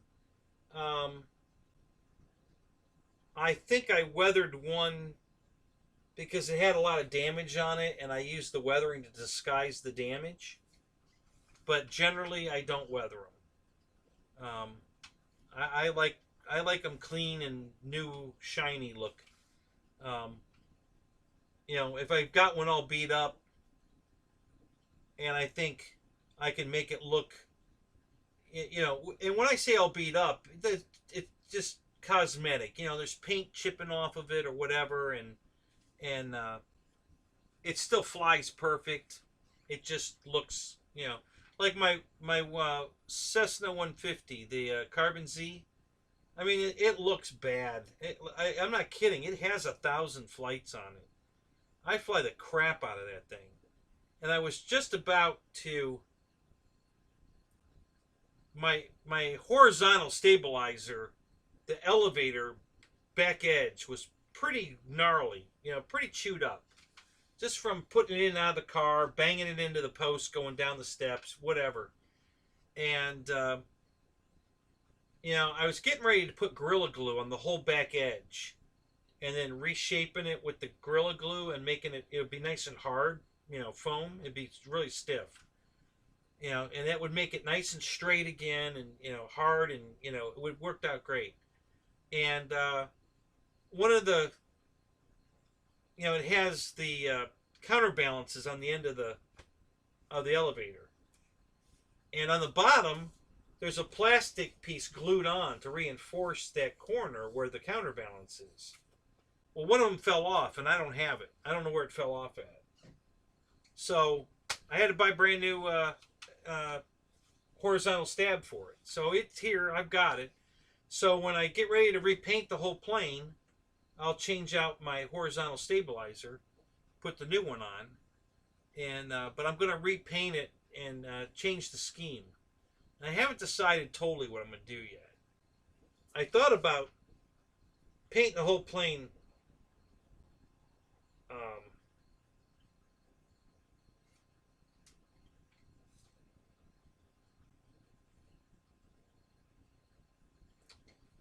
total loss equals went up in, I think that's supposed to be flames, but it's flamesy. I'm guessing. Um, so so I had to replace that because I couldn't. I don't have that counterbalance, and I wasn't gonna, for as cheap as the horizontals are, it would be more work for me to like make them out of wood or something. Make one out of wood. So I just ordered, and like I said, all that work I was going to have to do to straighten up the back edge. So I got new ones. So when I paint it again, I'm either going to paint it, I'm thinking of painting it orange where it's red, but leaving the scheme exactly the same. And then I'm also thinking about just changing the whole scheme to a modern Cessna scheme. The new Cessnas have that ribbon type stripe going down the sides of the planes now. And so I'm thinking about dialing it up and putting a scheme like that on it, just so it looks different than everybody else's. So I haven't decided. I want to clean it all up. I have all the decals to put the checkerboards on it underneath and on the wingtips and all that.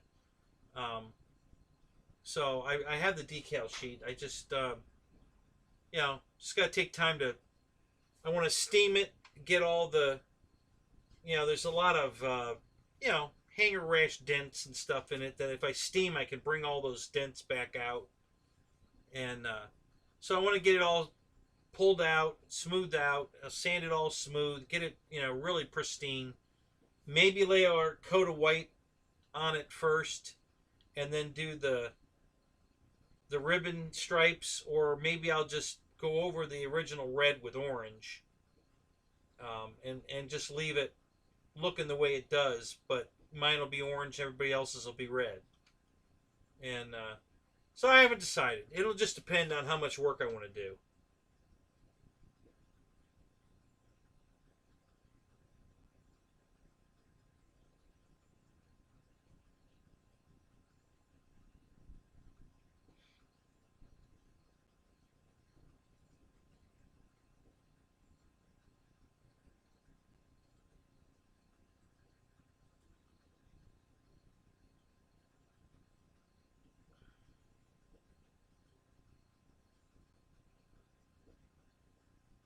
Yeah, they're actually cheaper at FMS, Roach.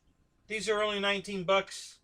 If you go right to fmsmodels.com, I just checked last night because Tim was asking me where to get them. These are 19 bucks at FMS. So they're the cheapest there that I've found. And I've looked everywhere.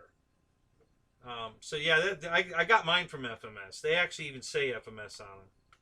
But yeah, these are only 19 bucks from FMS.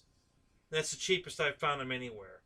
Now, if you can get enough from FMS in your shopping cart to hit the $99, it's free shipping. Ray, what's up? Good to see you, man.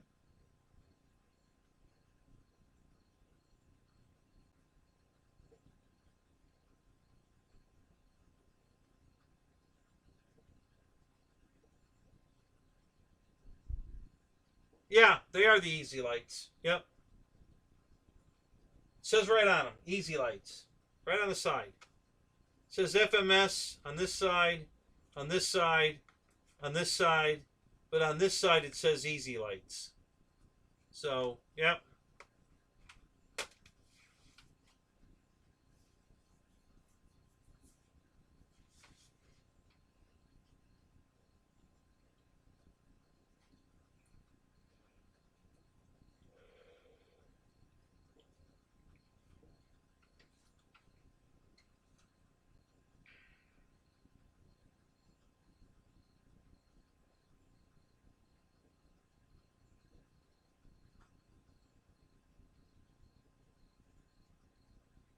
Maybe, Roach, you could be right.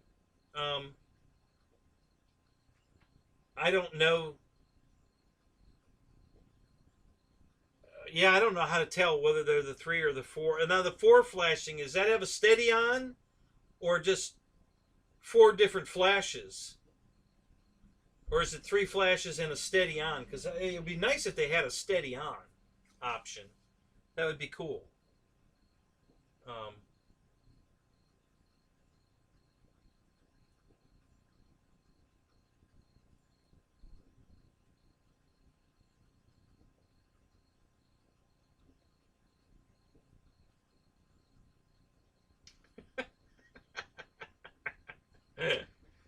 oh, Marshall.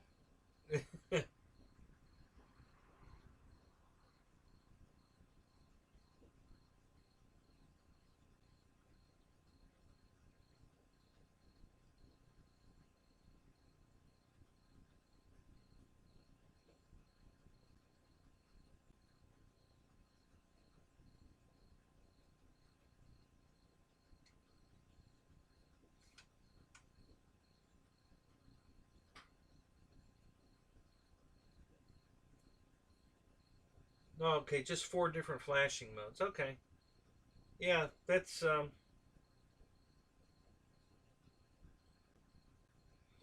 I did see another brand of these lights. Slightly different. They're not they're not as teardrop shaped as these. They're more just a dome. I forget what, you know, who made them or anything about them. I think they have to be plugged into a.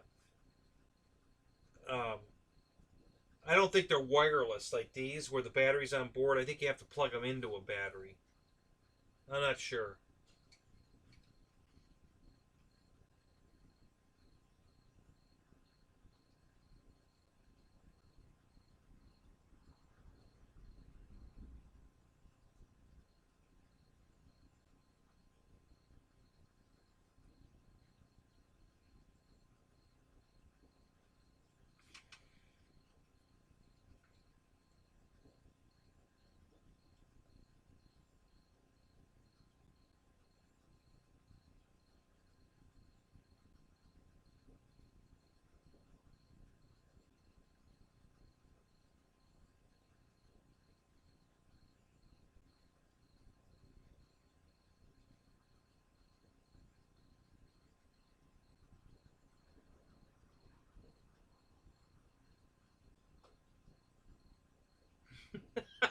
Mickey. uh,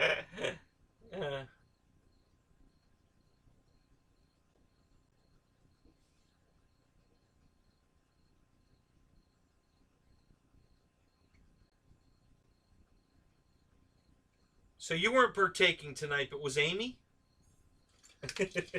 Were your parents?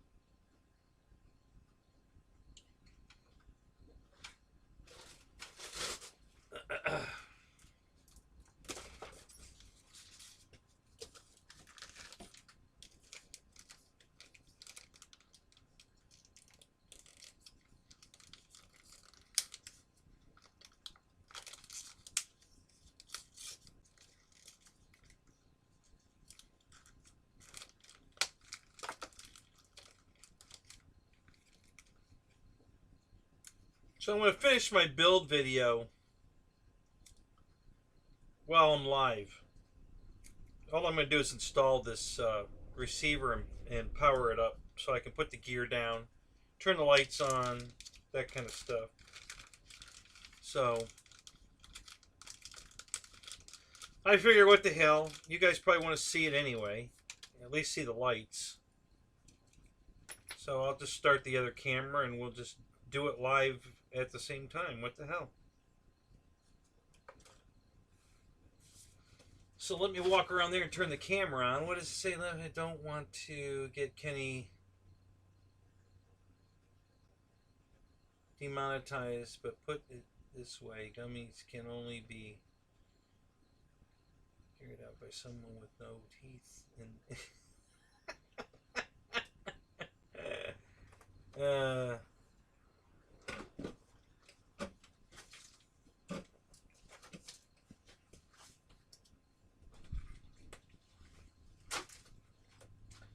you know, I don't know what would demonetize my show because it's already marked not for kids. So it pretty much leaves it wide open, I think.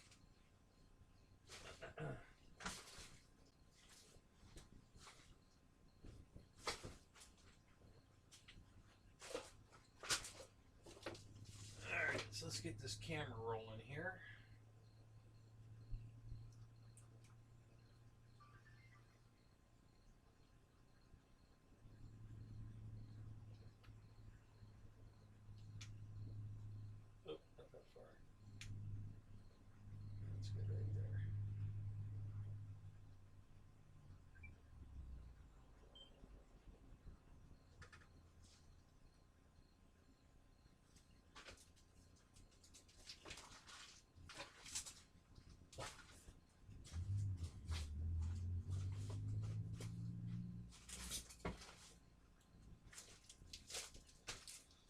Okay, so let's Let's get the receiver put in this thing and fire her up. I don't know why there's a distribution block in here, and I have no idea why. That's kind of weird. I don't know what they're... You know, I mean, it's a pretty basic airplane. I don't know what we needed this big distribution block for. Kind of weird. So... Alright, so this is the throttle.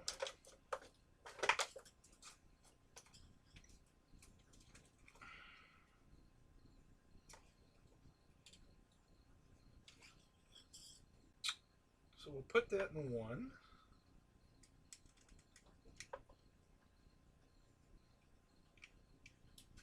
Aileron.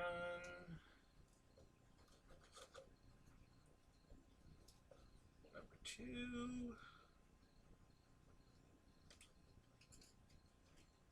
Elevator number 3.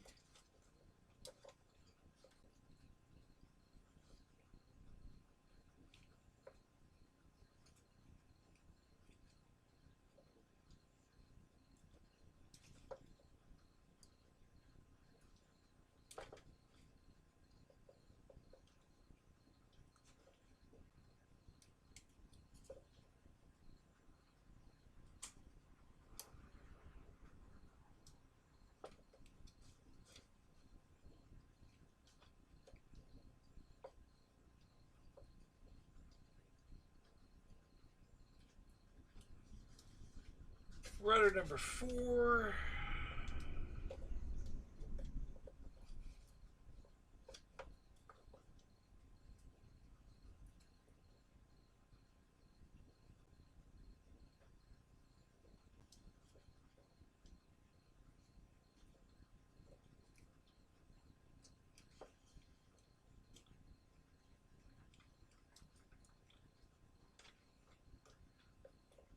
Gear number 5.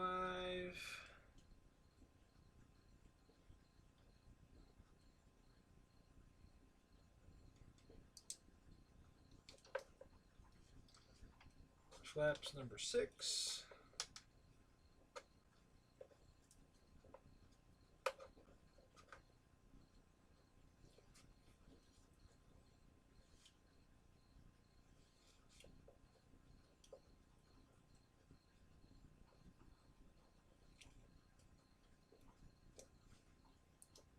All right. So all we gotta do is bind her up.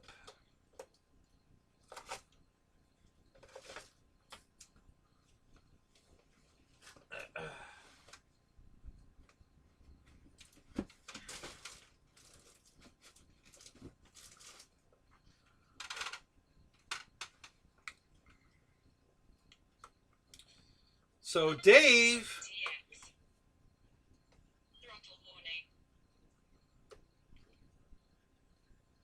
got my radio master here. Sorry guys, I love this thing. I really love this radio.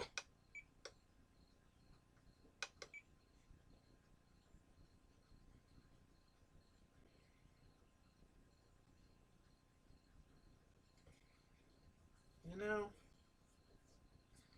I think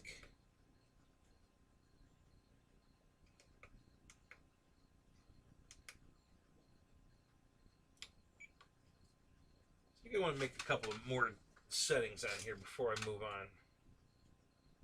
So let me do that.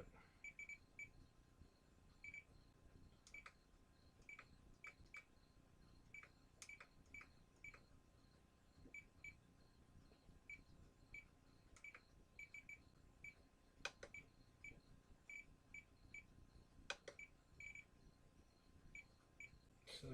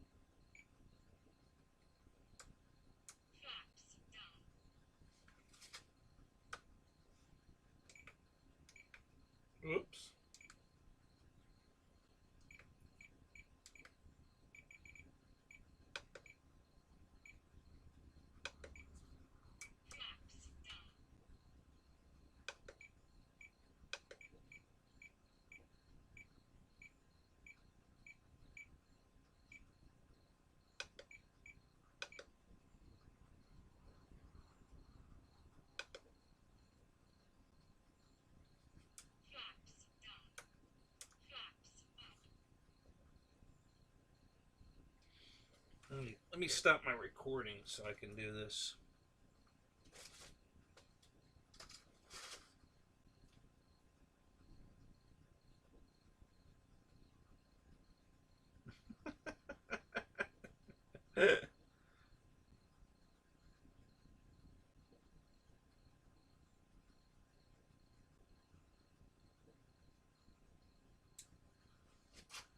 Yeah, my shirt's on crack.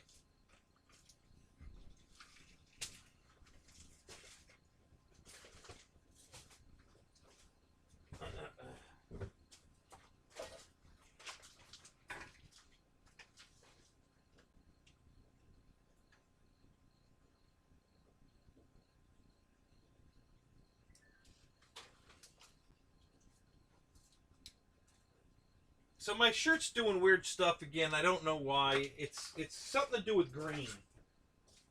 You know, remember when I had the hurricane out and the bottom was doing that chrome looking nutsy stuff?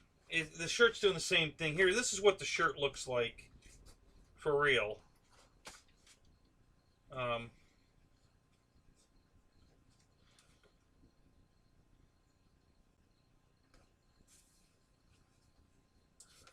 So that's the color. Oops. So that's the color the shirt really is. You know, it's this bright lime green. But in that camera, for some reason, it's doing the flip-flop chrome looking, I don't know, like it's on crack. Yeah.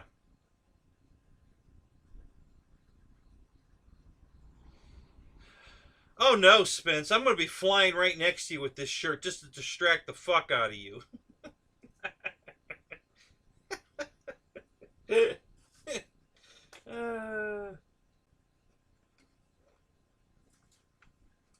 You'll be having a seizure. You won't be able to fly your plane.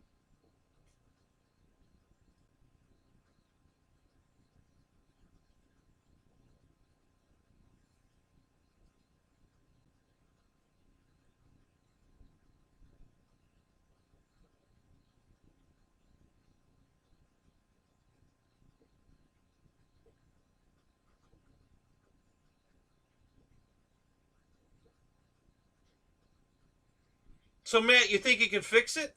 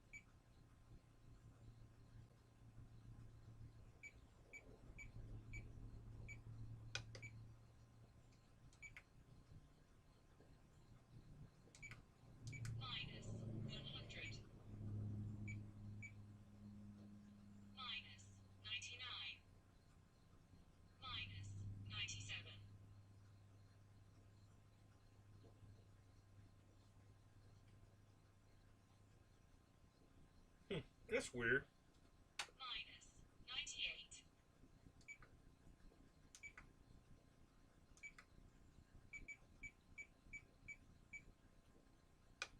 Oh. Minus 100. Minus 100. Minus 100. Minus 100. Minus 100. Minus 100. There we go. Minus 97.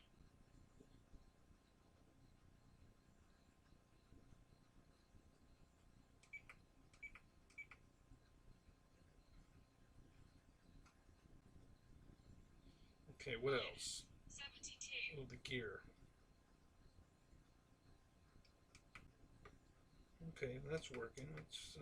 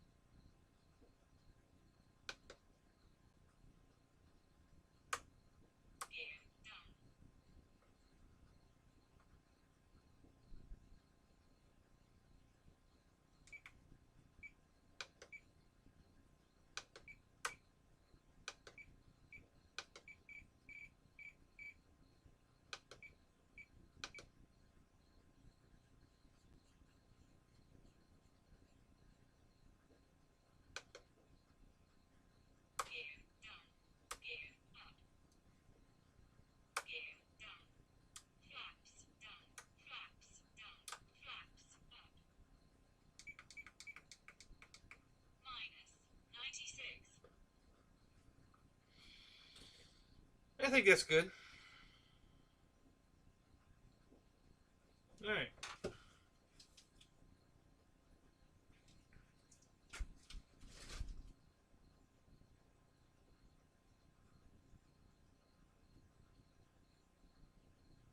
I'm in a fall asleep position.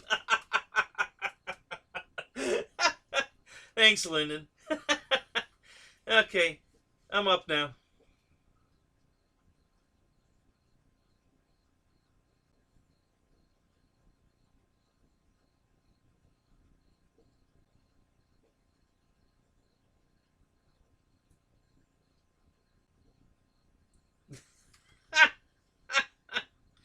That's funny. No, Spencer can't block you. You've got a wrench. You can't do any more to him than he can do to you.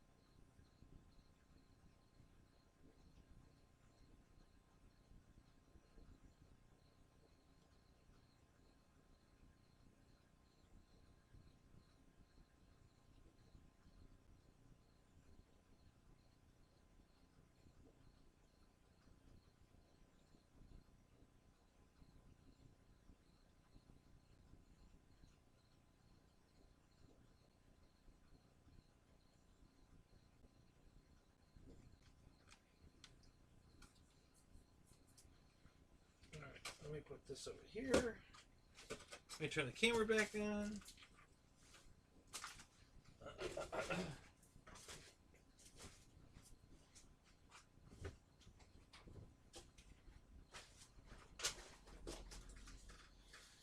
Alright, so we turn that on and zoom it in a little.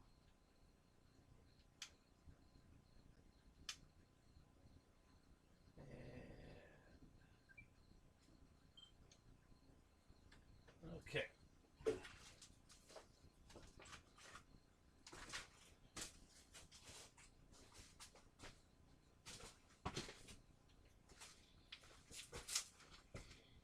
Okay, so everything's plugged in. Let's copy a model here.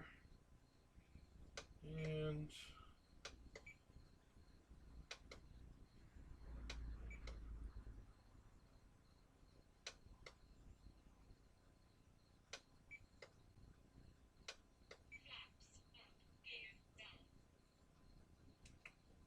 alright, and then we gotta change the name.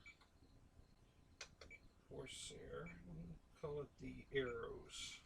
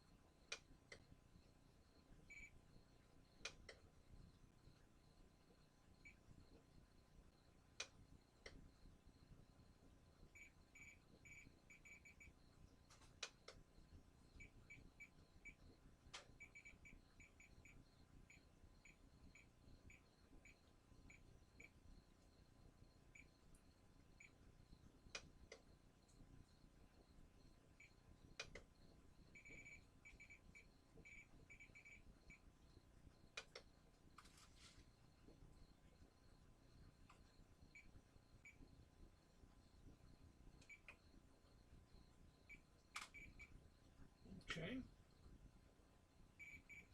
I'll make this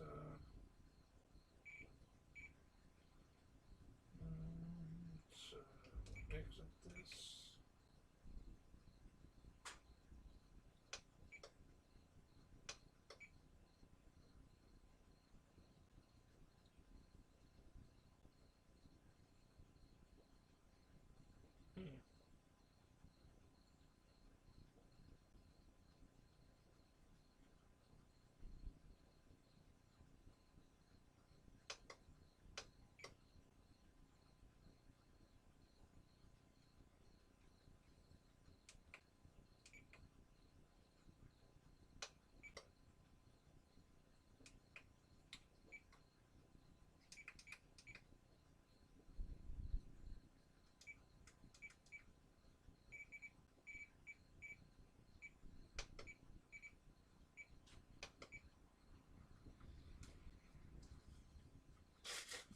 Okay.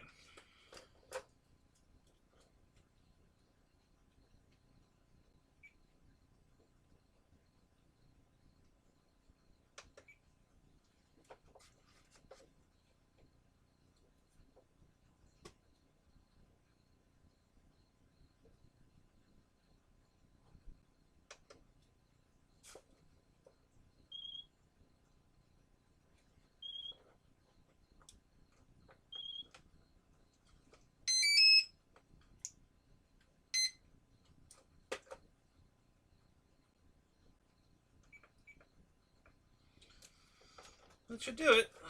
Let's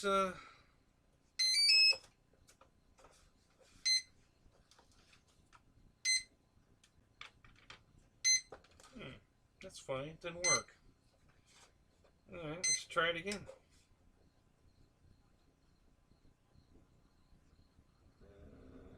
Here.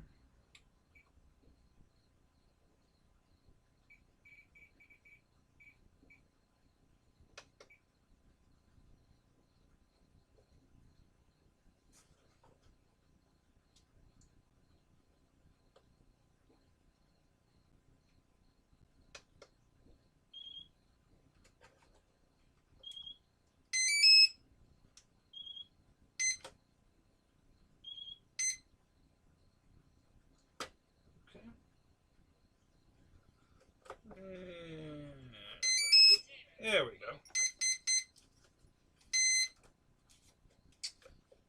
All right. Those are going the right way. I think that's going the right way. That's going the right way. Throttle, yeah, good, okay. Flaps. Perfect. Look at that crap. Holy crap. How about gear? And we got landing gear. Look at that. Going the wrong direction. We can switch that. But there we go. So we got, I realized they had landing lights. They got landing lights and nav lights. Sweet. That's awesome, man. How cool is that? Awesome, awesome, awesome sauce.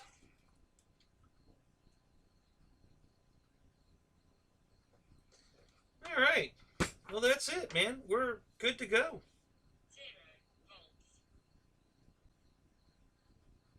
Looking for the telemetry. Don't have the module in it, so she's talking to me, telling me 0 volts.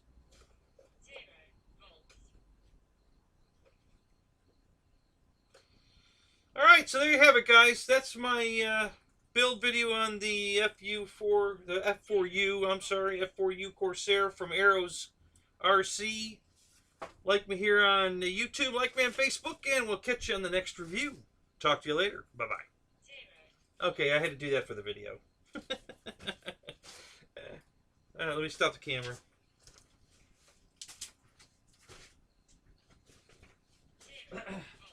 All the rest of that stuff, I'll just edit out. So, God, those landing lights are bright. Holy crap.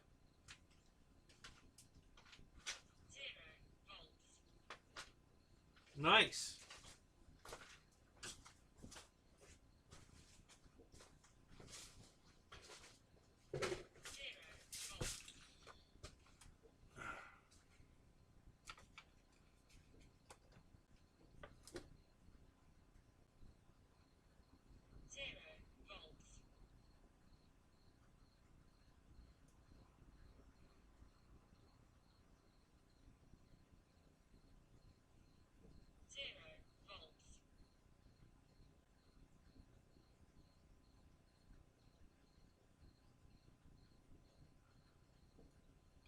Yeah, those are bright. Then we got our green one there.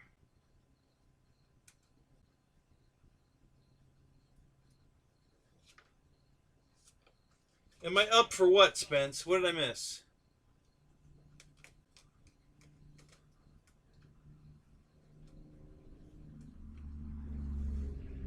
Yeah, see, that green doesn't show up. God, that's weird. My camera does not like green. I don't know what the problem is. That's crazy. 95 minus 97 0 volts.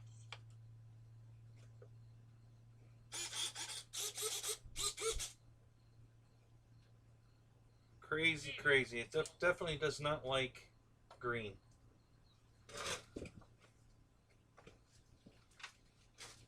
Longest flight contest. Sure, I'm up for it. What's the rules? What are we flying?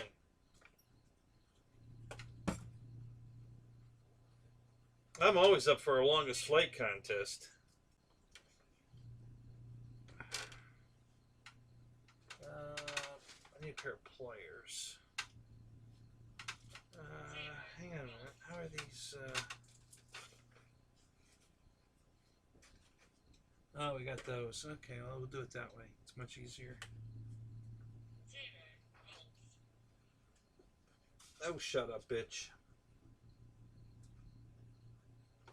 Turn her off.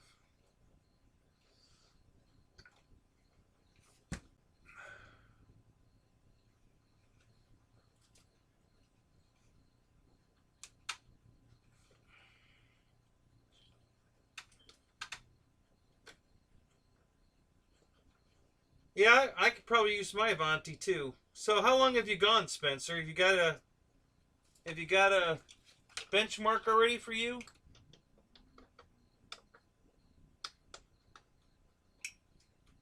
the other one.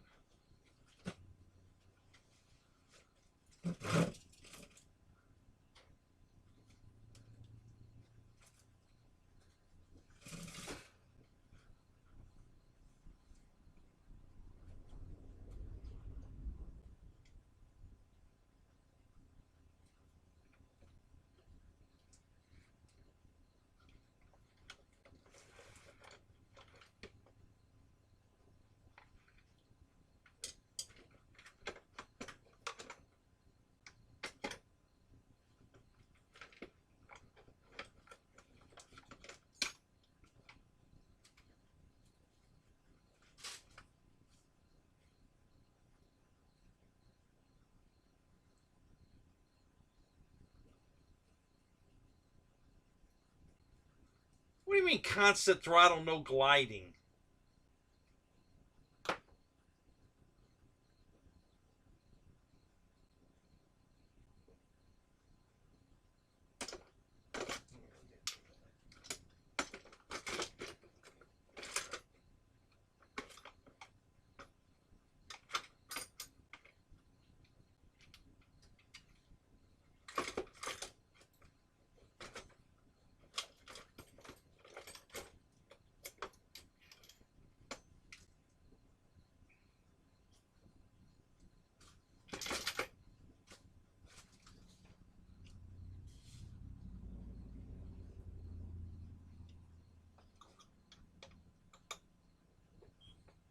Okay, so how long have you flown with the throttle at 26%?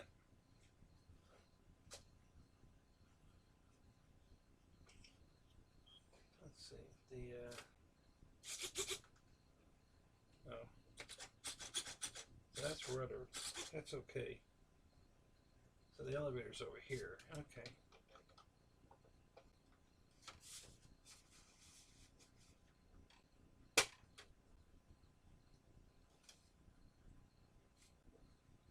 Yeah, I understand what you're saying. How long have you? What size battery did you use, and how long have you gone?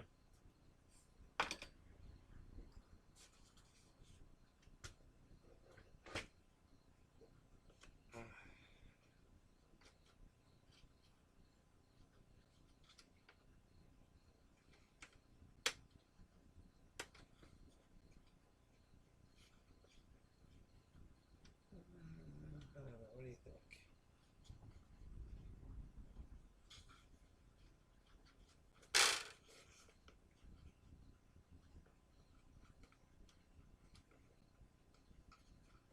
That's pretty good, Spence. That's not bad.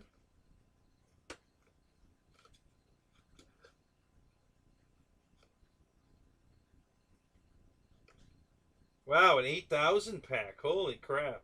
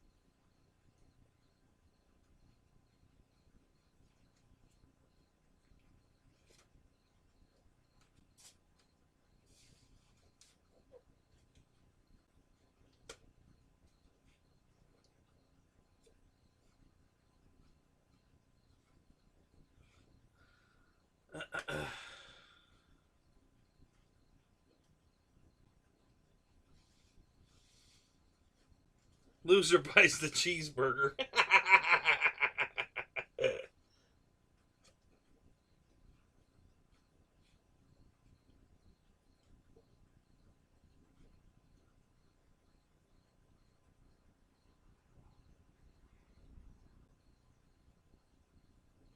So the record so far is 26 minutes.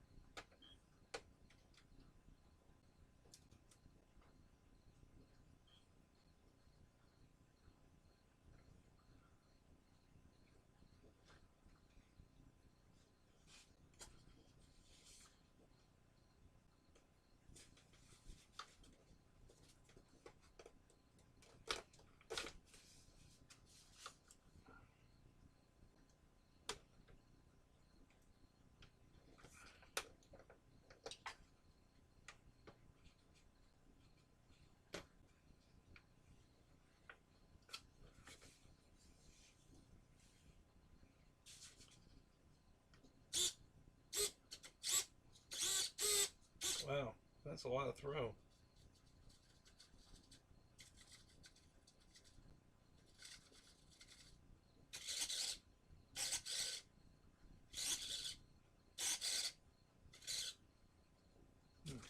Okay, that's got to come up a little bit.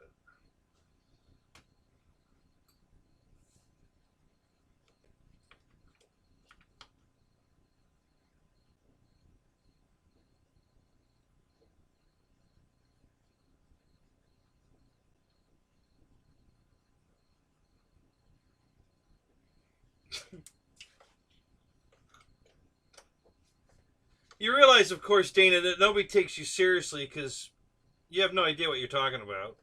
You haven't even taken the plane out of the box. so, so nobody really gives a crap.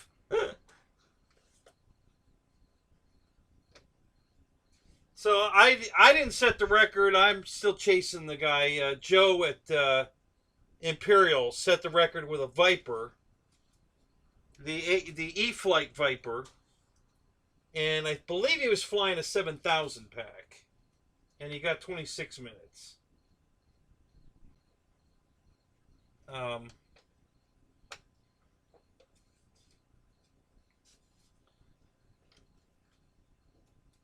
I got 20 minutes, almost 21 minutes, with my Taft Hobby 90mm Viper, and that was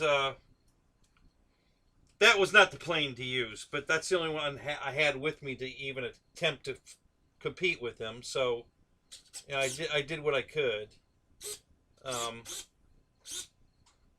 That was still better than the times we had last year. So, you know, I felt pretty good about that. At least I beat last year's winning time.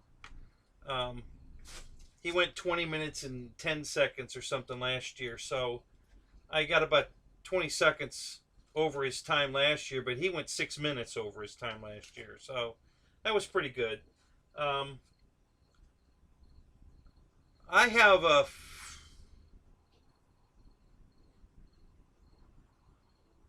I don't know. I have to check. I don't know what battery I would want to fly, Spence, to be honest.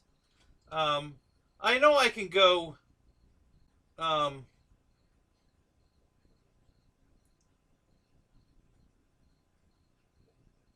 I've gone 15 minutes on the 5,000 pack without no gliding, just throttle on, consistent, and I went 15 minutes with the Avanti. But that was with a 5,000 pack in it. I think if I get the CG right with the 6,500 pack, I think it'll still glide, you know, or fly pretty well. I don't know. It'd be fun, for sure.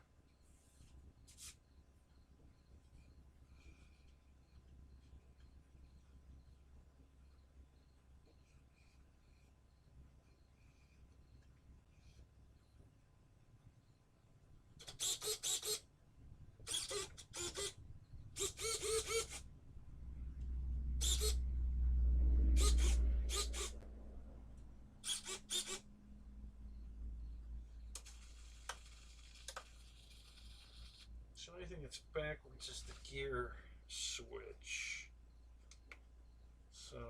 we can change that one of two ways.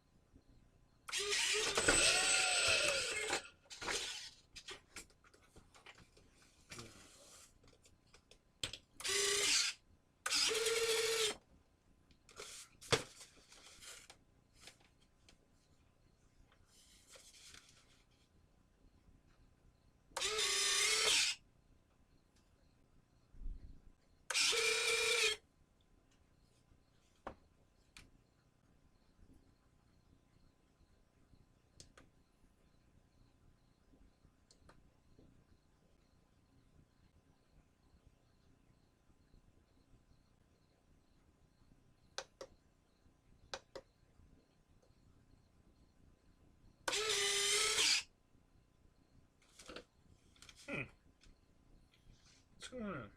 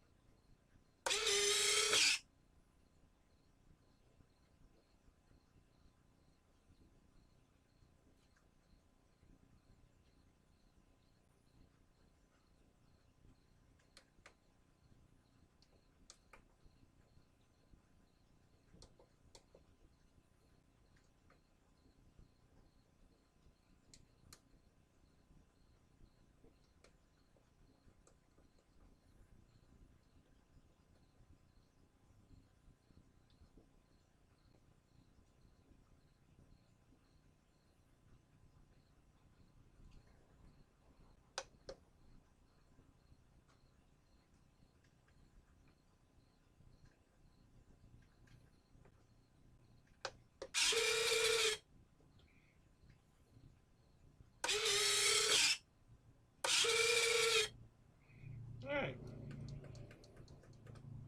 Perfect. She's ready to fly. Look at that crap.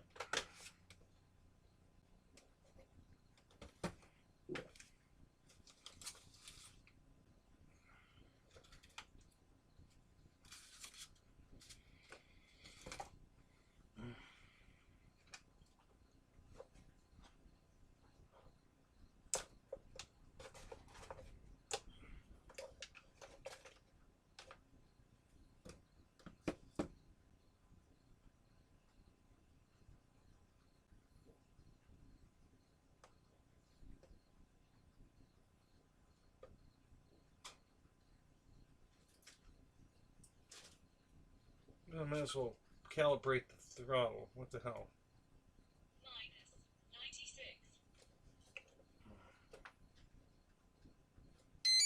0 volt. Telemetry recovered. 4 minutes.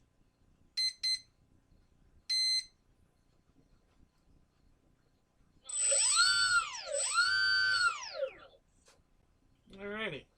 We're good to go. We'll take that out Saturday and fly it.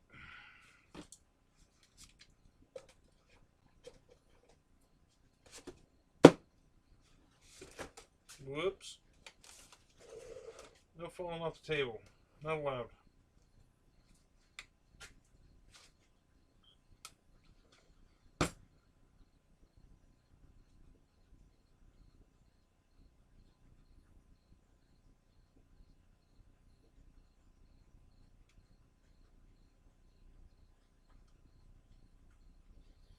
Yeah, that's pretty much. Yeah, we're all gonna say that, Dana. Just shut the fuck up. Either fly or shut the fuck up.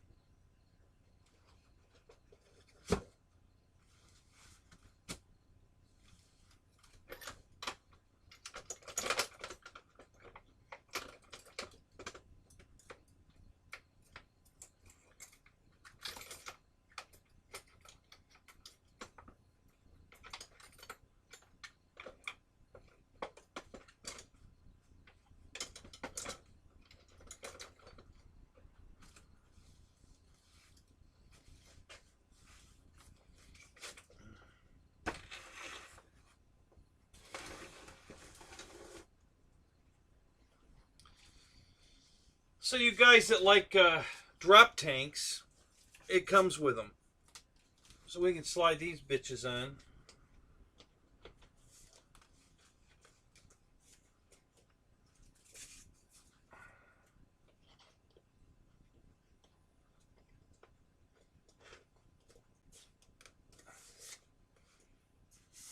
I don't know. What do you think? Should I paint the drop tanks white?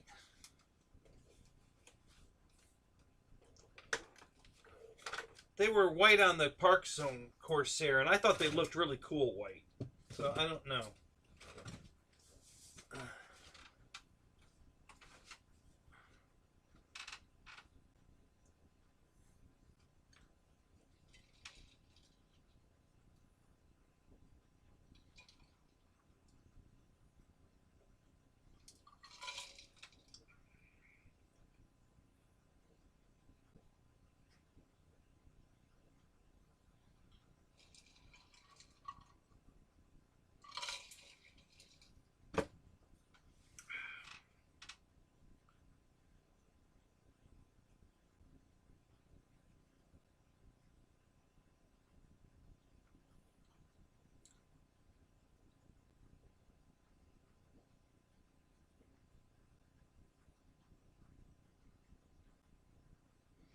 Drunk Kenny. Yeah, like that's going to happen.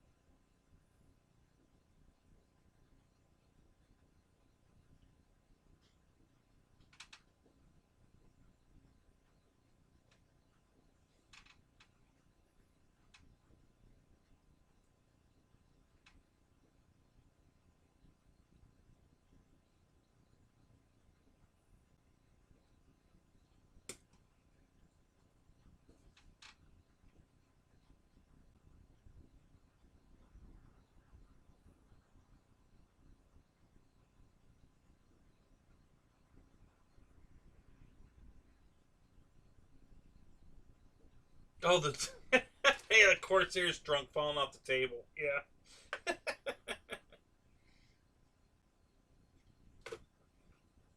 Really love these Arrows airplanes, man. This is just a good airplane. They make such nice stuff. I gotta tell you, I'm really impressed. They really make nice stuff. Oh, the propeller's here somewhere. Where'd I put that?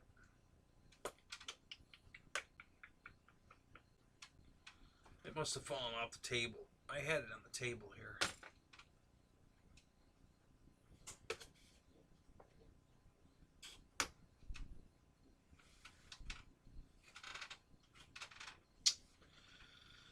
Oh, where did you go? It probably went off the front of the table.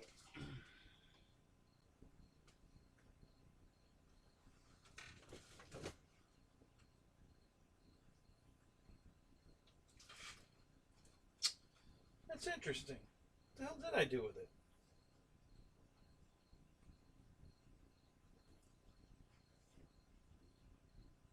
I think it'd look nicer with this big three-bladed prop on it.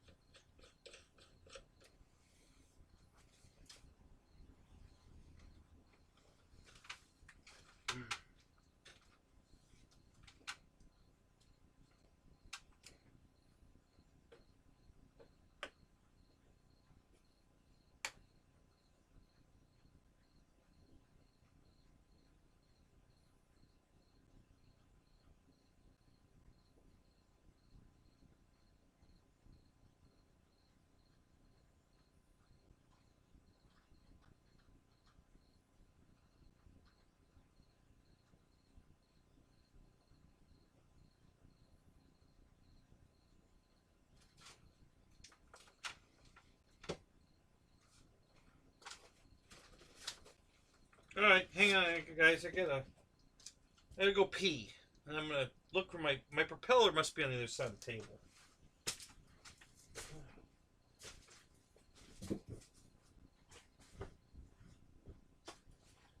Let's take a look over here, because I had it on the table, so it must have fallen off.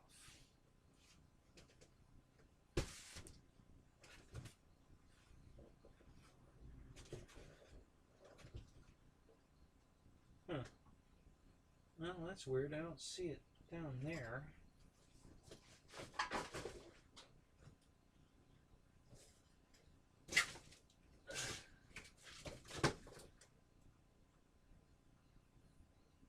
Huh. No, it's not there. Where'd it go?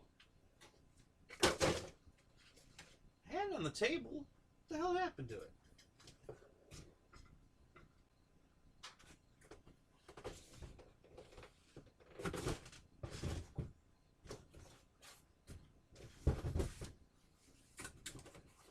That's kind of crazy. What happened to that? I like the 3-blade prop on it. That looks good. But it's supposed to be a 4-blade. I don't know where it went. I set it on the table when I started this project tonight, but it ain't there now.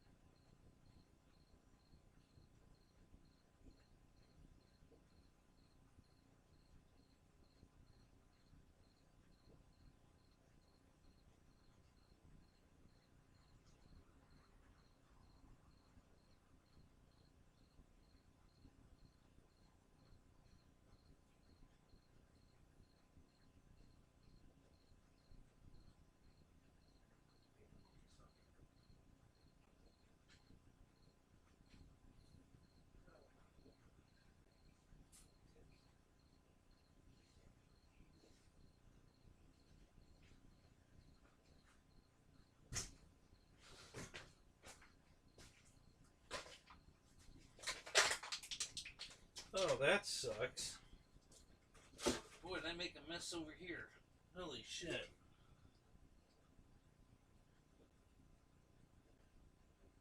Damn. That sucks.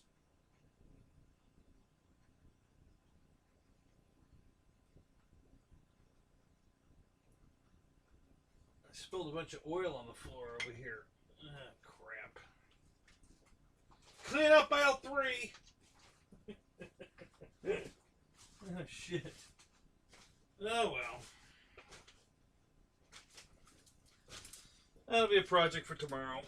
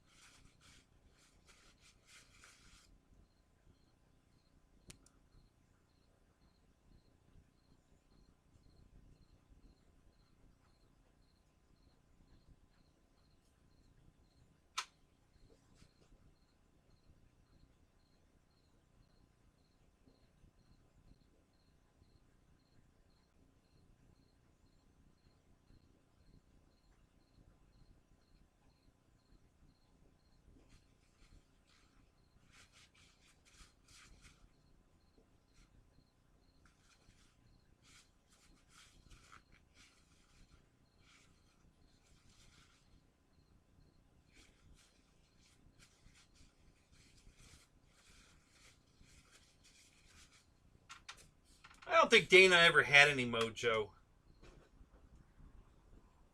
I think the whole thing has been he's just creating a RC museum of cardboard boxes. There it is. Oh, I put it under the easy lights. No wonder I can't find it. Alright. Here's the propeller. I always like a Corsair with a 3-bladed prop, though. I gotta be honest. I always thought it looked better with the 3-blade than the 4.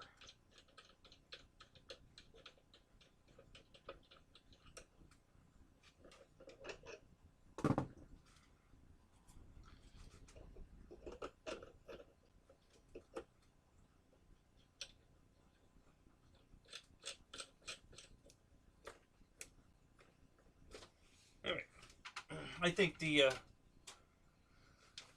think it needs a bigger prop on it anyway. I think that one looks too small on there. It should have a big prop on it.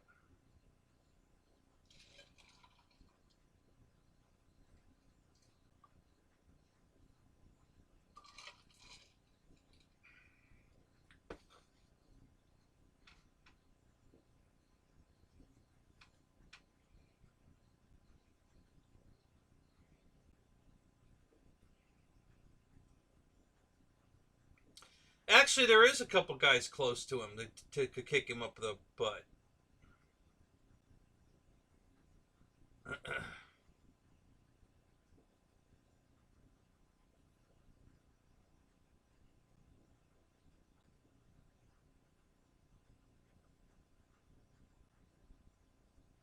We have an operative in Colorado.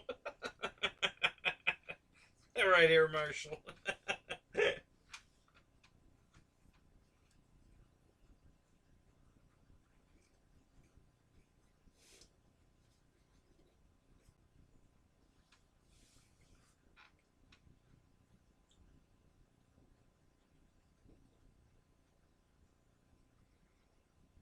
Yeah, I know there's more than one guy in Colorado, so yeah, I think you're right. I think Deuces is one of them.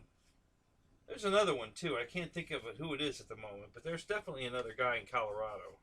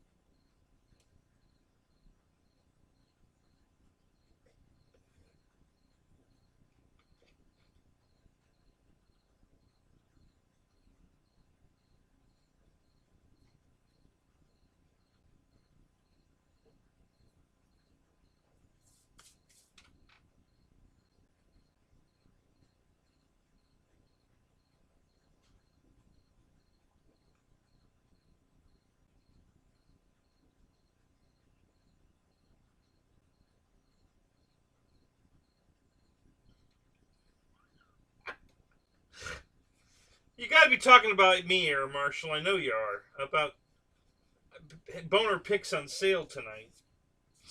that had to be toward me.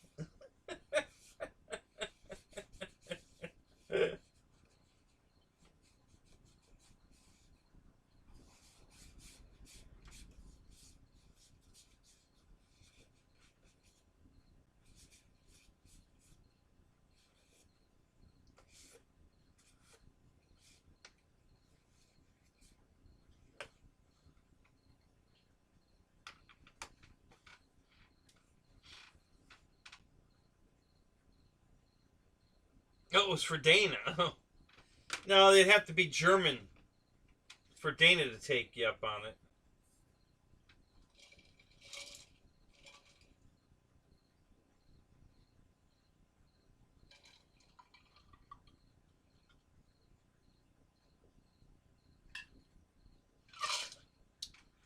Yeah, Air Marshal, but he only likes, German sales. They got to be German. So you got any German dick pics? He'd be up for those.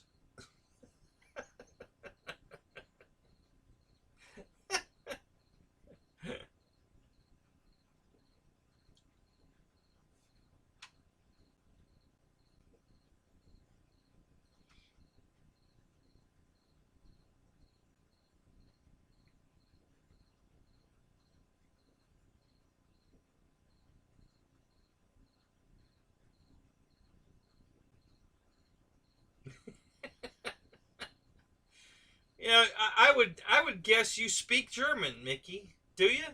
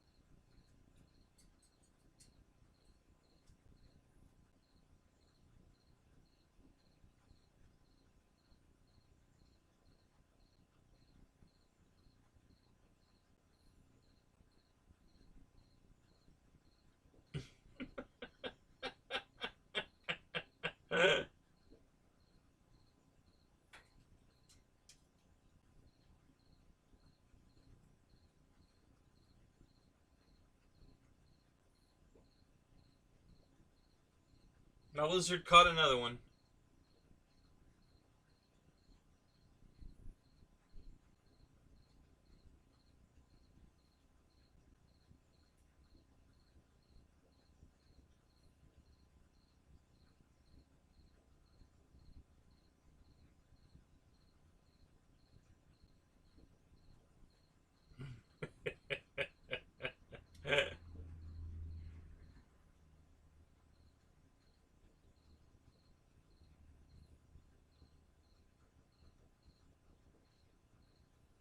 What, GB? You said you had fun with nuts this weekend?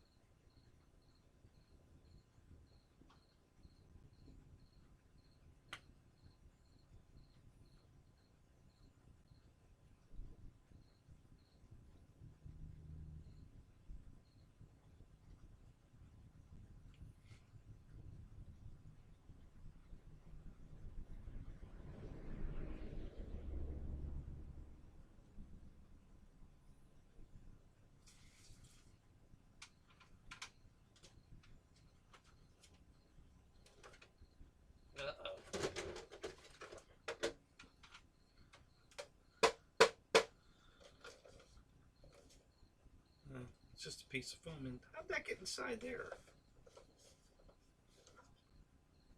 Huh. Interesting.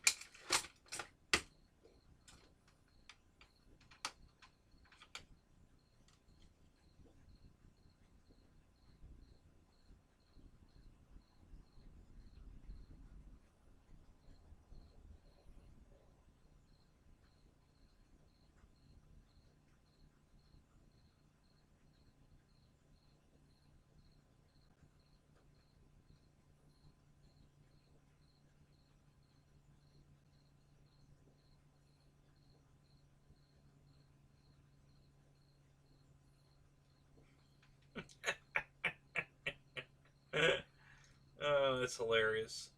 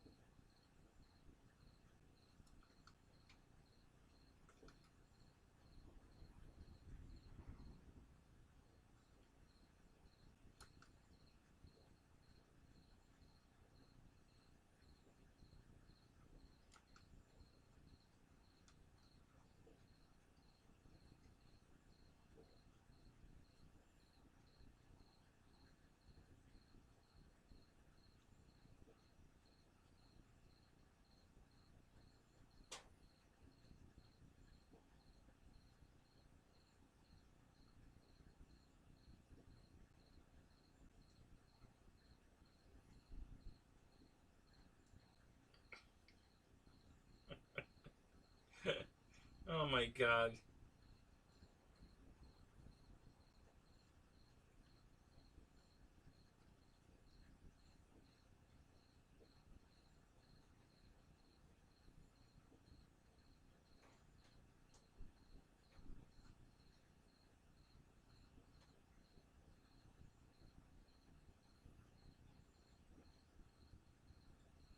Yeah, you're right, Marshall. The women on Orville were what much hotter. Listen, if you want to listen to that Cylon bitch, all you got to do is go to Atlanta Airport and get on the underground tram that goes to the air sides. You know, because that's the voice. The Cylon voice is on that train.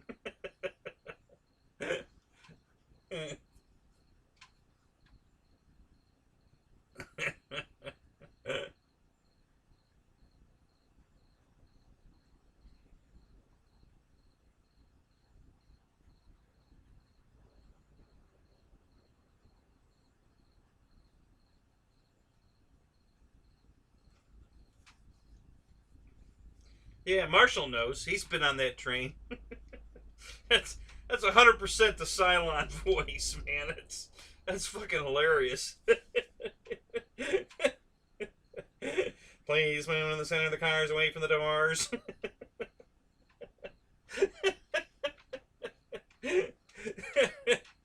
Oh my god, that's hilarious.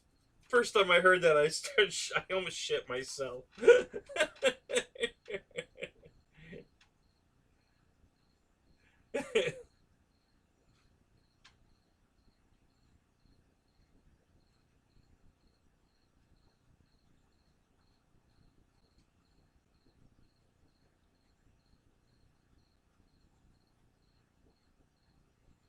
Yeah, I figured you had been, Marshall. That's why I said it.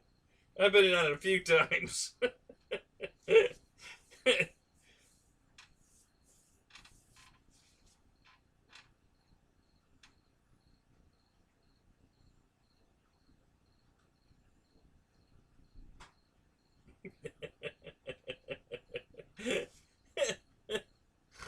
uh,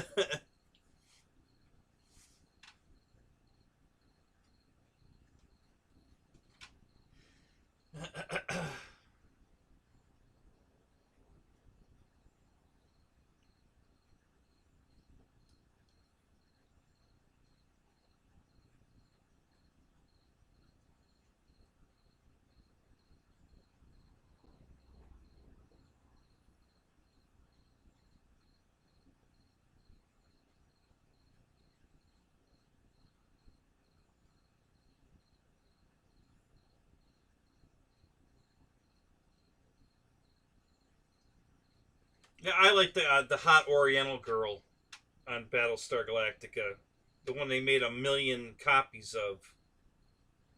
She was hot. Damn, she was hot.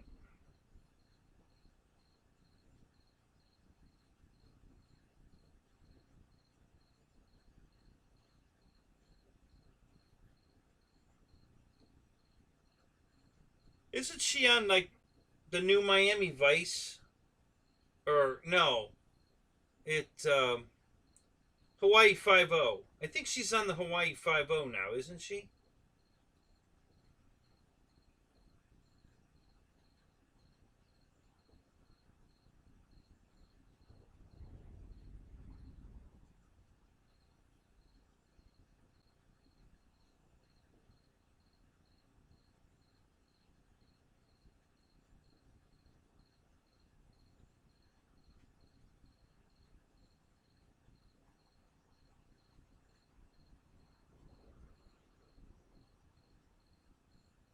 Boomer. That her name? Yeah.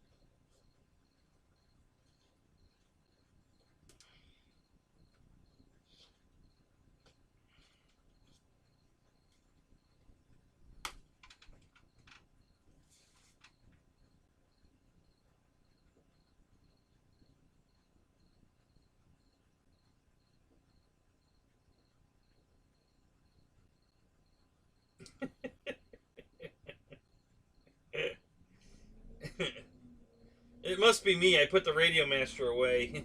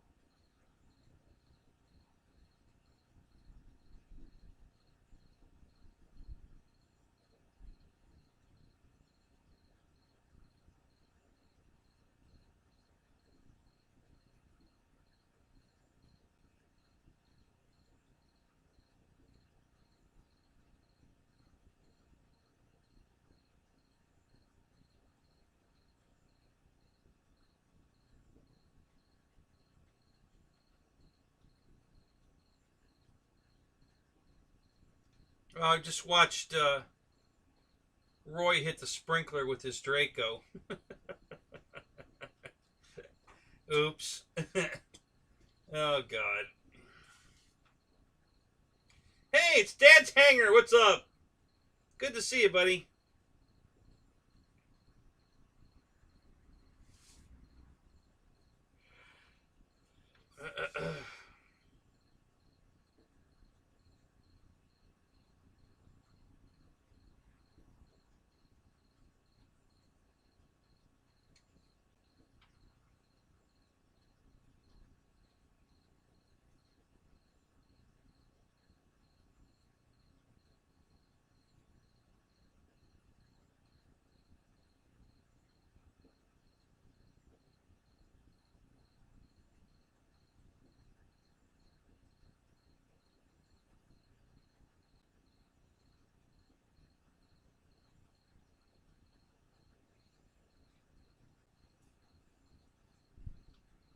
Oh, Jim, you just need to get yourself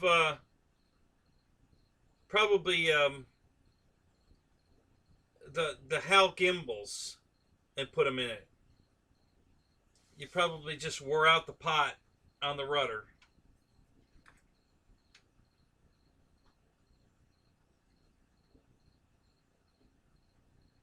I have that mile away stare.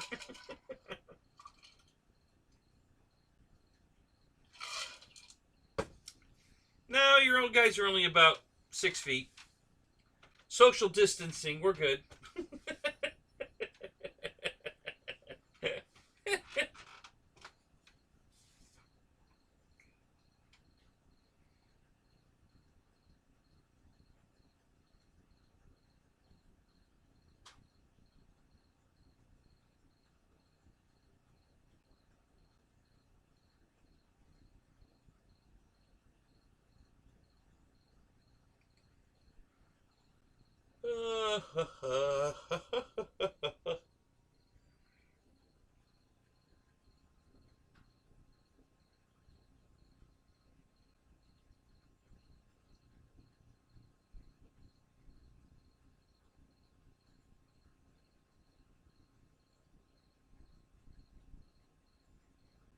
Jim, don't you already have the jumper radio?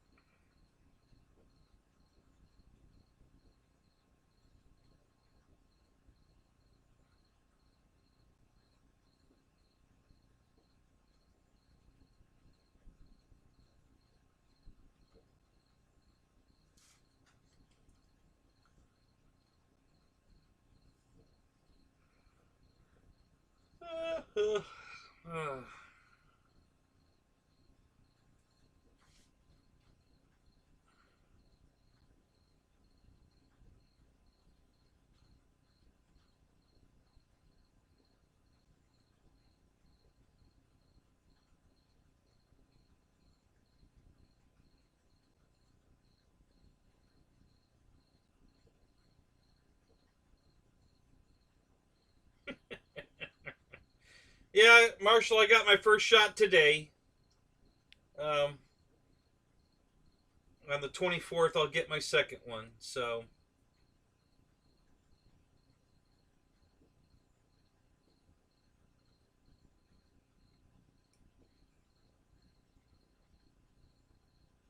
no, actually, I don't know why I'm yawning so much, but I'm not the least bit tired. I don't know why I keep yawning.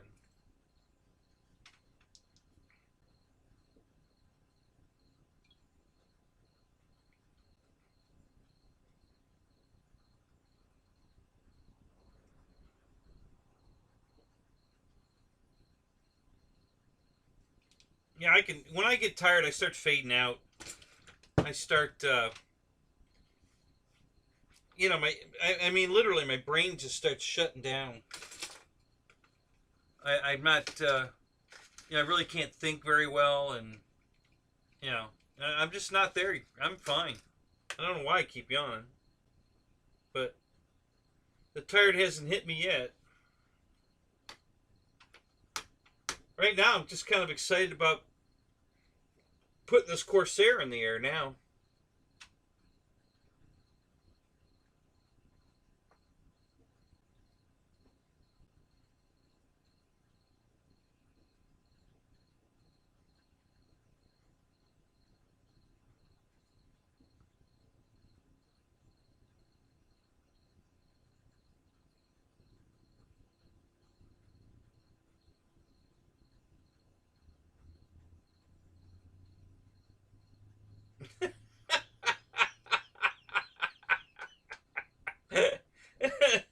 That's hilarious. I asked for it in my right arm because I'm left-handed, and I got that. So, but I didn't ask for it rectally.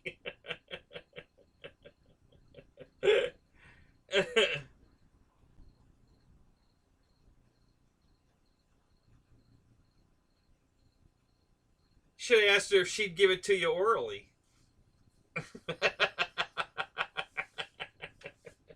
What were you thinking, idiot?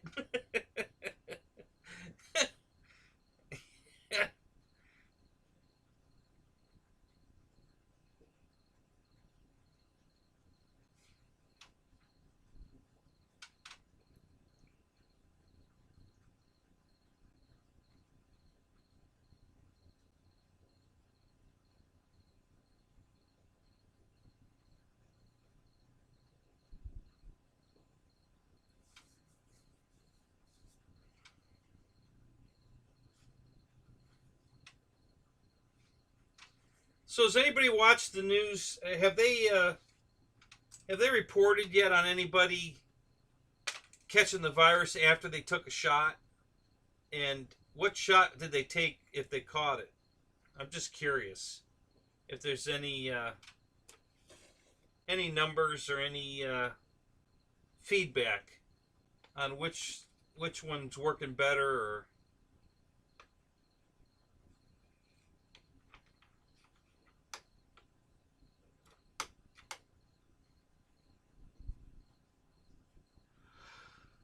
That's a different how?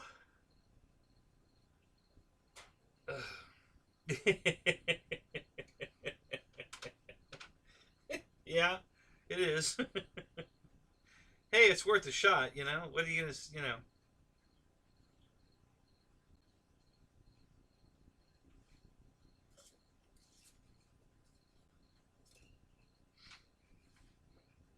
My nurse that gave me my shot today was pretty cute, actually.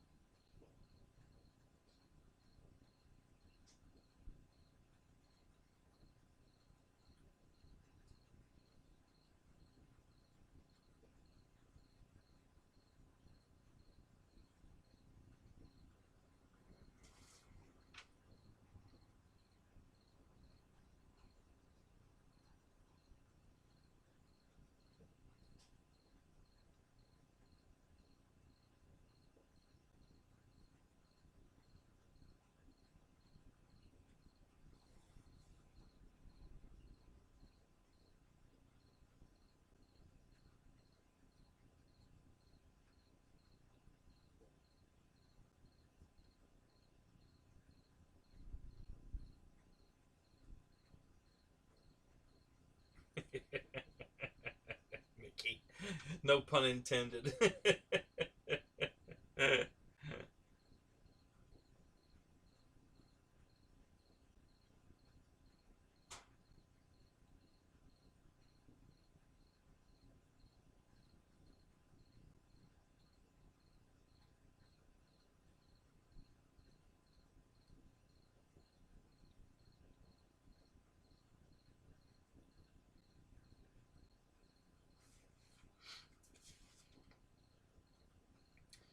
Dana, I don't think they're going to offer you money.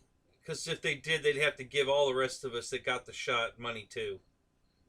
So.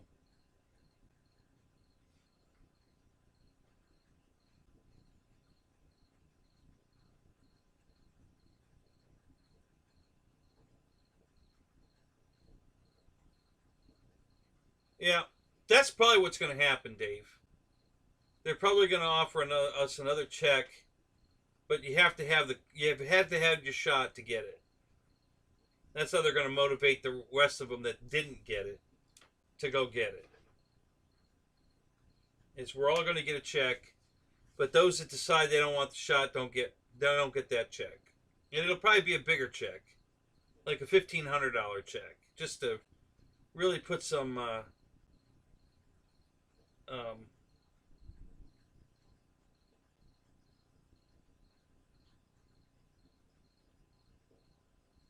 motivation. You know, get somebody motivated to really do it.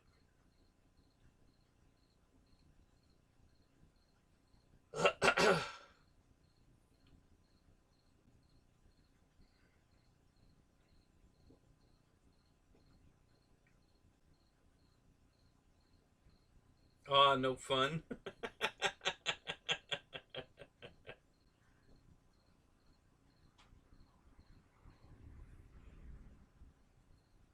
Well, not really, Dana. You'll get paid if you go get the shot. You get that stimulus check. So it'll work. But, you know, like Dave said, we're all going to get it, though. They're not going to just give people that didn't get the shot a check because everybody else would be in uproar, you know. So he'll probably offer one more big incentive check to anyone that got the shot, gets this last stimulus check, and that'll force a bunch of people like you to go get the shot because you're going to want that big stimulus check.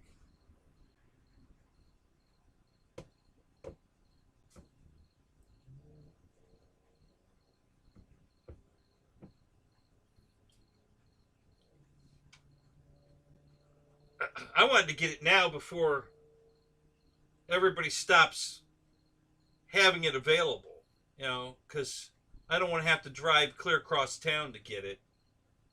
Um, in the beginning, that's what was going on, and there were these big long lines in Tampa. It was ridiculous. You know, people were sitting in line in their cars in line for hours, waiting to get their shot.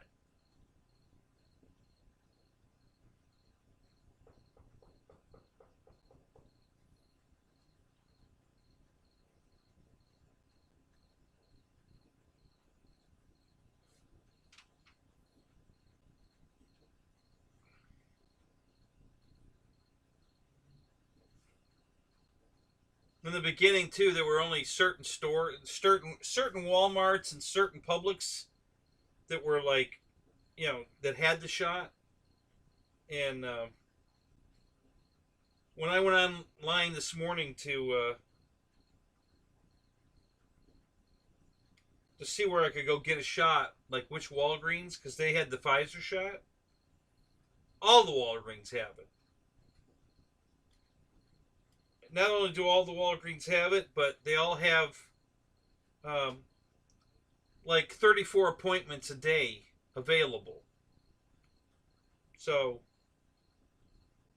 you know, I was online at 9:20 and I made my appointment for 9:55 and went in and it was over. I mean, in and out, boom. It was no lines, no waiting. It was sweet.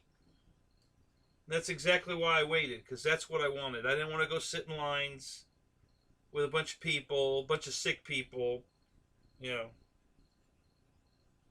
I just wanted to go in, get my shot, and go out. And that's exactly what I did. And I thought I was going to have to drive. The only Walgreens that was given the Pfizer shot around here was the one way over in Hudson. It's about 11 miles. Not that big a deal, but this one's 3/4 of a mile. So I left my house here at 9:48. My appointment was at 9:55. So yeah, just, you know, drove over, walked in, no line, walked up, said, "Yeah, I'm here to get a COVID shot." She picks up her pad. I said, "It's not going to be on the pad. I just made the appointment 20 minutes ago." So she put the pad down and looked in the computer.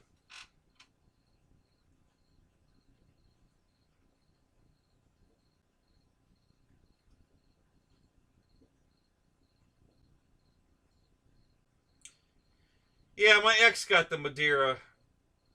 The second shot really knocked her on her ass. I mean, and that's what I've been hearing from a bunch of people. But then I talked, you know, Fred on here and George on here and Matt all got the Pfizer one, and they said the second shot they had no effect from it. So I decided I wanted the Pfizer one. Yeah, my ex, she was out for 2 days. Man, it kicked her ass for 2 days when she got the second shot on the Madeira. So how did you do on the second shot, Dave? Did it kick your ass too, or no?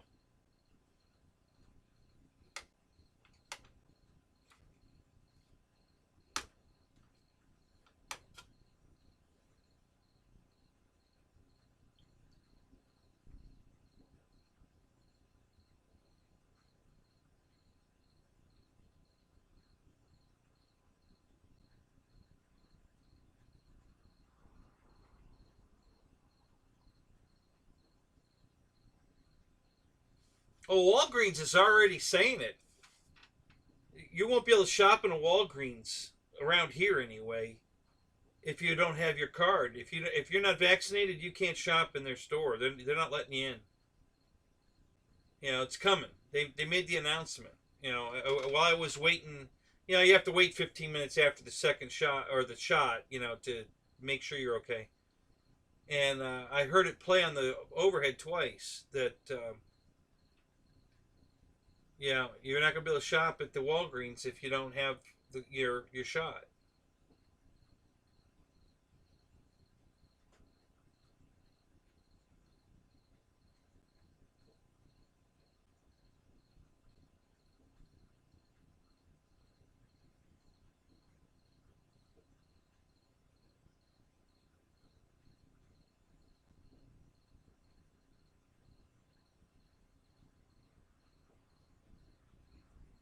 Yeah, there you go, Dana.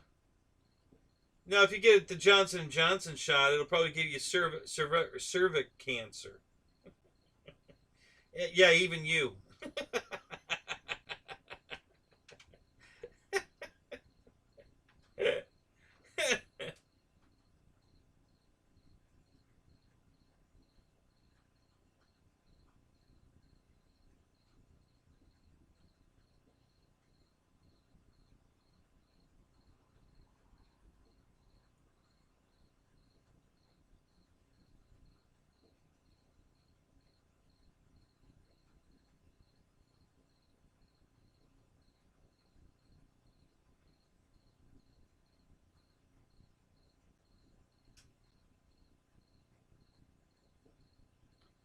Yeah, that's why I went with the Pfizer one. Everybody on here that got the Pfizer shot said they didn't have any effects. I mean, right now my arm's a little sore they got the shot went in. It's just now starting to hurt a little bit. All day it's been fine, but it's starting to hurt a little bit now. No big deal, but um,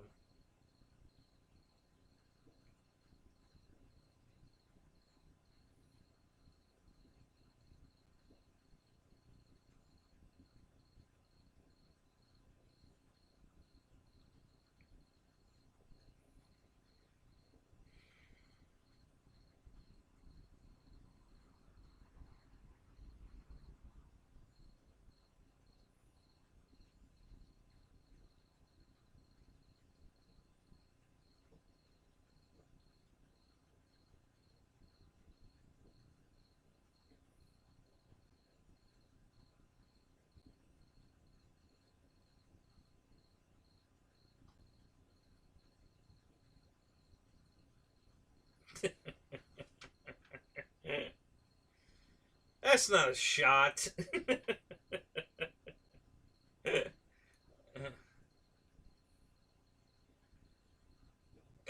Yeah, Dana's shot still in the box.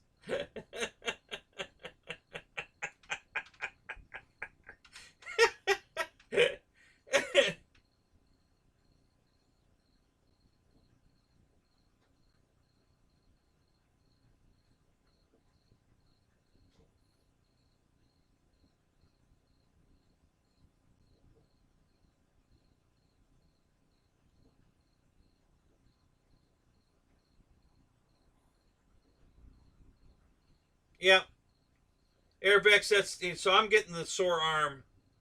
My ex got sick on the second one. The first one she was okay, but the second one, you know, she got sick for 2 days. She was pretty fucked up. Not puking or anything, but just feel like crap. She just stayed in bed for 2 days. So, but everybody that's been on here that said they got the Pfizer shot said that the second shot had no effect on them. So I decided to go that route. So I went and got the Pfizer one. So hey, yeah, Rick, did you get your F7F ordered? I hope you did because they're on back order now. They're out. So I hope you were the one that got the last one.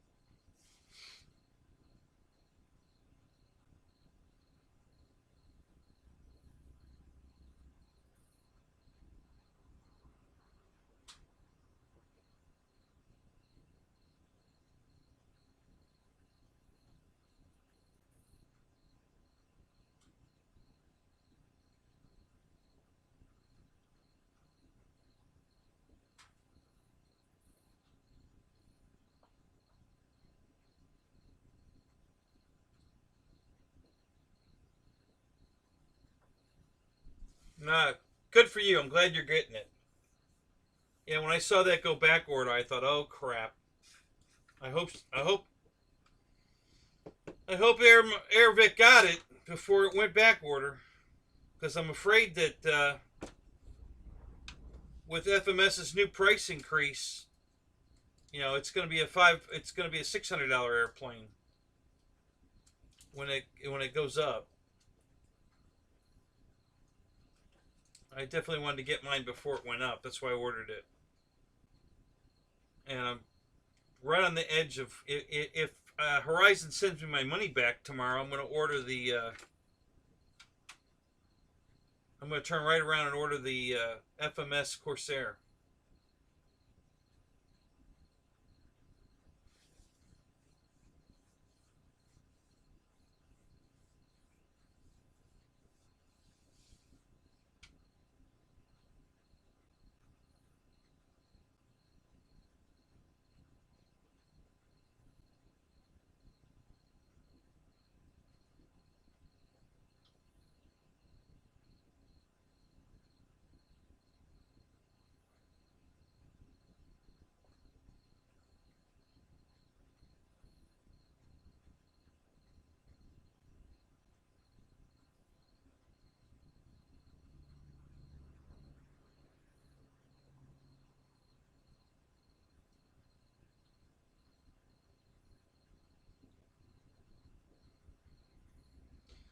I don't have an actual speed, but it's pretty damn fast.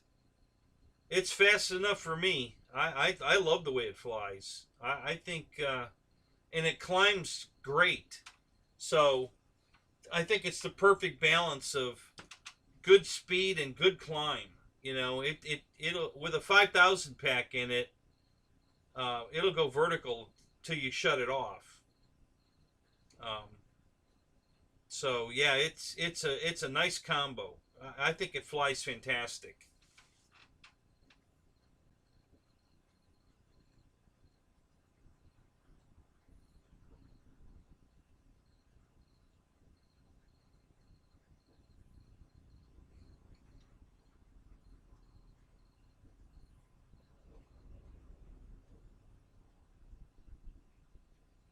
Well, that's the same motor they put in the Mustang, Dave. And if you put,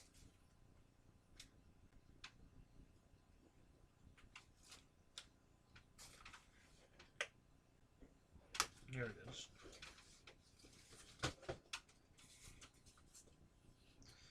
If you put this modified prop on it, it'll go vertical to the stars. So you have to increase the pitch. So all you got to do is get a prop for the with more pitch in it. They just don't pitch it enough. I don't know what the pitch of this is. Um, all I did was the tie wrap mod. Where you put a tie wrap under the leading edge of the blade, and it increases the pitch. And it made a night and day difference on the Mustang. So it just needs a more pitch prop to run that 300 kV motor, and it works fine. Um,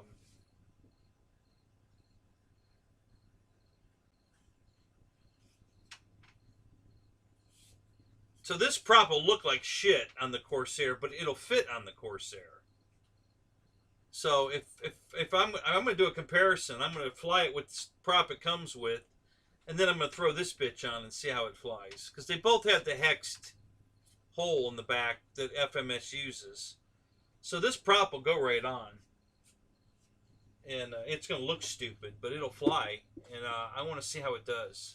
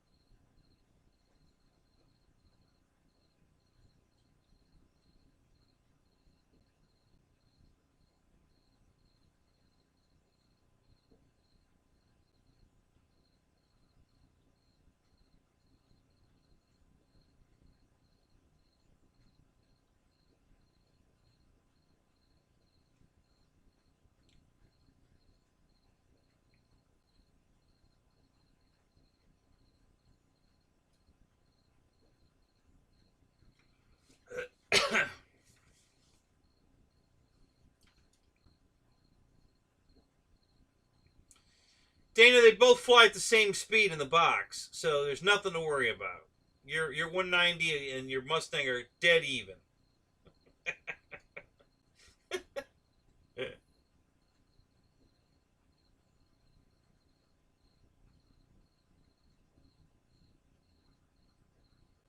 No, actually, the other night, remember Dennis Farley looked all of them up. The P-47 was the fastest. Um,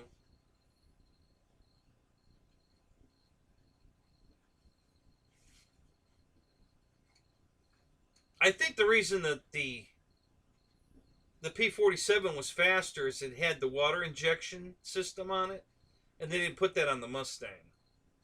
Um, but yeah, the P-47 went 486 miles an hour, and the P-51 only went like 465, I think. So the P-47 was about 20 miles an hour faster than the Mustang.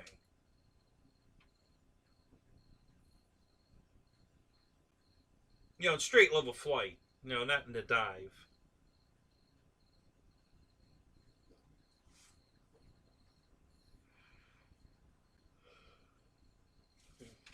I was surprised because just looking at the planes, the Mustang's definitely cleaner. Sleeker, less air, more aerodynamic. You know, so I really can't believe how the P-47 was faster.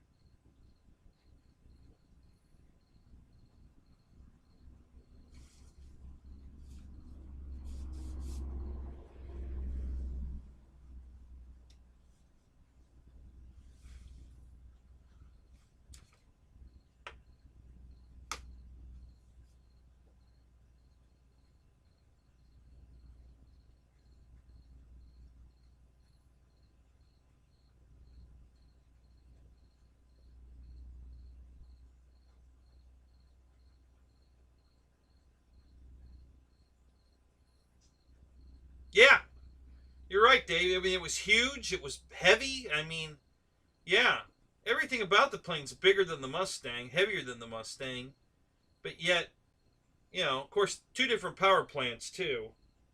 But the guys that flew the P-47 all say that when you hit the button for the water injection, man, it's like getting a kick in the pants. They said that really set you back in the seat. So apparently that water injection really made a difference.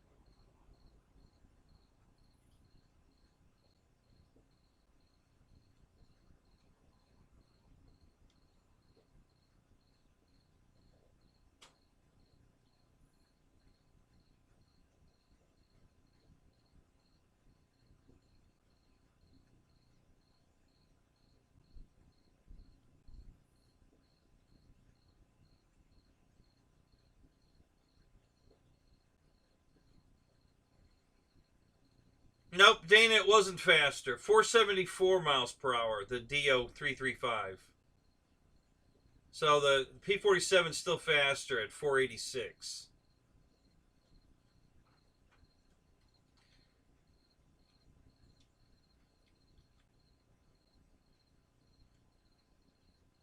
But it was faster than the Mustang.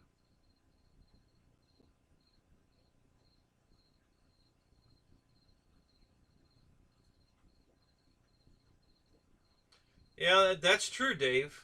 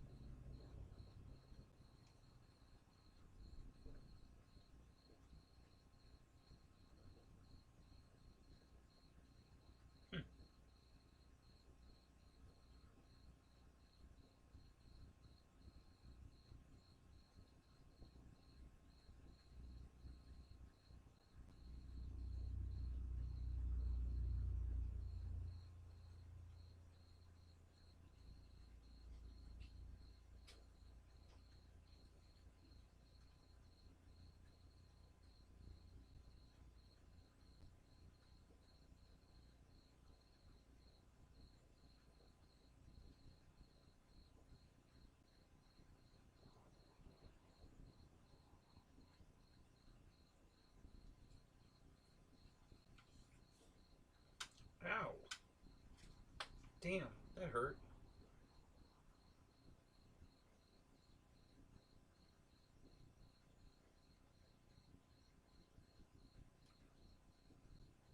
So I'm not reading the chat, guys. I'm looking up some more specs on all the airplanes.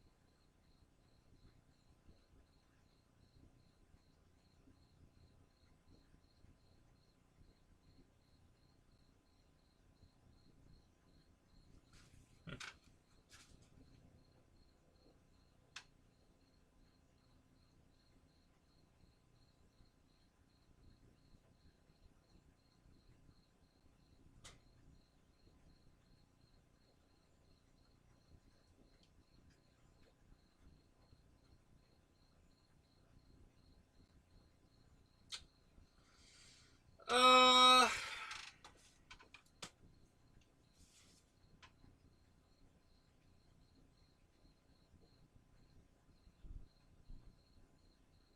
it's a good question. They're pretty close, I think. Um, because when I was flying in the gaggle of 10 planes, I was flying my FMS P-51, which is the same size as the, it's a 1450 and it's 1500. It was the same airplane. When I set that thing on the ground next to the other ones, man, other than the wings being different, the planes were the same size.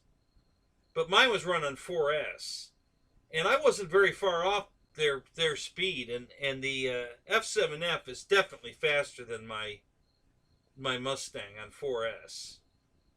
So yeah, I think I would say the F7F's faster. It's pretty damn fast when you go wide open. It's no slouch at all, man. It's hauling ass. Um,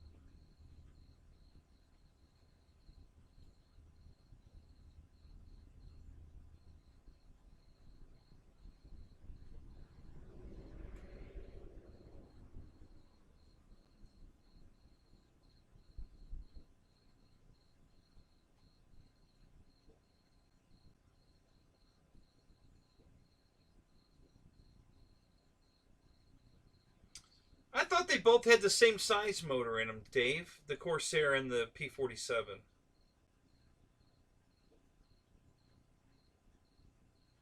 Wasn't it the 2180?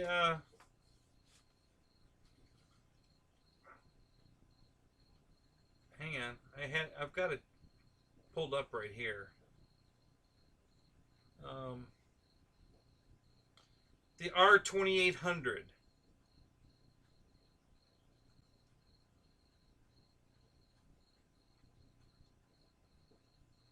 Yeah, I think they all had the 2800 eventually. I mean, there might have been a smaller one at the beginning, but I think I think the Corsairs and the T28s and the T28s came after the war, but I think the Corsair and the P-47 both got the R2800. I'm pretty sure.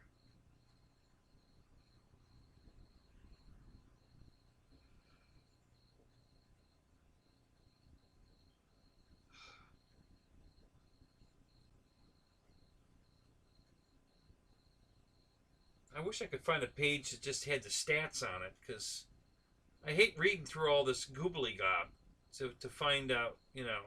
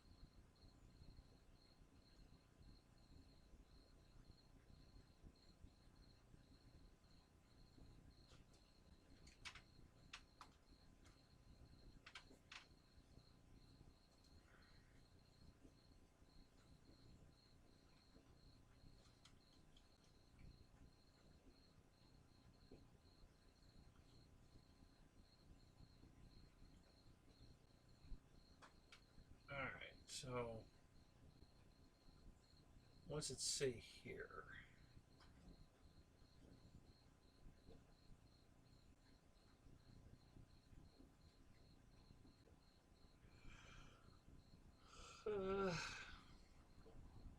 God, I wish I could just get a chart.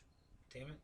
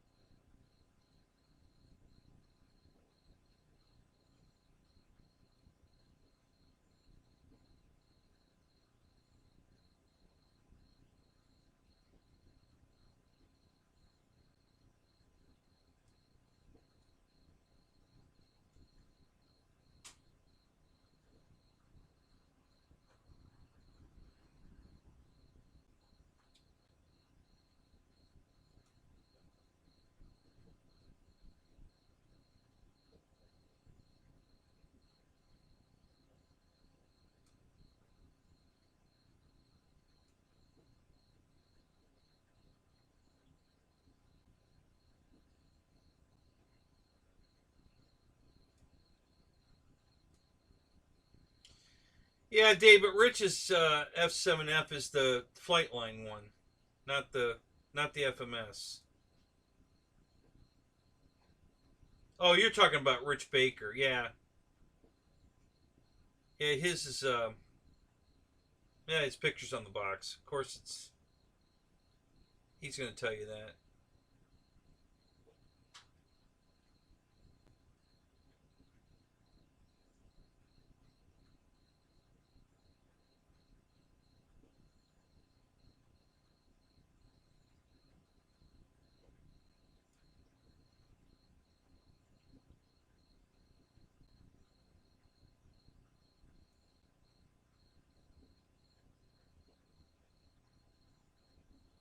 Okay, so you guys are misunderstanding.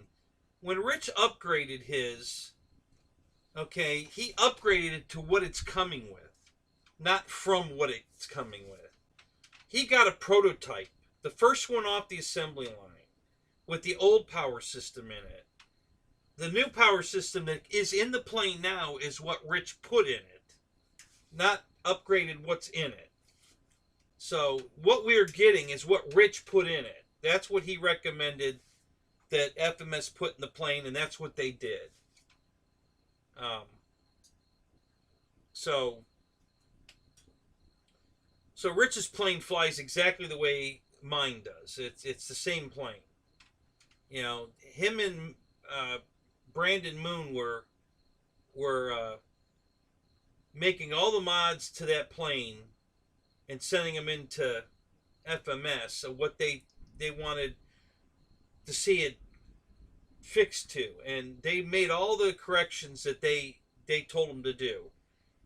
Brandon did a lot of scale vent work and exhaust port work and changed the plastic radial motors to look more authentic. That was all Moon stuff. He did all that, and Rich was pretty much testing performance. So he pulled the power plant out of a Beaver and put it in the Beaver props and went from there. So yeah, the plane's pretty damn fast. Um,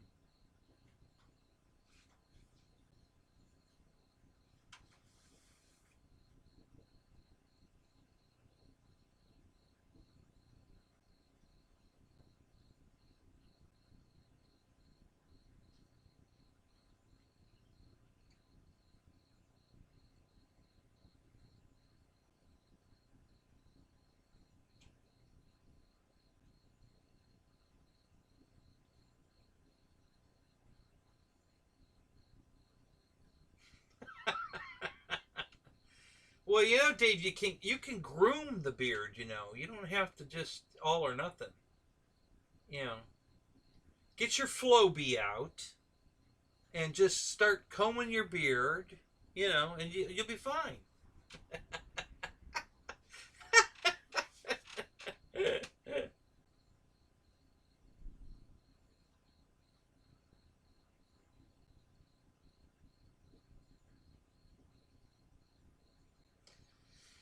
So Juno, you're back. What's up? What did you go? Take a cat nap? Get up to pee? What happened?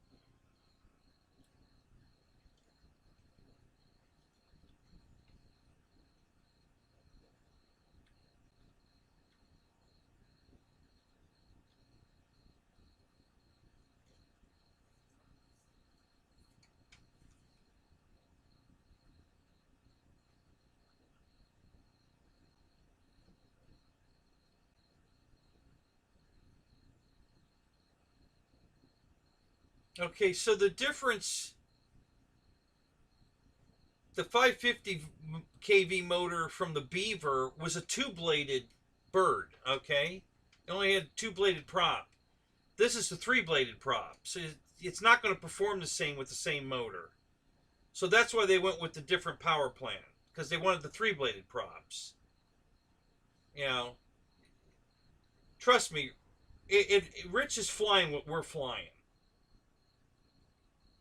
He doesn't have the Beaver motors in there with the three-bladed prop on it.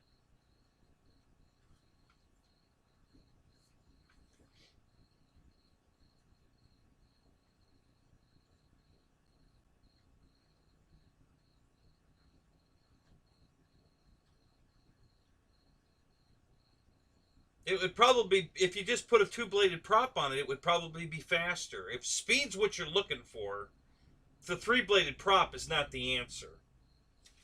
You definitely want the two-bladed prop if you want speed.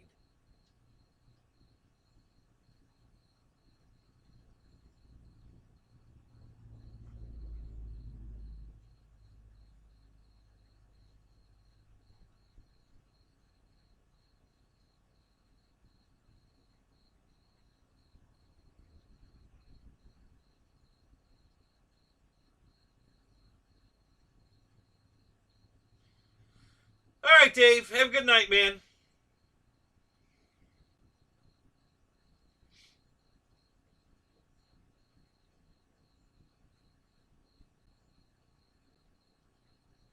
Yeah, Dana, that's because I'm looking shit up. You know, I can't be in the chat and looking shit up at the same time. So that's why I'm behind.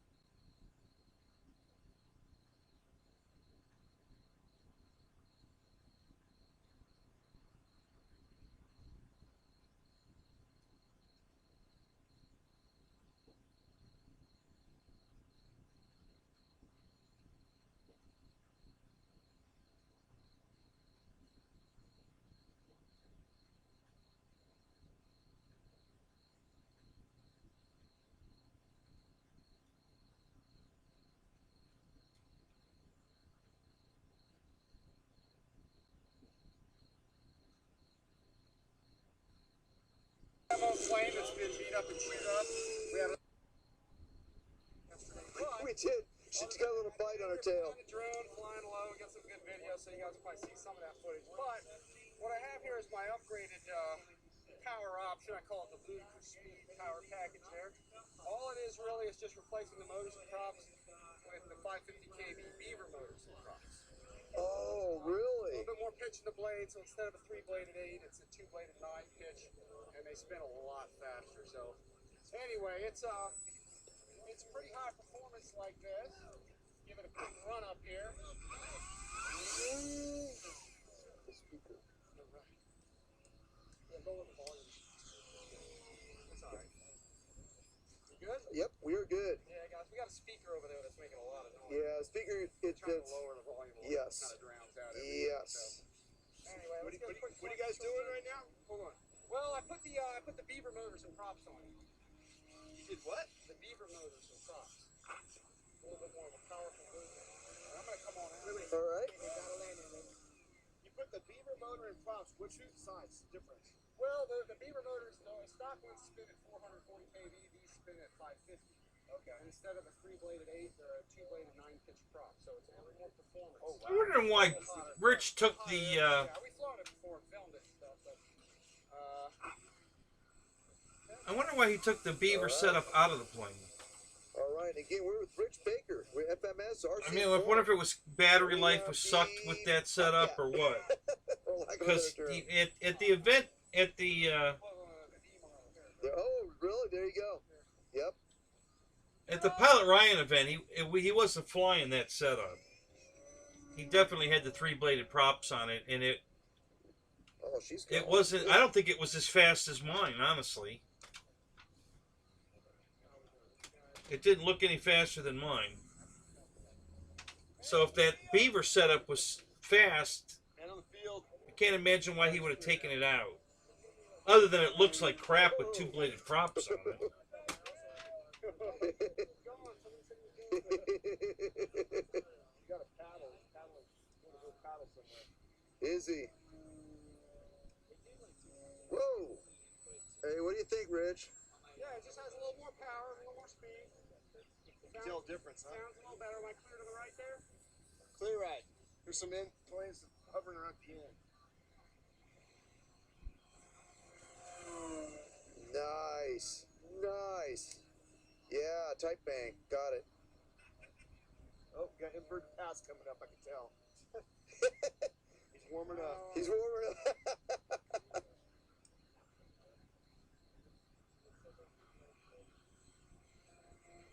Yep. You know him too well, don't you?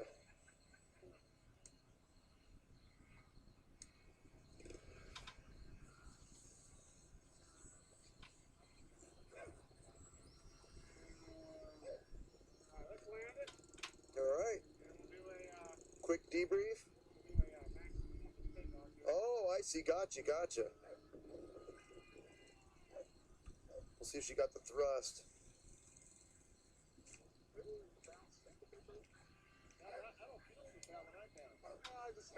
Yeah, and I believe that because it looks Yeah, terrible. Exactly.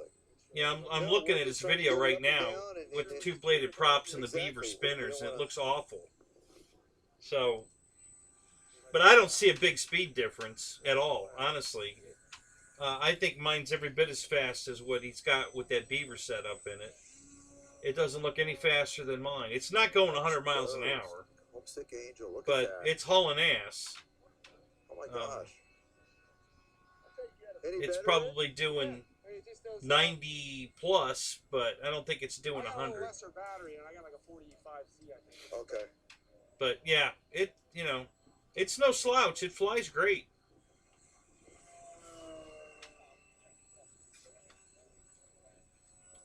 It definitely looks like crap with those Beaver spinners and 2-bladed props on it.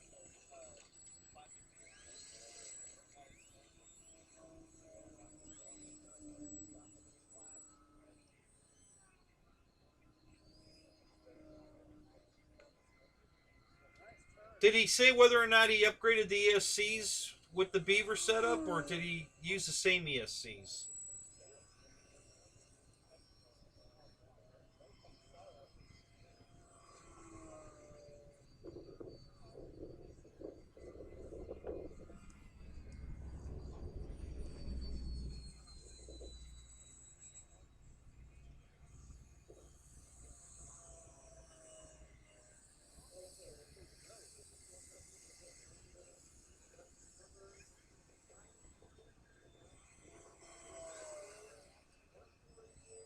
Yeah, that's why I was wondering, because you're right. All right, Rich gotcha. Rich is always flying wide open. Christ, he doesn't know what, you know, wide open and upside down.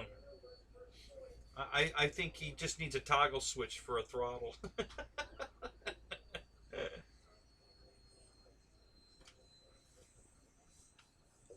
Nice, nice.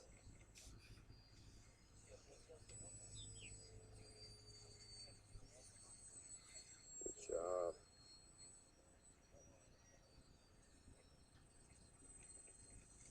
And that's it, Back, man. do the back A little taxi. more speed, a little more power, a little more sound. Okay, all right. The spinners are not really to scale, but I just put it on there for a little more performance. That's all. Sure, So, sure. Looking good, brother. All right, hey, yeah, it's pretty much a drop-in install. That's all. there you go. So, Hey, she's looking sweet.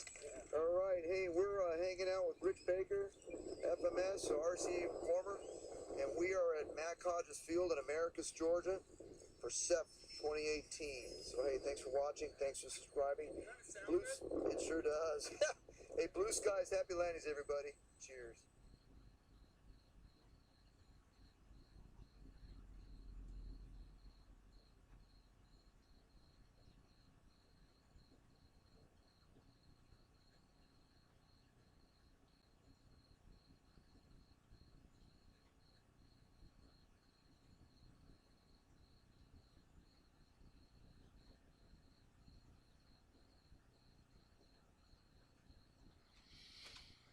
All right. I think I'm going to call it. Another 7-hour show. I think it's time to go to bed.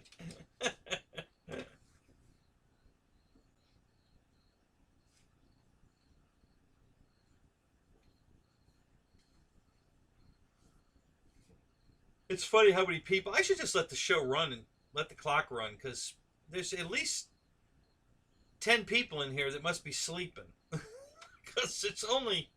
Well, I'm sure John's listening, because he's probably working on planes and listening, but there's 12 people still in the conversation, but there's only 3 or 4 of us talking.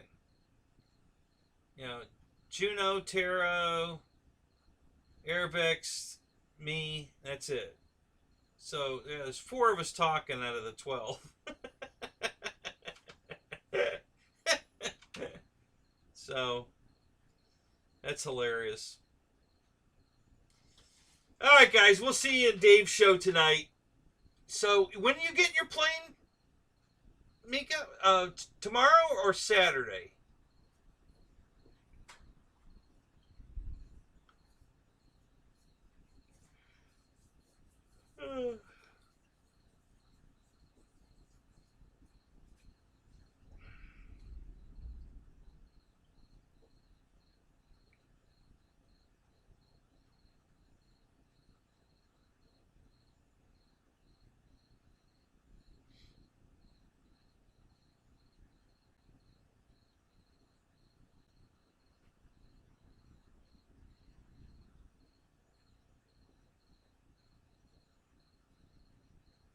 Oh, cool. Are you going to be home for it? Or do you have to work?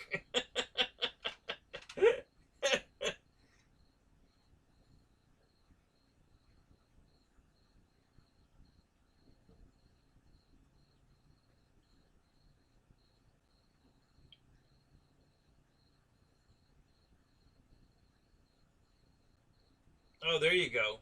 You got the $50 bonus email. So you're going to buy a receiver with that? Hey, you can't beat that. 50 bucks, just for, taking advantage of it. I mean, what the hell?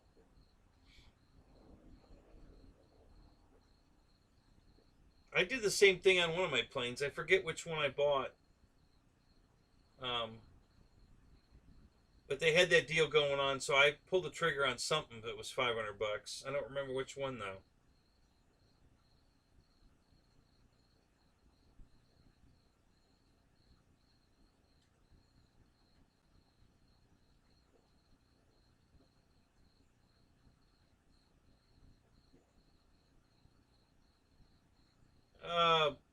put a note on the door. You know, I am home. Do not, you know, leave note, ring bell. You know, just, you know, don't take chances. Just put a note on the door. Hey, I'm home. Ring the bell.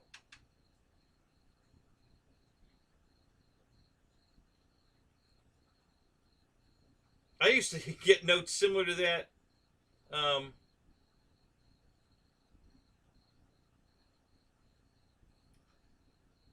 Yeah, that's exactly why I got mine, because the price is going to go to up to $600, and you know I didn't want to lose out on this one. This was one I wanted.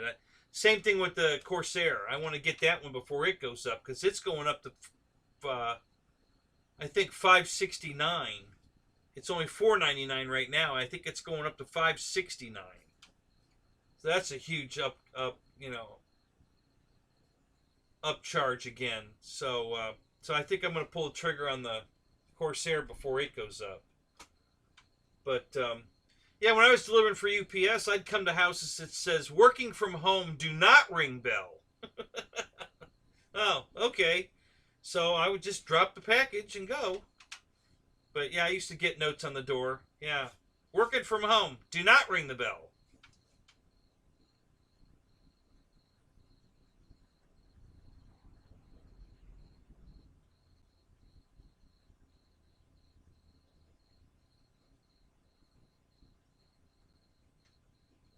Yeah, I have the app too for both UPS and FedEx. So yeah, I get notified also. So that's pretty cool. So the post office left me my plane today. The gate was open, and they didn't bring it up to the door. They left it at the gate, even though the gate was open. They've never done that before. If the gate's open, they always bring it to the door. So I don't know what happened today with that. But anyway, all right, guys. Hey, thanks for being here, man. It was fun. We'll talk to you guys tonight in Dave's RC. You can tell me all about your unboxing. Let me know how it went. Hopefully you didn't get a damaged one. And we'll catch up on that later tonight. So have a good night, guys. Good morning, whatever you want to call it. And we'll catch you later. Have a good night.